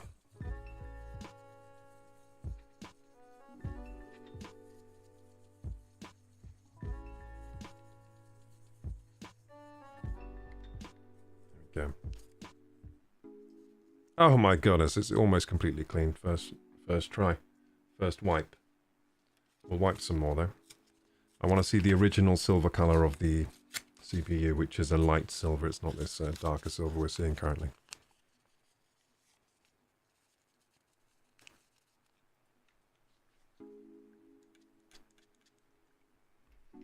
So yeah, I've typically... So I've made more mistakes this stream than I ever usually make building a PC, to be honest.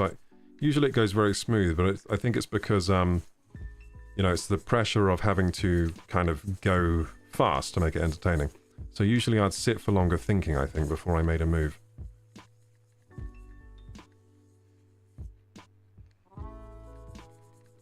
But yeah, all these mistakes we've made today are very salvageable, so we're fine. We've made no terrible mistakes that, you know, The terrible mistakes, when you make those, it means the PC is dead. Those are the bad mistakes. We made none of those, so that's fine.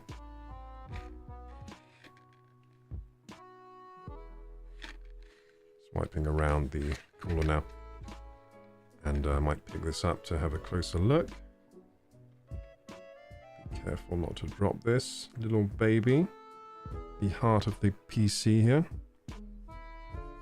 Very important part. So I might go in with a Q-tip because I can see remnants of thermal paste. Well, that's fine, I can get it with the filter, I think. There are Q-tips are good as well for this kind of thing. I've actually got a Q-tip right here, so I might go in with one. Just to get around the edge of the CPU. Put a little bit of ISO on a Q-tip. There we go. A little bit of ISO. And we might be able to use the Q-tip here as well to get not just the edge of the CPU, which does have a little bit of lint here. I think that's remnants of thermal paste that's kind of flaked off. Yeah, so bits of thermal paste have kind of flaked off a bit when I went in for the dry cleaning. I'm just cleaning those off. And I might use the Q-tip as well to get this logo here in. This logo's, it's got a deep engraving, so I think if I go in with the Q-tip on the engraved parts, the Q-tip has more of a fibrous nature than the... So it's going to scrub, basically. The Q-tip will scrub better than the oil filter, which has less scrubbing capabilities. Okay, then I'll go back in with the oil filter. So, yeah, this is coming up pretty clean, as you can see. Now, the way I tend to see if it's really clean is if the oil filter has no more stainage. So whenever you wipe with the oil filter, it will pick up some thermal paste, and it will leave a grey stain. So you just want to keep wiping until there's no more stain. It's kind of like wiping your bottom. It's kind of like that, you know? You check the paper, and you see for yourself what's going on behind there. So there's still some stainage here. Still stainage, so I keep wiping. So, as you can see, there's still stainage. So you can see how, like, crazily stained, how much stain potential this stuff has. Because it's still staining, even though it looks like there's nothing left on there. There is stuff left, because it's staining, we can tell.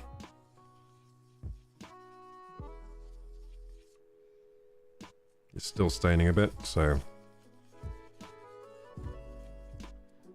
Okay, I'll get another piece. Wipe again. He's spitting facts, that's right. Yeah, I'm really it's really upsetting that we fucked up that first application. I'm usually a one and done type guy with these installations. It's been a long time since I've had to reapply twice. I think the only time I've ever had to do that is my first ever PC. I think I had to reapply twice on my first ever PC build. But it's been a long while since I've had to do that, so... Oh, that's coming up clean this time, I think. I think we're done with this. Now, I imagine ISO... Oh, actually, there's still a tiny bit of stainage. Must be the edge of the CPU with a bit of, you know... I think the edge maybe still has a bit of thermal paste on it. But the edge, we don't have to worry about too much. Just gonna look with my own eyes. I mean, that looks pretty damn clean. I don't think there's anything there. I'm just gonna scrub the edge a bit. I think right on the edges, where the old thermal paste is kind of burned in, there's still some thermal paste there to lift off. I think that's what's going on. There we go. I mean... Yeah, I might just use the other side of this oil paper and see if there's more stainage.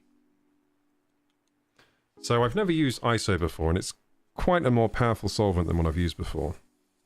So I'm a bit cognizant of getting it on the actual plastic of the dye, because I think it could probably denature the plastic a little bit. So I want to be careful of that. So I'm being a bit more careful with this solvent than I usually am with my Tim Clean, which seems very safe to use on plastics. This is probably a bit less safe. but it's got more cleaning power for sure, and it leaves the surface completely clean. There's still residue, look at that. Still a dirty poo stain on here, so I think I'll have to keep wiping, right? Unless maybe this is taking off the aluminium surface, maybe. I don't know. How strong is ISO? Can it take off the aluminum surface of the heat spreader? Maybe. Maybe. Maybe it can. Maybe it has that power. I don't know. Never used it before. This is my first time. Well, before it wasn't staining like that, so... less stainage this time. I mean, we're getting this thing sparkling clean. There better be good thermal transfer on this bad boy when we're finished.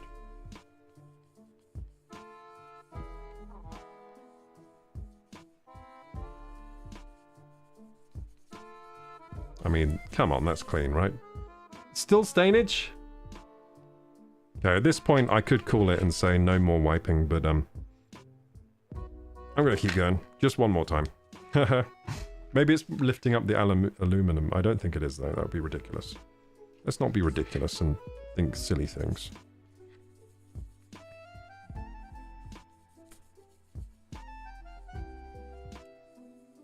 He's basically lapping it at this point. Oh, yeah. I'm lapping this Ryzen processor. I think this is my last pass, because it just looks so clean to me. I mean, there might be remnants of thermal paste coming up still, but... You know, tiny silver particles or whatever, but... I mean, those things will probably... Yep, I mean, there's still poo stain. There's still stainage. But that's pretty damn clean to my eyes. And anything that's left on there will probably just be bits of thermal paste that are going to, you know, help with thermal transfer anyway. Because ISO completely evaporates, so it doesn't really leave anything. Whoops. And now we've got this dirty bugger over here to deal with. We've got this pooey bum we need to wipe. So let's come in with the cleanest Ryzen on Earth. Yeah. Oh god, that's a lot of shit. Oh god, it's like changing a dirty nappy. When they've got, you know, problems. They got the flu. They got food poisoning. Or a gluten intolerance. This is like a gluten intolerance because it's sticky. I've heard that gluten intolerance poop is very sticky. Okay. So my X method seems to spread out really well though. I'm very happy with my X method and amount of thermal paste I use. It seemed actually the right amount and the right method because that really did spread well. It's a shame both sides didn't get clamped down. That would have been a perfect application. Absolutely perfect. In fact, it was spreading so well I could have just screwed down the other side. It would have been fine. But that's in hindsight. I know that. I didn't know that, so I had to redo. I didn't know what was going on under there.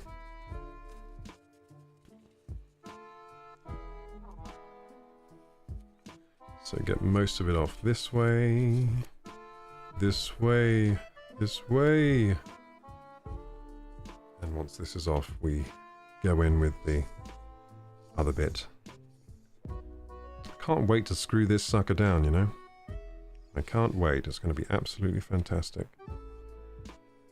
Oh yeah, we should check if we can reach the CPU fan header. I forgot about that. Maybe I'll plug in the splitter before we put this down.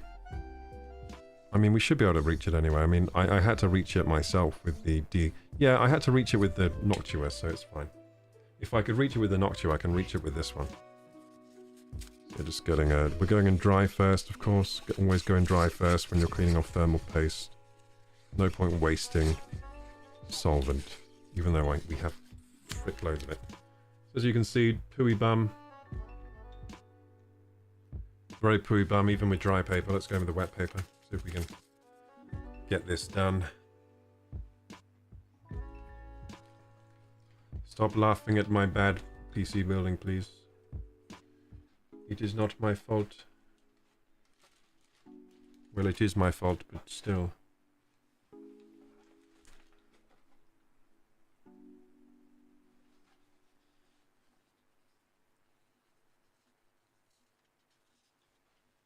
Please don't rush. Think of all of us here would rather it takes as many streams necessary to build rather than rush and deal with issues while gaming. That's true.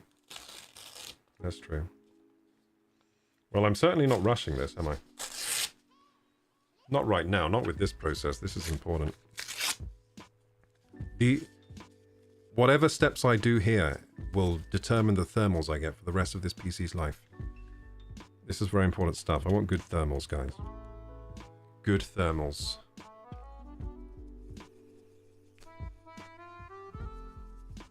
Okay, now we clean this bugger.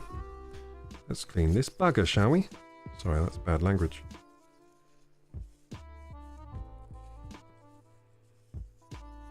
Oh, you're not on camera. Sorry about that, guys. Let's move the camera a little bit.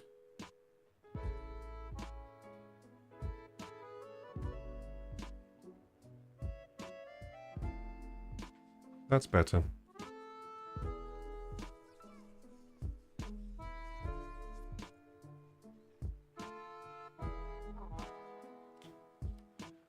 I have zero issues watching you build a PC, slow or fast. I don't know how to do it in general, so I'm learning as you go along. Oh, nice. PC building stream, and the daddy-do, and the daddy-do. I came for a walk,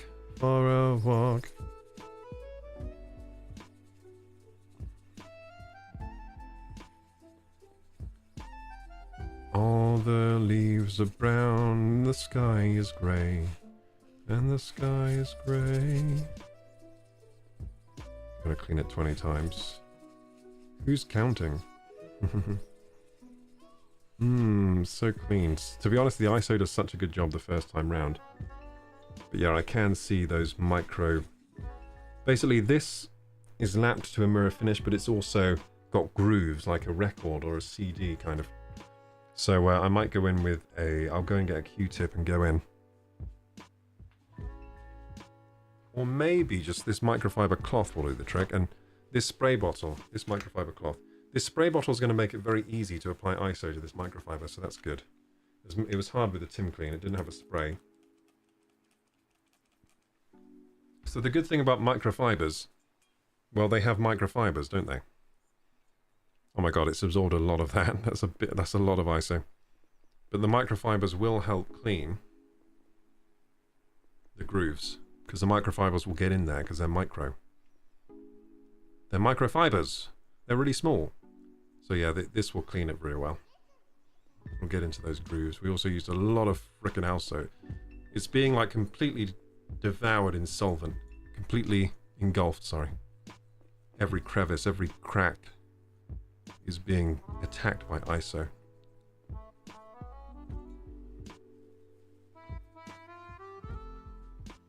I'll go in with a bit of a dry microfiber. Oh my, I might use a microfiber on the processor because that's come up really clean. Holy shit. Oh, microfibers are pretty amazing technology, aren't they? Wow. Okay, and then we go in the coffee filter again. And we see if there's any poo stains left on the coffee filter.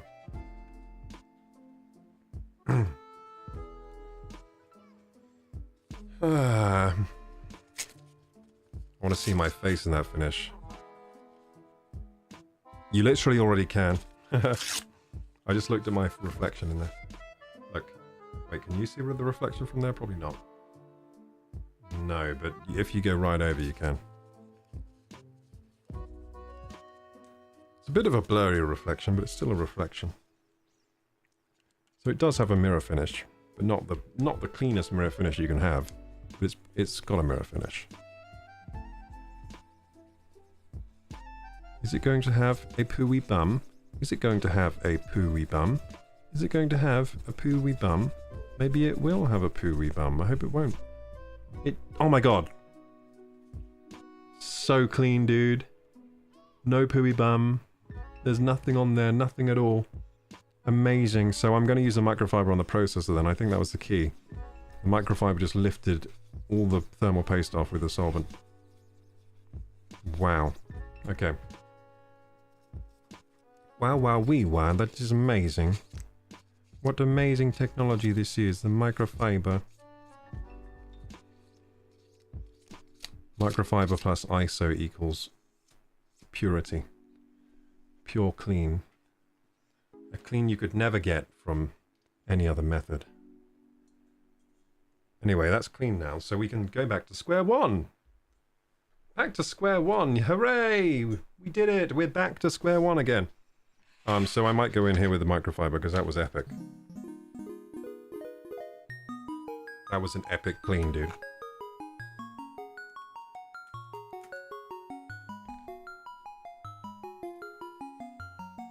Alcohol plus microfiber equals OP, my bros, my gals, my peoples, my Koroks. Oh my god, it's getting so clean! So clean. So clean. Look at it shine. Look at it shine. Sorry, you can't see this. Look at it shine.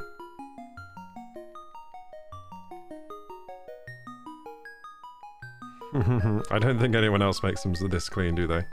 I've definitely gone a bit over the top, but it's gonna be so freaking clean. Oh yeah, there's loads of dirt came up there just then. And now it should be perfectly clean again. So I found a hack with this. Microfiber cloths absolutely rule. Yeah. And coffee filter does too, but they serve different jobs. Microfiber penetrates. Those fibers get into the micro crevices. They clean them out.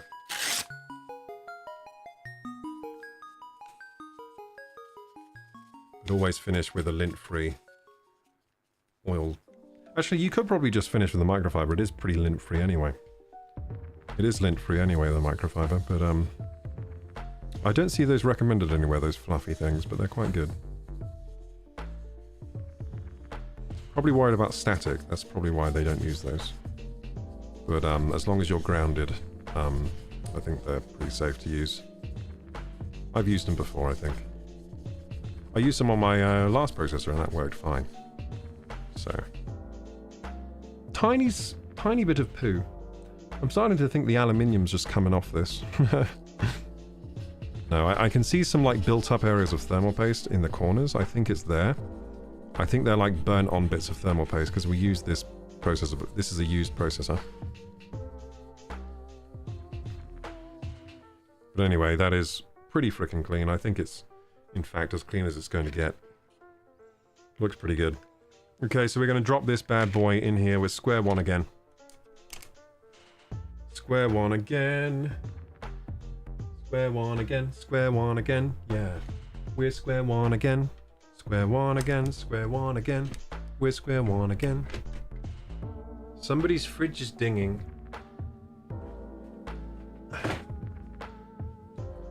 Dingleberry. Sorry. Okay, so we put this in. Don't worry, 3800X. You thought I forgot about you, didn't you? You thought you would never see home again. But it is fine. Here is your home. Don't worry, I'll put you in your little nest where you belong. There you go. Are you all nested in there? It is, isn't it? How cute. Let's close it up. Boom.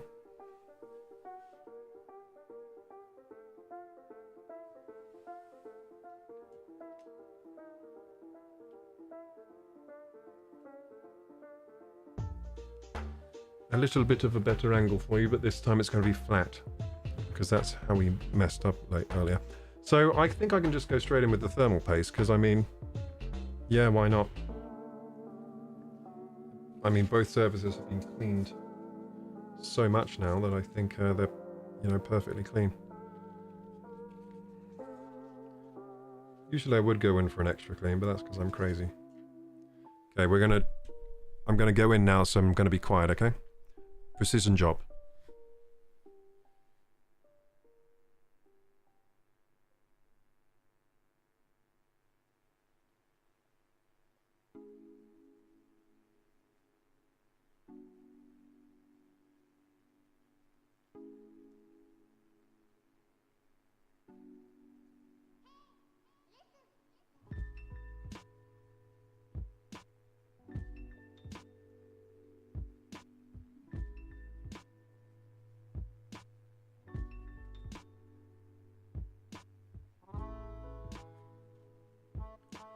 First line done. Now we do a line to the opposite side.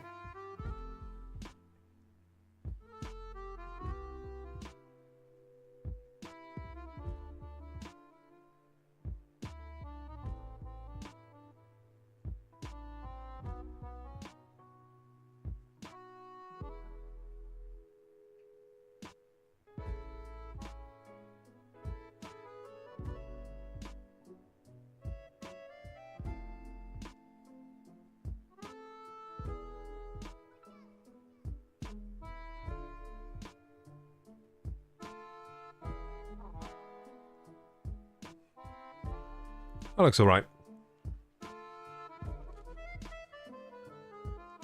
So what I do is an X with a small blob in the middle, like a small P kind of. And that should give us good thermal contact. And now,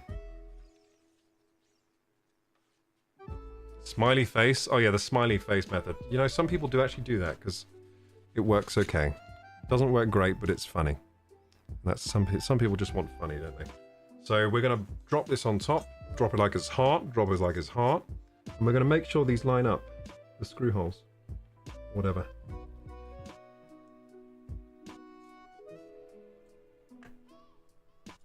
And then we're going to do our old twist left and right by 1 degree. So the screws are definitely lined up. They're definitely lined up, but last time they didn't engage. So we're going to make sure both sides engage this time. With a we're going to press down and screw, basically. Really press down hard. And screw. 1, 2. Now, if that hasn't made contact... Bloody hell. The screwdriver gets stuck in this. And then, again, press down. 1 and 2. And then another one here. 1 and 2. In fact, 3. Then on the other side, press down. 1, 2, and then 3. Right? Have we fucked up the order? We went 1, 2, 1, 2, 3, 1, 2. I don't know. Well, it should be even enough. And I'll be surprised if these haven't screwed down. So I'm going to apply some pressure each time I do it to make sure. I'll be very surprised. 1, 2, 3. 1, 2, 3, 4, 5, 6. I think now we're back to order. 1, 2, 3. As long as it's roughly alright, we're fine. 1, 2, 3. I'm not doing this again. This is the last time now. 1, 2, 3. No matter how bad this is, I'm not doing it again. So I just noticed, I think we got these the wrong way round. But it's fine. Like this cooler, I'd prefer it the other way round because of the words. Because it's reading thermal right down, I'd rather it read thermal right. Oh no, wait. Yeah, I'd rather it was the other way around. I'd rather it were. But this is actually a symmetrical cooler, so it doesn't actually matter which way it goes. But just for aesthetics, I'd rather it go the other way. But it's fine. But it's still, I'm annoyed. Now looking at it, I should have had it the other way. Because it's symmetrical, except this writing isn't symmetrical. So it looks like it should go the other way, now I'm thinking about it. Yeah, it is symmetrical, yeah. The design is, so it really doesn't matter, but... Now I've forgotten which way I need to turn the screws. I've had a brain problem.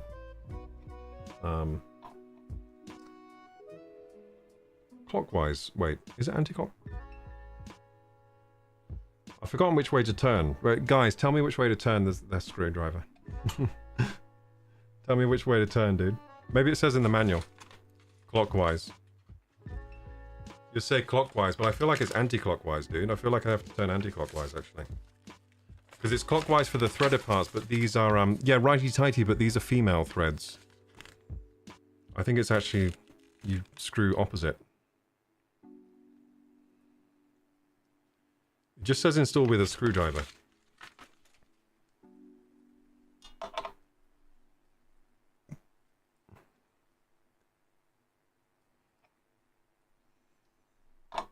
Why can I suddenly...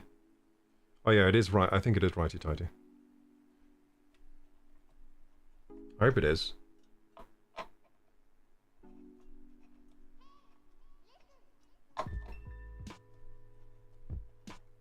Dude, I think it's actually coming up.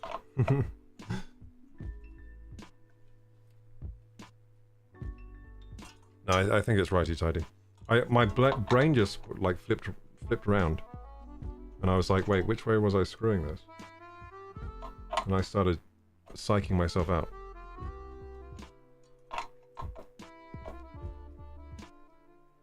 So that side is done now. Let's see how this side is done. Oh, this side was a bit looser, but we're fine. We're screwed in. So I went tighter on this side than the other side. Probably because last time I went the other opposite way, so now I'm just screwing it down as tight as it goes to make sure it's nice and tight, nice and compressed.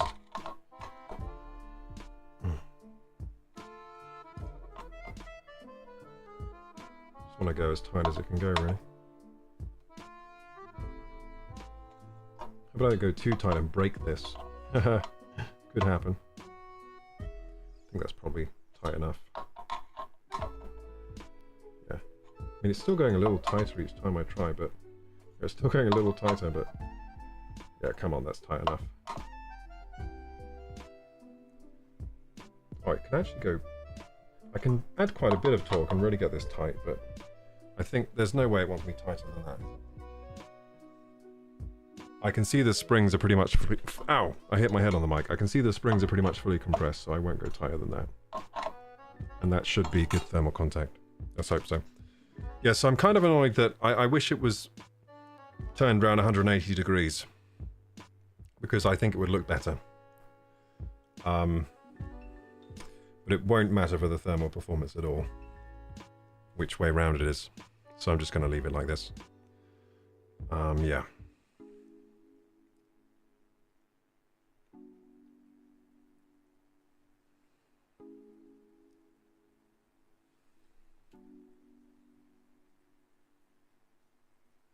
The other way, I think, would have maybe been better for RAM positioning.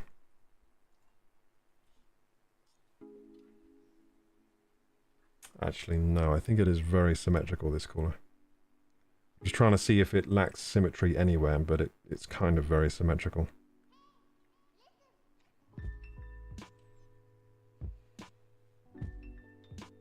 Yeah, it's a very symmetrical one. Okay. Hoger Taiti Vanster Lucy, Swedish. Hoger Taiti Vanster Lucy.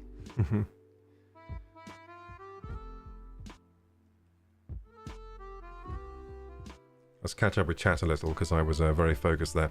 But we did it, we did it. This cooler is very small, compared to what I'm used to. I'm used to using that massive Noctua cooler.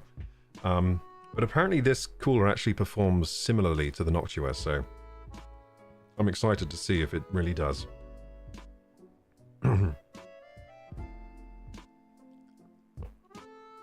Wait, I'm killing you with the... Hoger Taiti Vanster Lucy. Wait, can I do a Swedish voice? I'm Swedish! Hoger Taiti Vanster Lucy. Hoger Taiti Vanster Lucy.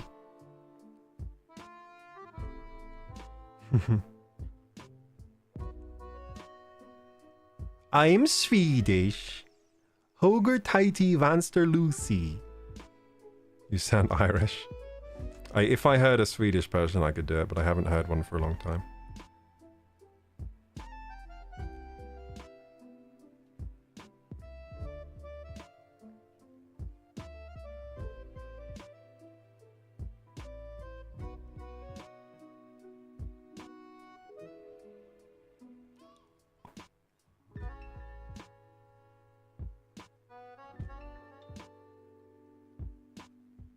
You saw a video of people joke assembling a PC? Yeah, I've seen that, yeah.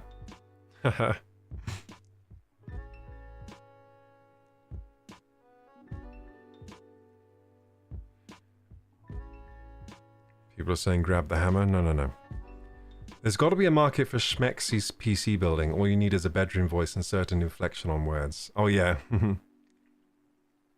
And then we're going to install the RAM.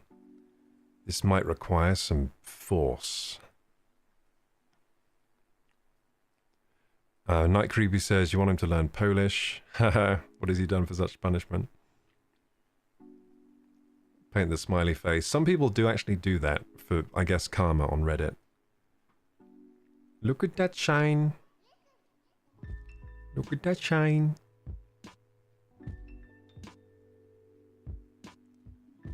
Okay. We caught up with chat.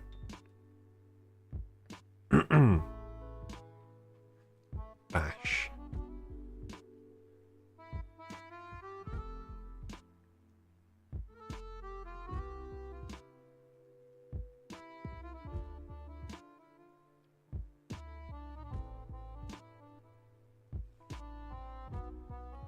Okay, gamers. Okay, so we did that. Amazing. Look, it has a CPU cooler in the wrong direction that I would want for aesthetics, but it's still all right. I mean, some people might prefer it that way, but I would prefer it the other way. And we're going to install the fans on now. But first I'll read the manual just in case there's something I need to do now. So the manual says, after you do that, do that, do that. Then it says install the fans with the clips. Well, we have the clips somewhere. Clips, clips, clips. Clippy, clippy, clips. Where are the clips? Clippy, clippy, clips. Here are the clips. These are fan clips. These clip on the Whoopsie. No damage done, hopefully. I drop inside. Yeah, clips for fans. And where are the fans, though? Here are the fans. So this comes with two 120mm fans. These are quality and performance Thermalright fans, and they actually look okay. They have an SFDB bearing. That actually sounds good. That sounds like it's has good bearing technology, to be honest, from what I know. Yeah, usually if they're a bearing that says it's got like letters like it's the S, it probably means like super fluid dynamic bearing. Actually, that probably is what it means. Super fluid. Yeah, it's probably a fluid dynamic bearing, and those are good. So yeah, it's probably a decent fan. Yeah, it feels decent if I spin the blades. This seems fine. Seems like a good CPU fan to me. So yeah, it's amazing that they can offer this cooler at this price. £30 for this. For two fluid dynamic bearing fans. I'm pretty sure that's what it means. For two like high quality fans and a high quality piece of metal to screw onto your thing. It's actually pretty good. Amazing value. It's funny how some things in this world right now have amazing value and some things have terrible value. Like food is really expensive, but then CPU coolers, so cheap. What is this world coming to? We're going to end up with no food, but everyone has a PC? Like, yeah, everyone has a gaming PC, but no one can afford food. What the fuck? This world's going cuckoo. Okay, so... fan, which way do we want it? We want the air coming out in the right way. Does this not have arrows on it? So I'm going to have to kind of... just know which way the fan air comes out. So it comes out this way around, yeah. So it usually comes out towards the fan guard. So see there, it's got the fan guard. The other side is guardless. So usually the air goes towards the fan guard. So yeah, we're going to put it this way around so the air blows through this way towards the back of the PC. So I will need the fan splitter, which I've misplaced, of course. I've misplaced that thing. I mean, we could use the included fan splitter. Should we use the included fan splitter to be... Oh, I found the Noctua one. Well, the Noctua one is nicer, but the other one goes with the fan. You know what? I'm feeling like I want to use the cheap, crappy fan splitter because it goes with the fan, and then it feels like, you know, more fitting. Like goes with like. Okay, so where is that thing? Where is the crappy fan splitter that is low quality? So it is nice as well that it comes with a fan splitter. That's a very complete package. Now I just need to find it. It's somewhere around here, wasn't it? Where did I put that thing? Where did I put that thing? Anyone see where I put that thing? Maybe I will just use the notcher because I can't find it now.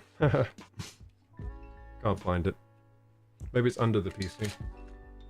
Is it under here? That's a very neat looking cooler though, isn't it? Look at it. It's actually quite aesthetically pleasing. It's just quite aesthetically pleasing if I do say so. Okay, we got to put the lid back on the thermal paste because that's going to dry out if we don't do that. You don't want dry ass thermal paste. No one wants that. Put that on. There we go. The cap's back on. Cap's back on. We used a lot of thermal paste. We used almost 4 grams, it looks like, by the markings on here. So we used almost half a tube on 2 PCs. That ain't great. I've been using too much, I guess. But yeah, at least they're going to be nice and cool with all that paste on them.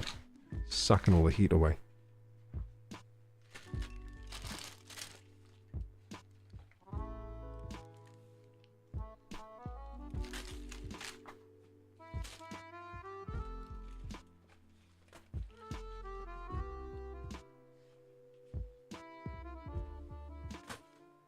I'm surprised that I lost that because I really thought I put it here. I really thought I put that fan thingy there. Did I throw it on the floor to be dramatic or something? Like, I don't need this because it's a piece of shit and I threw it away. Is that what I did?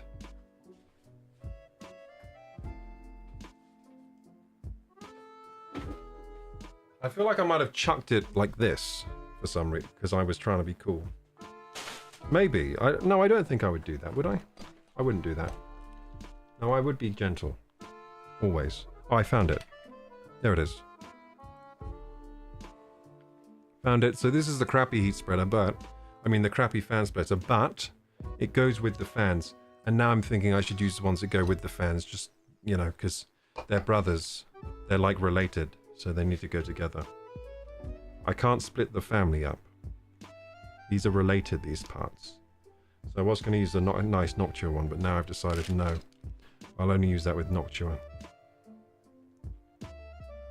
There we go.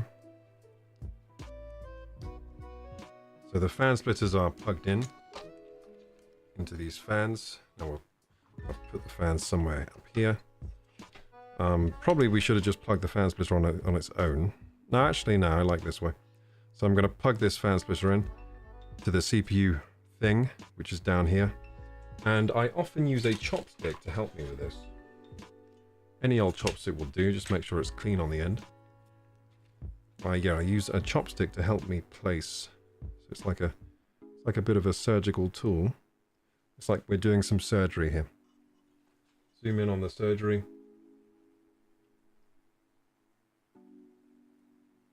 Surgery. PC surgery. There we go. In we go.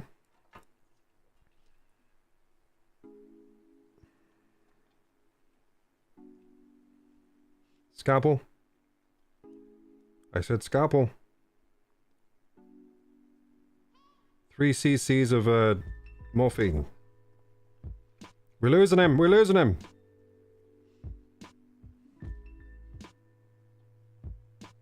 Where's that goddamn scalpel, John? John's cracking under the pressure. He's not handing me the scalpel. Oh, jeez.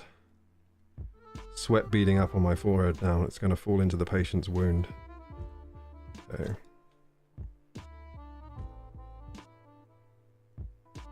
I'd be such a good surgeon. It's a shame that I'm not a surgeon.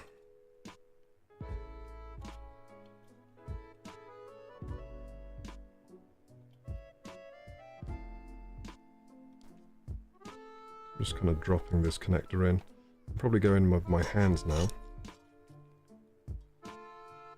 Which hopefully your surgeon doesn't do. With his dirty hands. I'll go in with my hands now. So it's quite a small cooler, so this isn't actually as hard as usual for me. Usually it's a real pain to reach these things.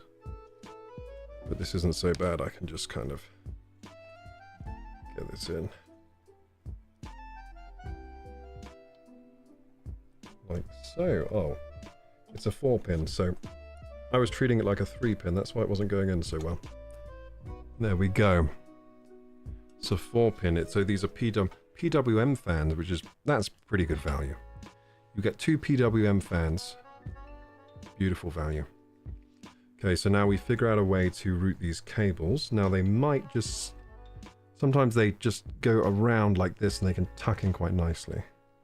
Let's see if we can do that. No. Okay, so I'm going to leave a lot of length here on the wire. I'm going to leave a lot of length, and then I'm going to fish them through the back of the case and tidy them up around the back. So we will need these fan clips now.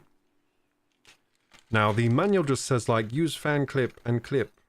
So it doesn't really tell you how to use the fan clips, so I'm just going to assume they go like this. So they might hook in here. They might hook in here, but I'm going to try hooking them in here first. Yeah. So hook, get them in. In fact, there might be a picture that shows them how they go in. Hang on, I'm going to look at the picture. Like on the box. It might show the fan clip.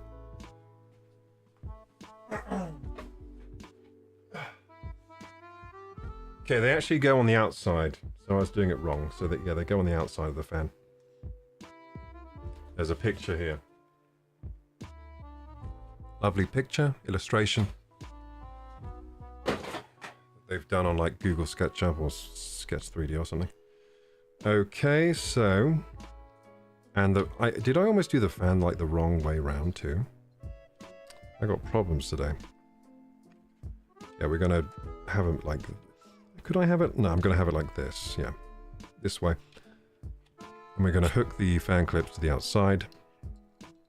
Like so. Now, sometimes these fan clips can be quite annoying. These ones are quite easy though. These are easy ones. Wait a second, this doesn't seem... Oh no, it is right. It is right, because there's not a lot of clearance here. Blame all the ISO you have. I think that does have something to do with it, to be honest. As soon as I started using the ISO, I felt a shift in my consciousness. I felt a bit strange. So I think I did inhale some of that. And it hasn't been good for me. Hasn't been good for my performance here. Okay, so we clip this on. Oh, these actually have rubber... These have rubberized bits. Look! To stop the noise of the fan. Does it have it on both sides? No, it has it on one side. On this side. Wow, Thermalright, it's even rubberized. You saints. So I didn't know they would have rubber bits to stop the... It basically stops vibration. Oh, wow, this is a good brand. For £30, guys. You can get these for £30. And it has rubberized bits. Amazing. Rubber shock mounting. So that's going to be very silent then, probably. Most likely. Although I have jammed that up against the RAM units, which will vibrate. It will vibrate against those.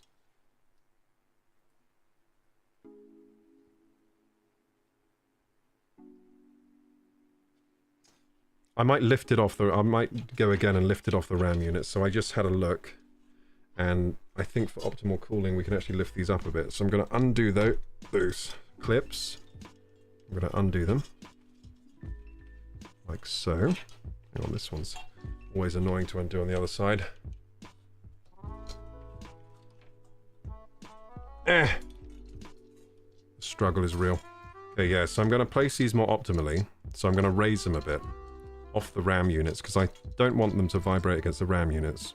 It'd be a waste of all this rubber vibration mounting. But saying that, they don't actually leave me much room to... Oh no, yes they do. What am I saying? They do. So I'm going to lift them off the RAM units a touch, like so.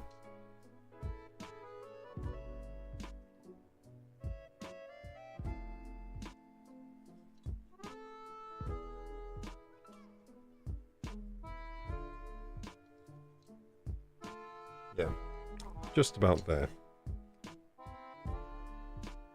And then I'm going to clip them on. Now it's best to do a two-handed clip if you can with these. things, but that's going to be difficult, so I'm going to do one at a time. Because I just tried to do two at once and it wasn't working for me. But yeah, the two, if you do both clips at the same time, it tends to mount more evenly. Okay, how do I like the look of that? That seems fine. Seems fine. It's good enough. And is the fan the right way around? Yes, it is. Amazing. I did it the right way around. I'm an incredible genius sometimes. Okay, and then... Now I should have actually... Yeah, I should have actually rotated that one. Now that I think about it. Should I redo it? Should I redo it? Well, maybe I'll just do both the same, the wrong way.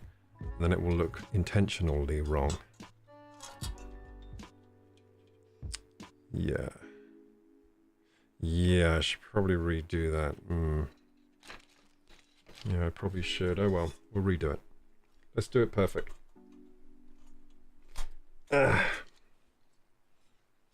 Why so difficult, eh? Why so difficult, you?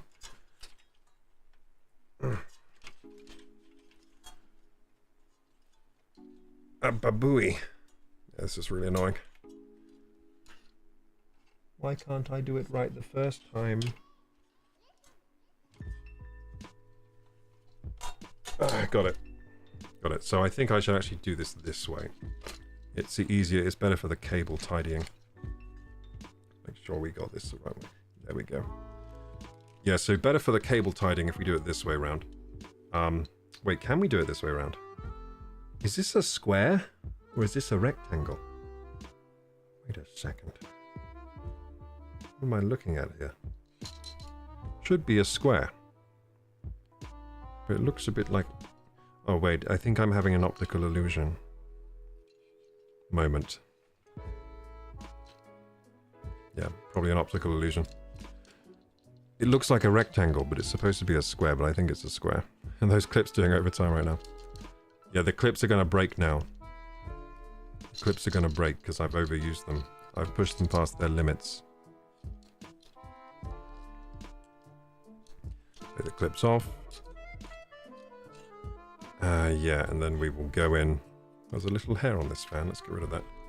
Go in this way, because then the wire can more tidily go back. I was thinking about, because of the RAM clearance before, I was thinking it's better to have the wire on top, but now that we're lifting it above the RAM, it's better to have it this way. So I basically changed my mind. There we go. This PC is going to be so sick when it's done, dude. It's going to be so sick. I'm just putting the fan clips in now, gamers. And then, yeah, that should be good. Then we do the same clip area again. Now, how's the wire going to go now, though? Well, the wire, we can just kind of put that to the side. Yeah, there we go. That does it, yeah. We put the wire to the side. And then we clip it like we did before. Except this time, this side.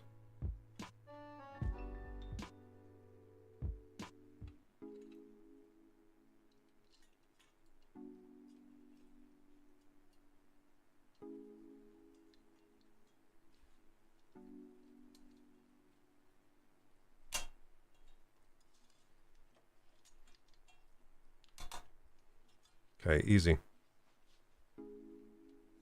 Easy and very symmetrical. And I like it. This fan wire. It's kind of touching the RAM. Is that a bad thing? Nah, it's fine.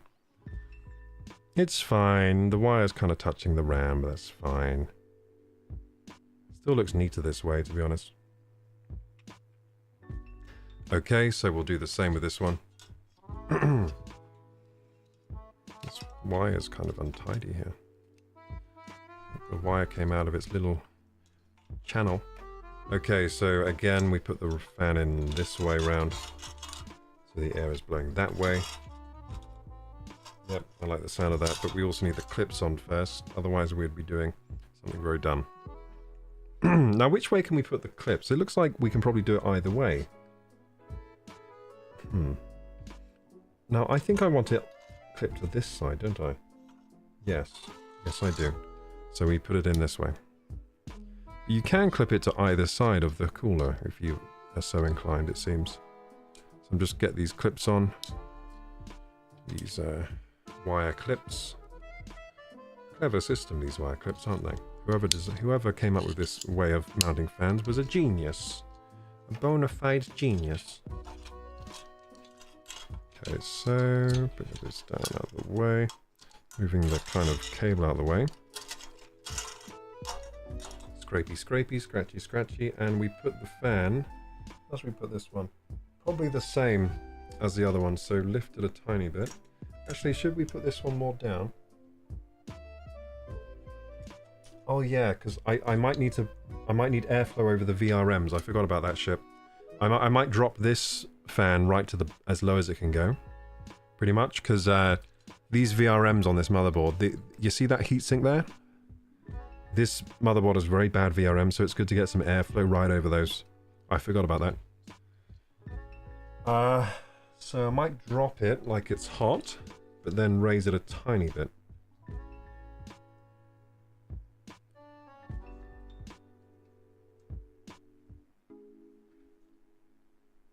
Just so it's not vibrating against the bottom of the plate. See, a lot of thought goes into this. Too much thought, doesn't it? I put too much thought into this, don't I? Not this much thought is needed, but I decide to anyway. Okay, so there we go. Ugh. Clipped in, is that all clipped in? Actually, no, it's not all clipped in. Wait, is this side even clipped in? Is this side even clipped in? This side isn't. It hasn't clipped in fully, it's clipped in on one side. There we go, now it's clipped in. And now just double check everything's clipped. Everything does seem clipped. Yeah, that seems fine. So yeah, I decided to drop the second fan a little bit to provide a bit more airflow if we can over the VRMs. Because those are shockingly bad in this PC. They need extra cooling if they can get it. Okay, gamers, how are we all doing in the chat?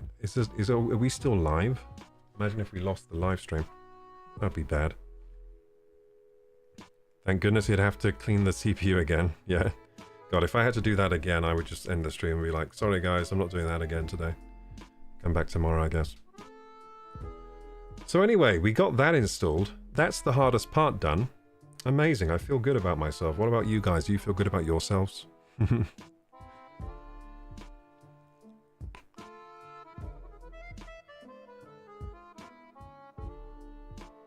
Putting the fan on backwards, I think I was for a second, but they're the right way around now, right? They're the right way around. Yeah, they are. Air flows this way, yeah. Air always flows towards the guard on the fan. Unless it's a backwards fan.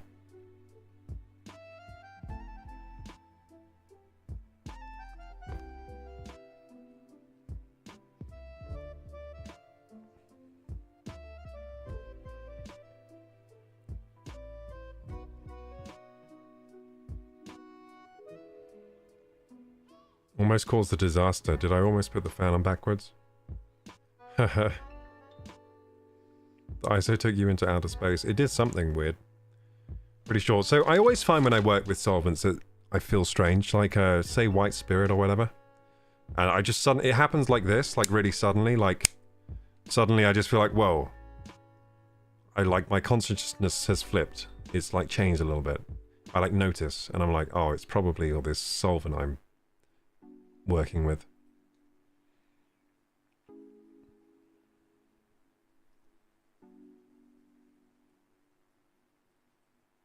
Yeah, so anyway. You're having a girl dinner. What the heck is a girl dinner? A girl dinner is like basically a really simple meal that's like comfort foods. Am I right, Petite Lolita? So girl dinner is like, I had like nuggets and like carrots with like, you know, I don't know, it's like simple food like that, isn't it? Like a girl dinner is like butter noodles. Noodles, butter, done. Girl dinner. Maybe some cheese on top.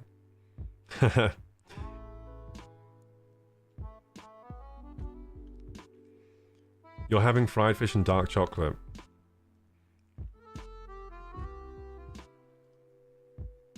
But yeah, it's I sometimes have girl dinners myself, to be honest. They're good. Sometimes you need a girl dinner.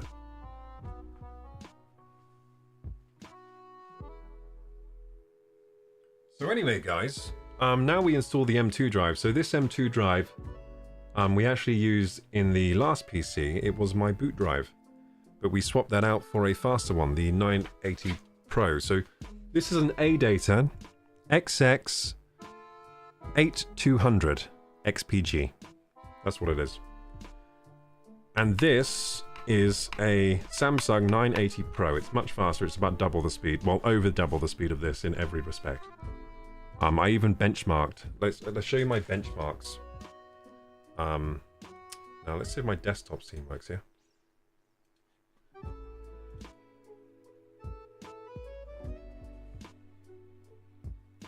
My desktop scene doesn't work, but we can fix it.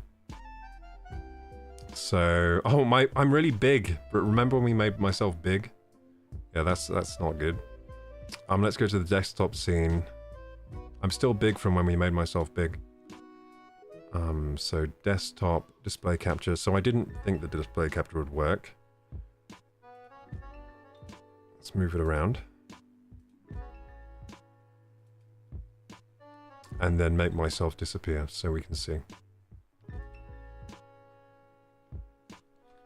So anyway, guys, can we zoom in here? Jamie, can you zoom in a bit, Jamie? Thank you, Jamie.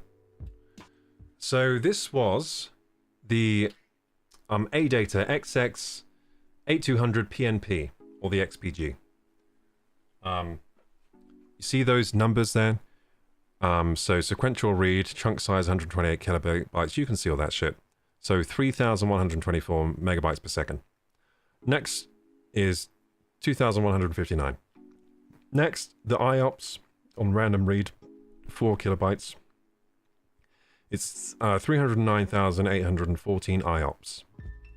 And then the next one on random write is 223,632 IOPS. Okay, now look at the other drive. Boom! They're off the screen, they're so crazy, these stats. But yeah, as you can see, it's over double in like every respect. It's crazy. So fast.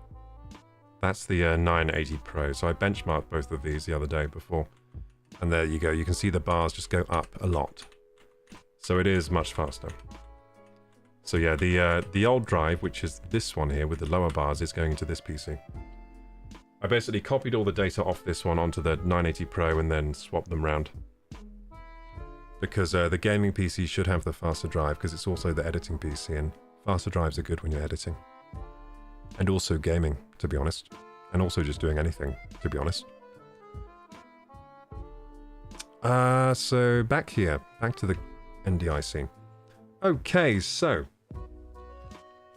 let's give this little XPG a little dust on the heatsink here, because it's a little dusty. Because it's been doing good work in my main PC for a long time. It is a good drive, this. It's a lovely drive. It was the best priced drive available at the time I bought it.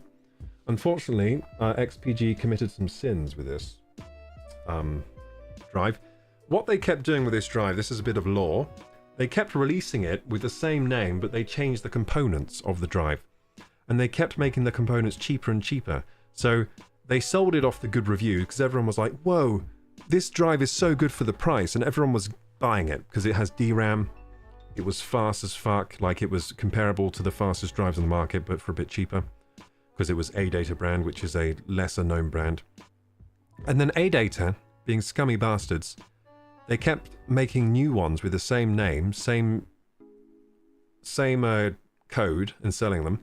And they kept changing the parts to make them like cheaper for them to make. And yeah, it caused a lot of drama in the PC space, because everyone was like, what the heck, man, my drive is so slow and it's supposed to be fast. But luckily for me, this is actually the original one that is really fast. So yay, me. I didn't buy the ones that were bad, because I even checked the code on this and it's the right one. So yay. I got lucky. Thank goodness. And it is a good drive. It's a really good drive. Well, it's a good Gen 3 drive. Of course, we have Gen 3, 4 and 5 drives now, which are way faster. The 980 Pro is a Gen 4. It's fast, but it's not as fast as the new Gen 5s, which are out now, if you want one. Very expensive, very fast though. I don't think I'd pay for one.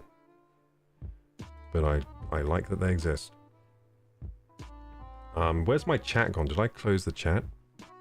Did I close the frickin' chat, dude? Oh no, there it is.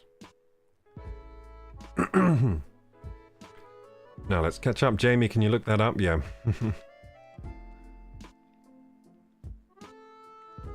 A boy's dinner means greasy old slop with a beer. Yeah. I agree, Mr. Vital. That is a boy's dinner.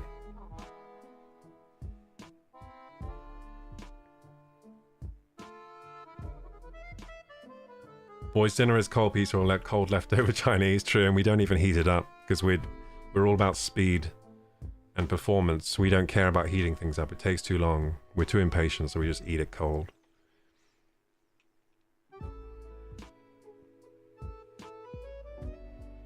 If I'm not clutching my heart, I can't call that eating, says Mr. Vital.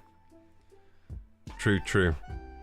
I once had a really bad one. I ate these giant mozzarella sticks. That made me clutch my heart. I think they blocked my arteries straight away.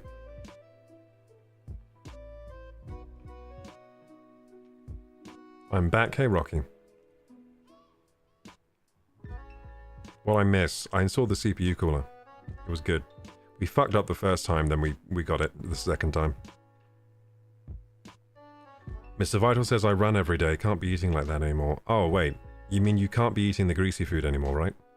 Because running and eating greasy food, that's the way you have a, what do you call it, a widowmaker heart attack. You miss KorokuGaming talking sultry while narrating building his PC. Yes. You missed it all.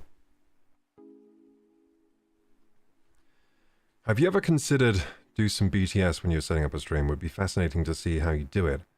Or behind the scenes. Mostly curious about OBS. I guess I could show some of that sometime.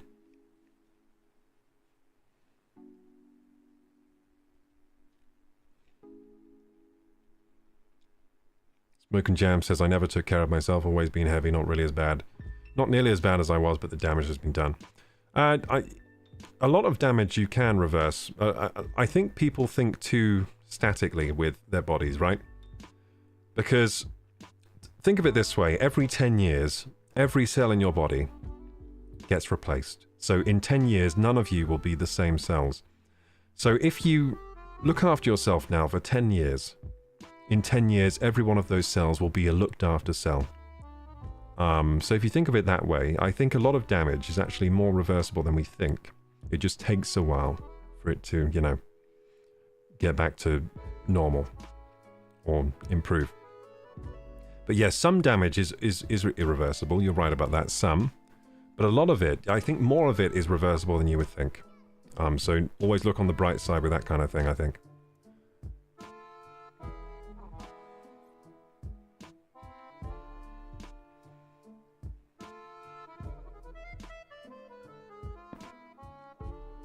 Change up habits quite hard, that's good. Therapocalypse says, I'm not built for speed, but I'm built like a gasometer, not a light pole. What does that even mean? I don't know what that means, Therapocalypse. I was bony but not healthy at all, says Mr. Vital. I mean, I myself have had periods where I'm very not healthy. Because I was doing the wrong thing, but I didn't know I was doing the wrong thing. Like, for a long time I wasn't eating nearly enough. So I was just, you know, starving. And then, you know, other times I was eating too much and I was big old fatty.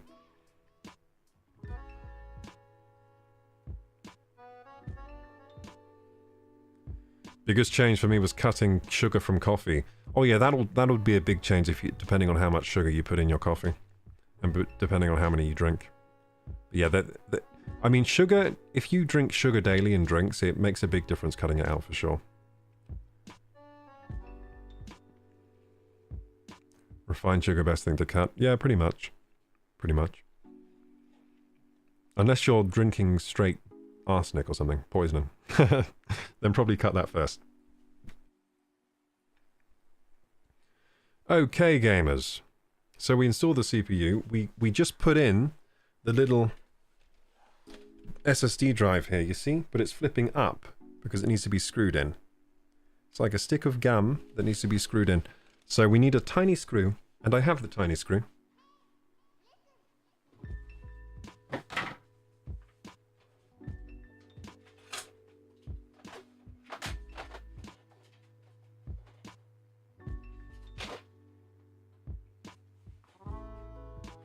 Here it is, it's very tiny. Very tiny, very tiny, very tiny. Do you know what's cute about this install of this SSD? It's going back home. It used to live in this PC a long time ago. It's literally going back home, gamers. It used to be in this very slot, this one. It's been in this build and also in the other build. So it's going back home. Oh, how cute. It's going back home to its original rest place, or where it was, you know, first used. That's kind of nice. The circle of life, everyone. The circle of life. Kroku thumb cam, yes. Yeah, these cameras on this phone can focus surprisingly close up. It's quite amazing. Even the front-facing cam can focus quite close up. Not as good as the rear, though. The rear can really go macro mode, which is pretty crazy. Okay, so I'm going to carefully put this screw inside. So what I do is balance it on the end, because this screwdriver is slightly magnetic, although it's lost a lot of its magnetism over the years. I don't think it's as strongly magnetic as it used to be. So I'm just going to kind of drop that in and screw it in.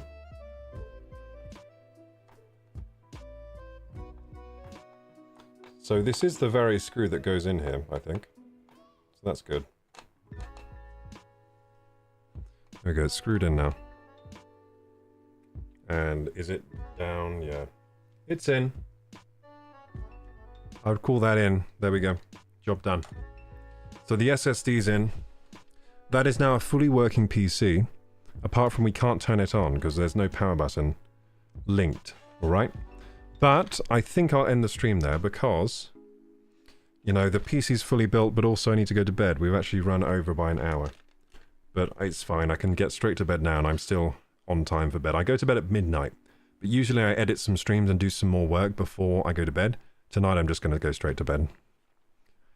Tonight I'm going straight to bed because it's late. Usually I end stream 11 and then I work on the PC for another hour and then go to bed. Or another half hour at least. But yeah, that is pretty much a working PC. We did all the main parts. So it's all cabled up. It's... Oh, look! Can't see me. There we go. So this bad boy, it's all cabled up. It's got the processor in, it's got the cooling, it's got all the fans linked up. It's got the SSD in. The only thing to add now, which I probably will show tomorrow in a maybe short stream just to finish up, I will show the full build. We need to put the hard drive in. It's 16 terabytes. It's going to store all the VODs for the streams. Very important to have that. And what other parts do we need to install? That's pretty much it, but I do need to route some more cables. There's a USB 3 cable we need to plug into the USB 3 header. That's for the front panel. Over here, these USB ports. I've also got to plug in the power button and reset switch. Now, what I'm not going to do is plug in the LEDs, because I don't like them flashing anyway. You know the LED that up here that flashes when the hard drive is doing work, or like when, you know, basically when the hard drive is doing work is it's the hard drive LED. I'm not going to plug that in, because that's just, why? I don't want a flashing light. And I don't like the power button LED either, because I just don't like LEDs flashing. So I'm not going to plug those in. I rarely plug those in these days. I don't like them. So I'm just going to plug in the power switch and the reset switch. Oh yeah, the capture card. Firemorph, you're right. Yeah, I've got a capture card to install as well, so I'll do that tomorrow as well. And the graphics card. The graphics card. Yeah, but so this is a working PC, except you won't get a display out because it doesn't have a graphics card in. I kind of forgot about those details, just so. But yeah, graphics card needs to go in, capture card needs to go in.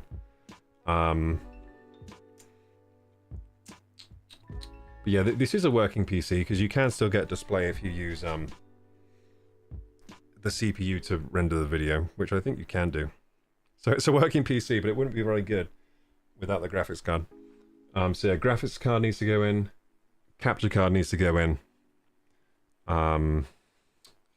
What else did I say? Oh yeah, power button and reset switch needs to be wired up.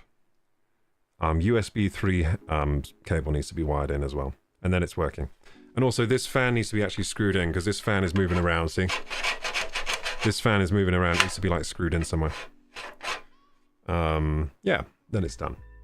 And then the cables need to be like tidied, but I don't know if I'll show you the whole cable tidying process. Maybe I will.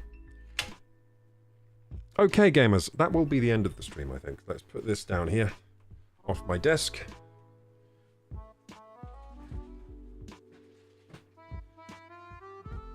It's been lovely having you all here.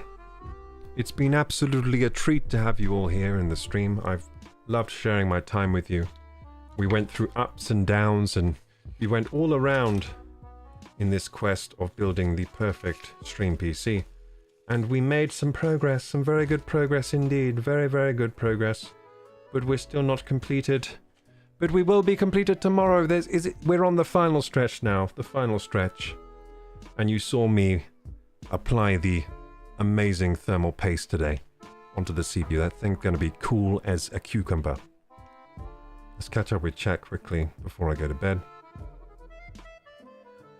Yeah, thank you, Fimoth, for reminding me about the capture card. Imagine if I forgot, just like, this stream PC doesn't seem to be working. Something's wrong. Why can't it capture any video? The feeling of being truly invincible while you're younger is a real thing.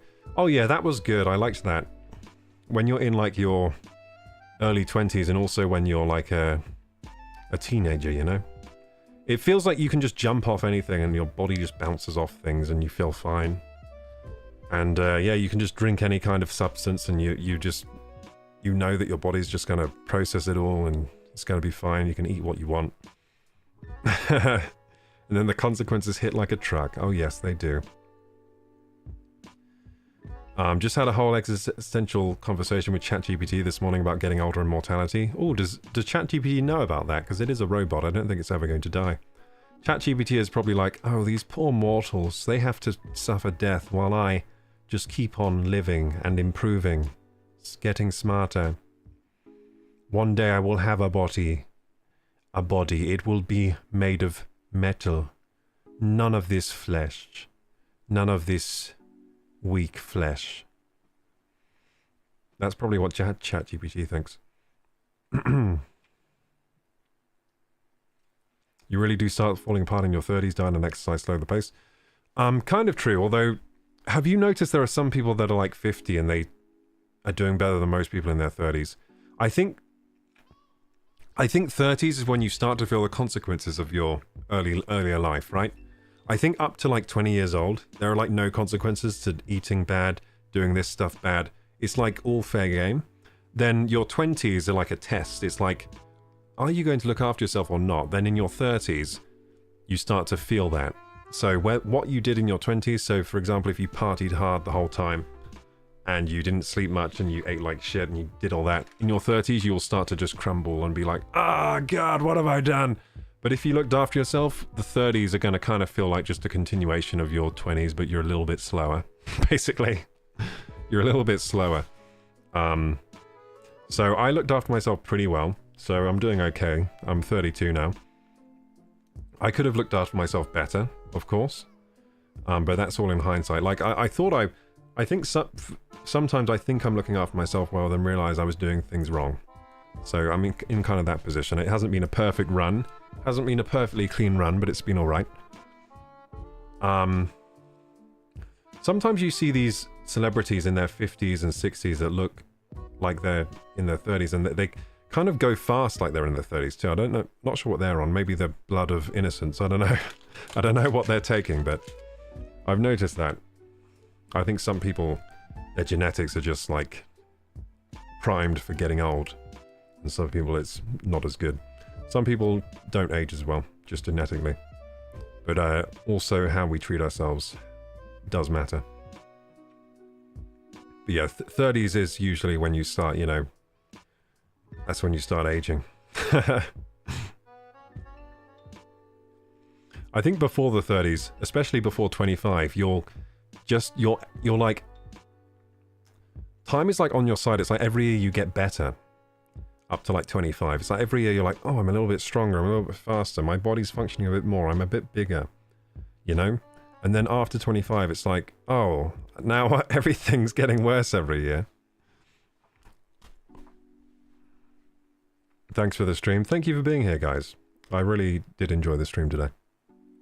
I got this microphone right in my face. It's casting a shadow on me.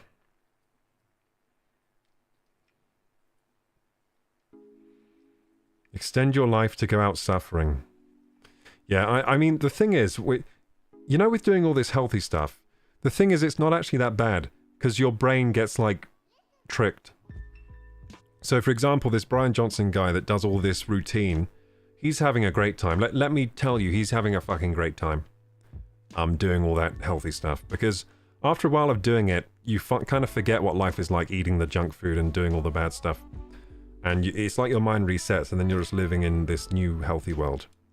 So it's kind of like you kind of trick your brain in a way. Or your brain resets to a different calibration or something.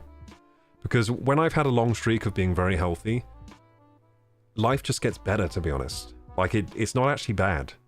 You would think it's bad because you're like, oh, but I can't eat this amazing thing that I like to eat. But you just kind of like, once you've been doing it long enough, you have abs and stuff and your body's performing really well and you're sleeping well and everything and life is just better. You're like, why would I eat that shit? Because this is so much better than, you know, what I was doing before. That's how I feel anyway, but I haven't been so healthy recently. I definitely need to get back on the wagon. I'll definitely do some exercise tomorrow, I think. It's been a while because I've been sick the last week. And before that I was sick with the flu, so I haven't been doing much exercise. They're taking the stem cells of fetuses. Oh, Jesus. Poor fetuses. Vital says, I exercise for my future kid, want to be fun, down and not stiff and immobile. That's true, that's true. People forget about the future kids and grandkids, dude. What about the grandkids? You gotta be a fun granddad, dude. You gotta be fun granddad and fun dad. And fun great-granddad. You gotta be around here a long time.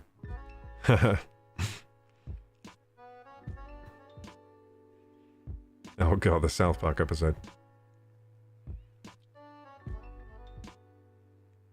You've got the typical 30s crisis of running. Well, I started running in my 30s because I don't have a trampoline anymore. I used to just trampoline. Trampoline is more fun, to be for sure, by the way. But, yeah, I don't have one of those now. And I think in 30s, you're like, oh, I don't have any exercise equipment because I just, like... I'm renting this place, or I just bought this house now. So I have no money to go to the gym. So then you just start running because it's free exercise. You're just like, I know how to save money. I'll just start running instead of doing the other stuff I used to do. Also, it's very running is very time efficient. It gets a lot of cardio done and a lot of exercise done in a short amount of time, if you think about it. Never guessed that I would get addicted to running, says Vital. Oh, I run now as well. And you cut out sugars? Nice, dude. It sounds good. Sounds like you're doing the right thing. Maybe your great-grandkids will be happy with your liveliness. Anyway, guys, that will be the end of the stream now. Thanks so much for joining today. I had a great time. The stream PC is on its way to being done. It will probably be finished tomorrow unless something catastrophic goes wrong. So with that said, if you're watching on YouTube and enjoy the content, please like, subscribe, hit the bell button. My socials are down there in the description box. Join the Discord if you're not joined already. And until next time, KorokuGaming! Bye-bye! Bye, guys. Had a fun time. It was real good. See you in the Discord.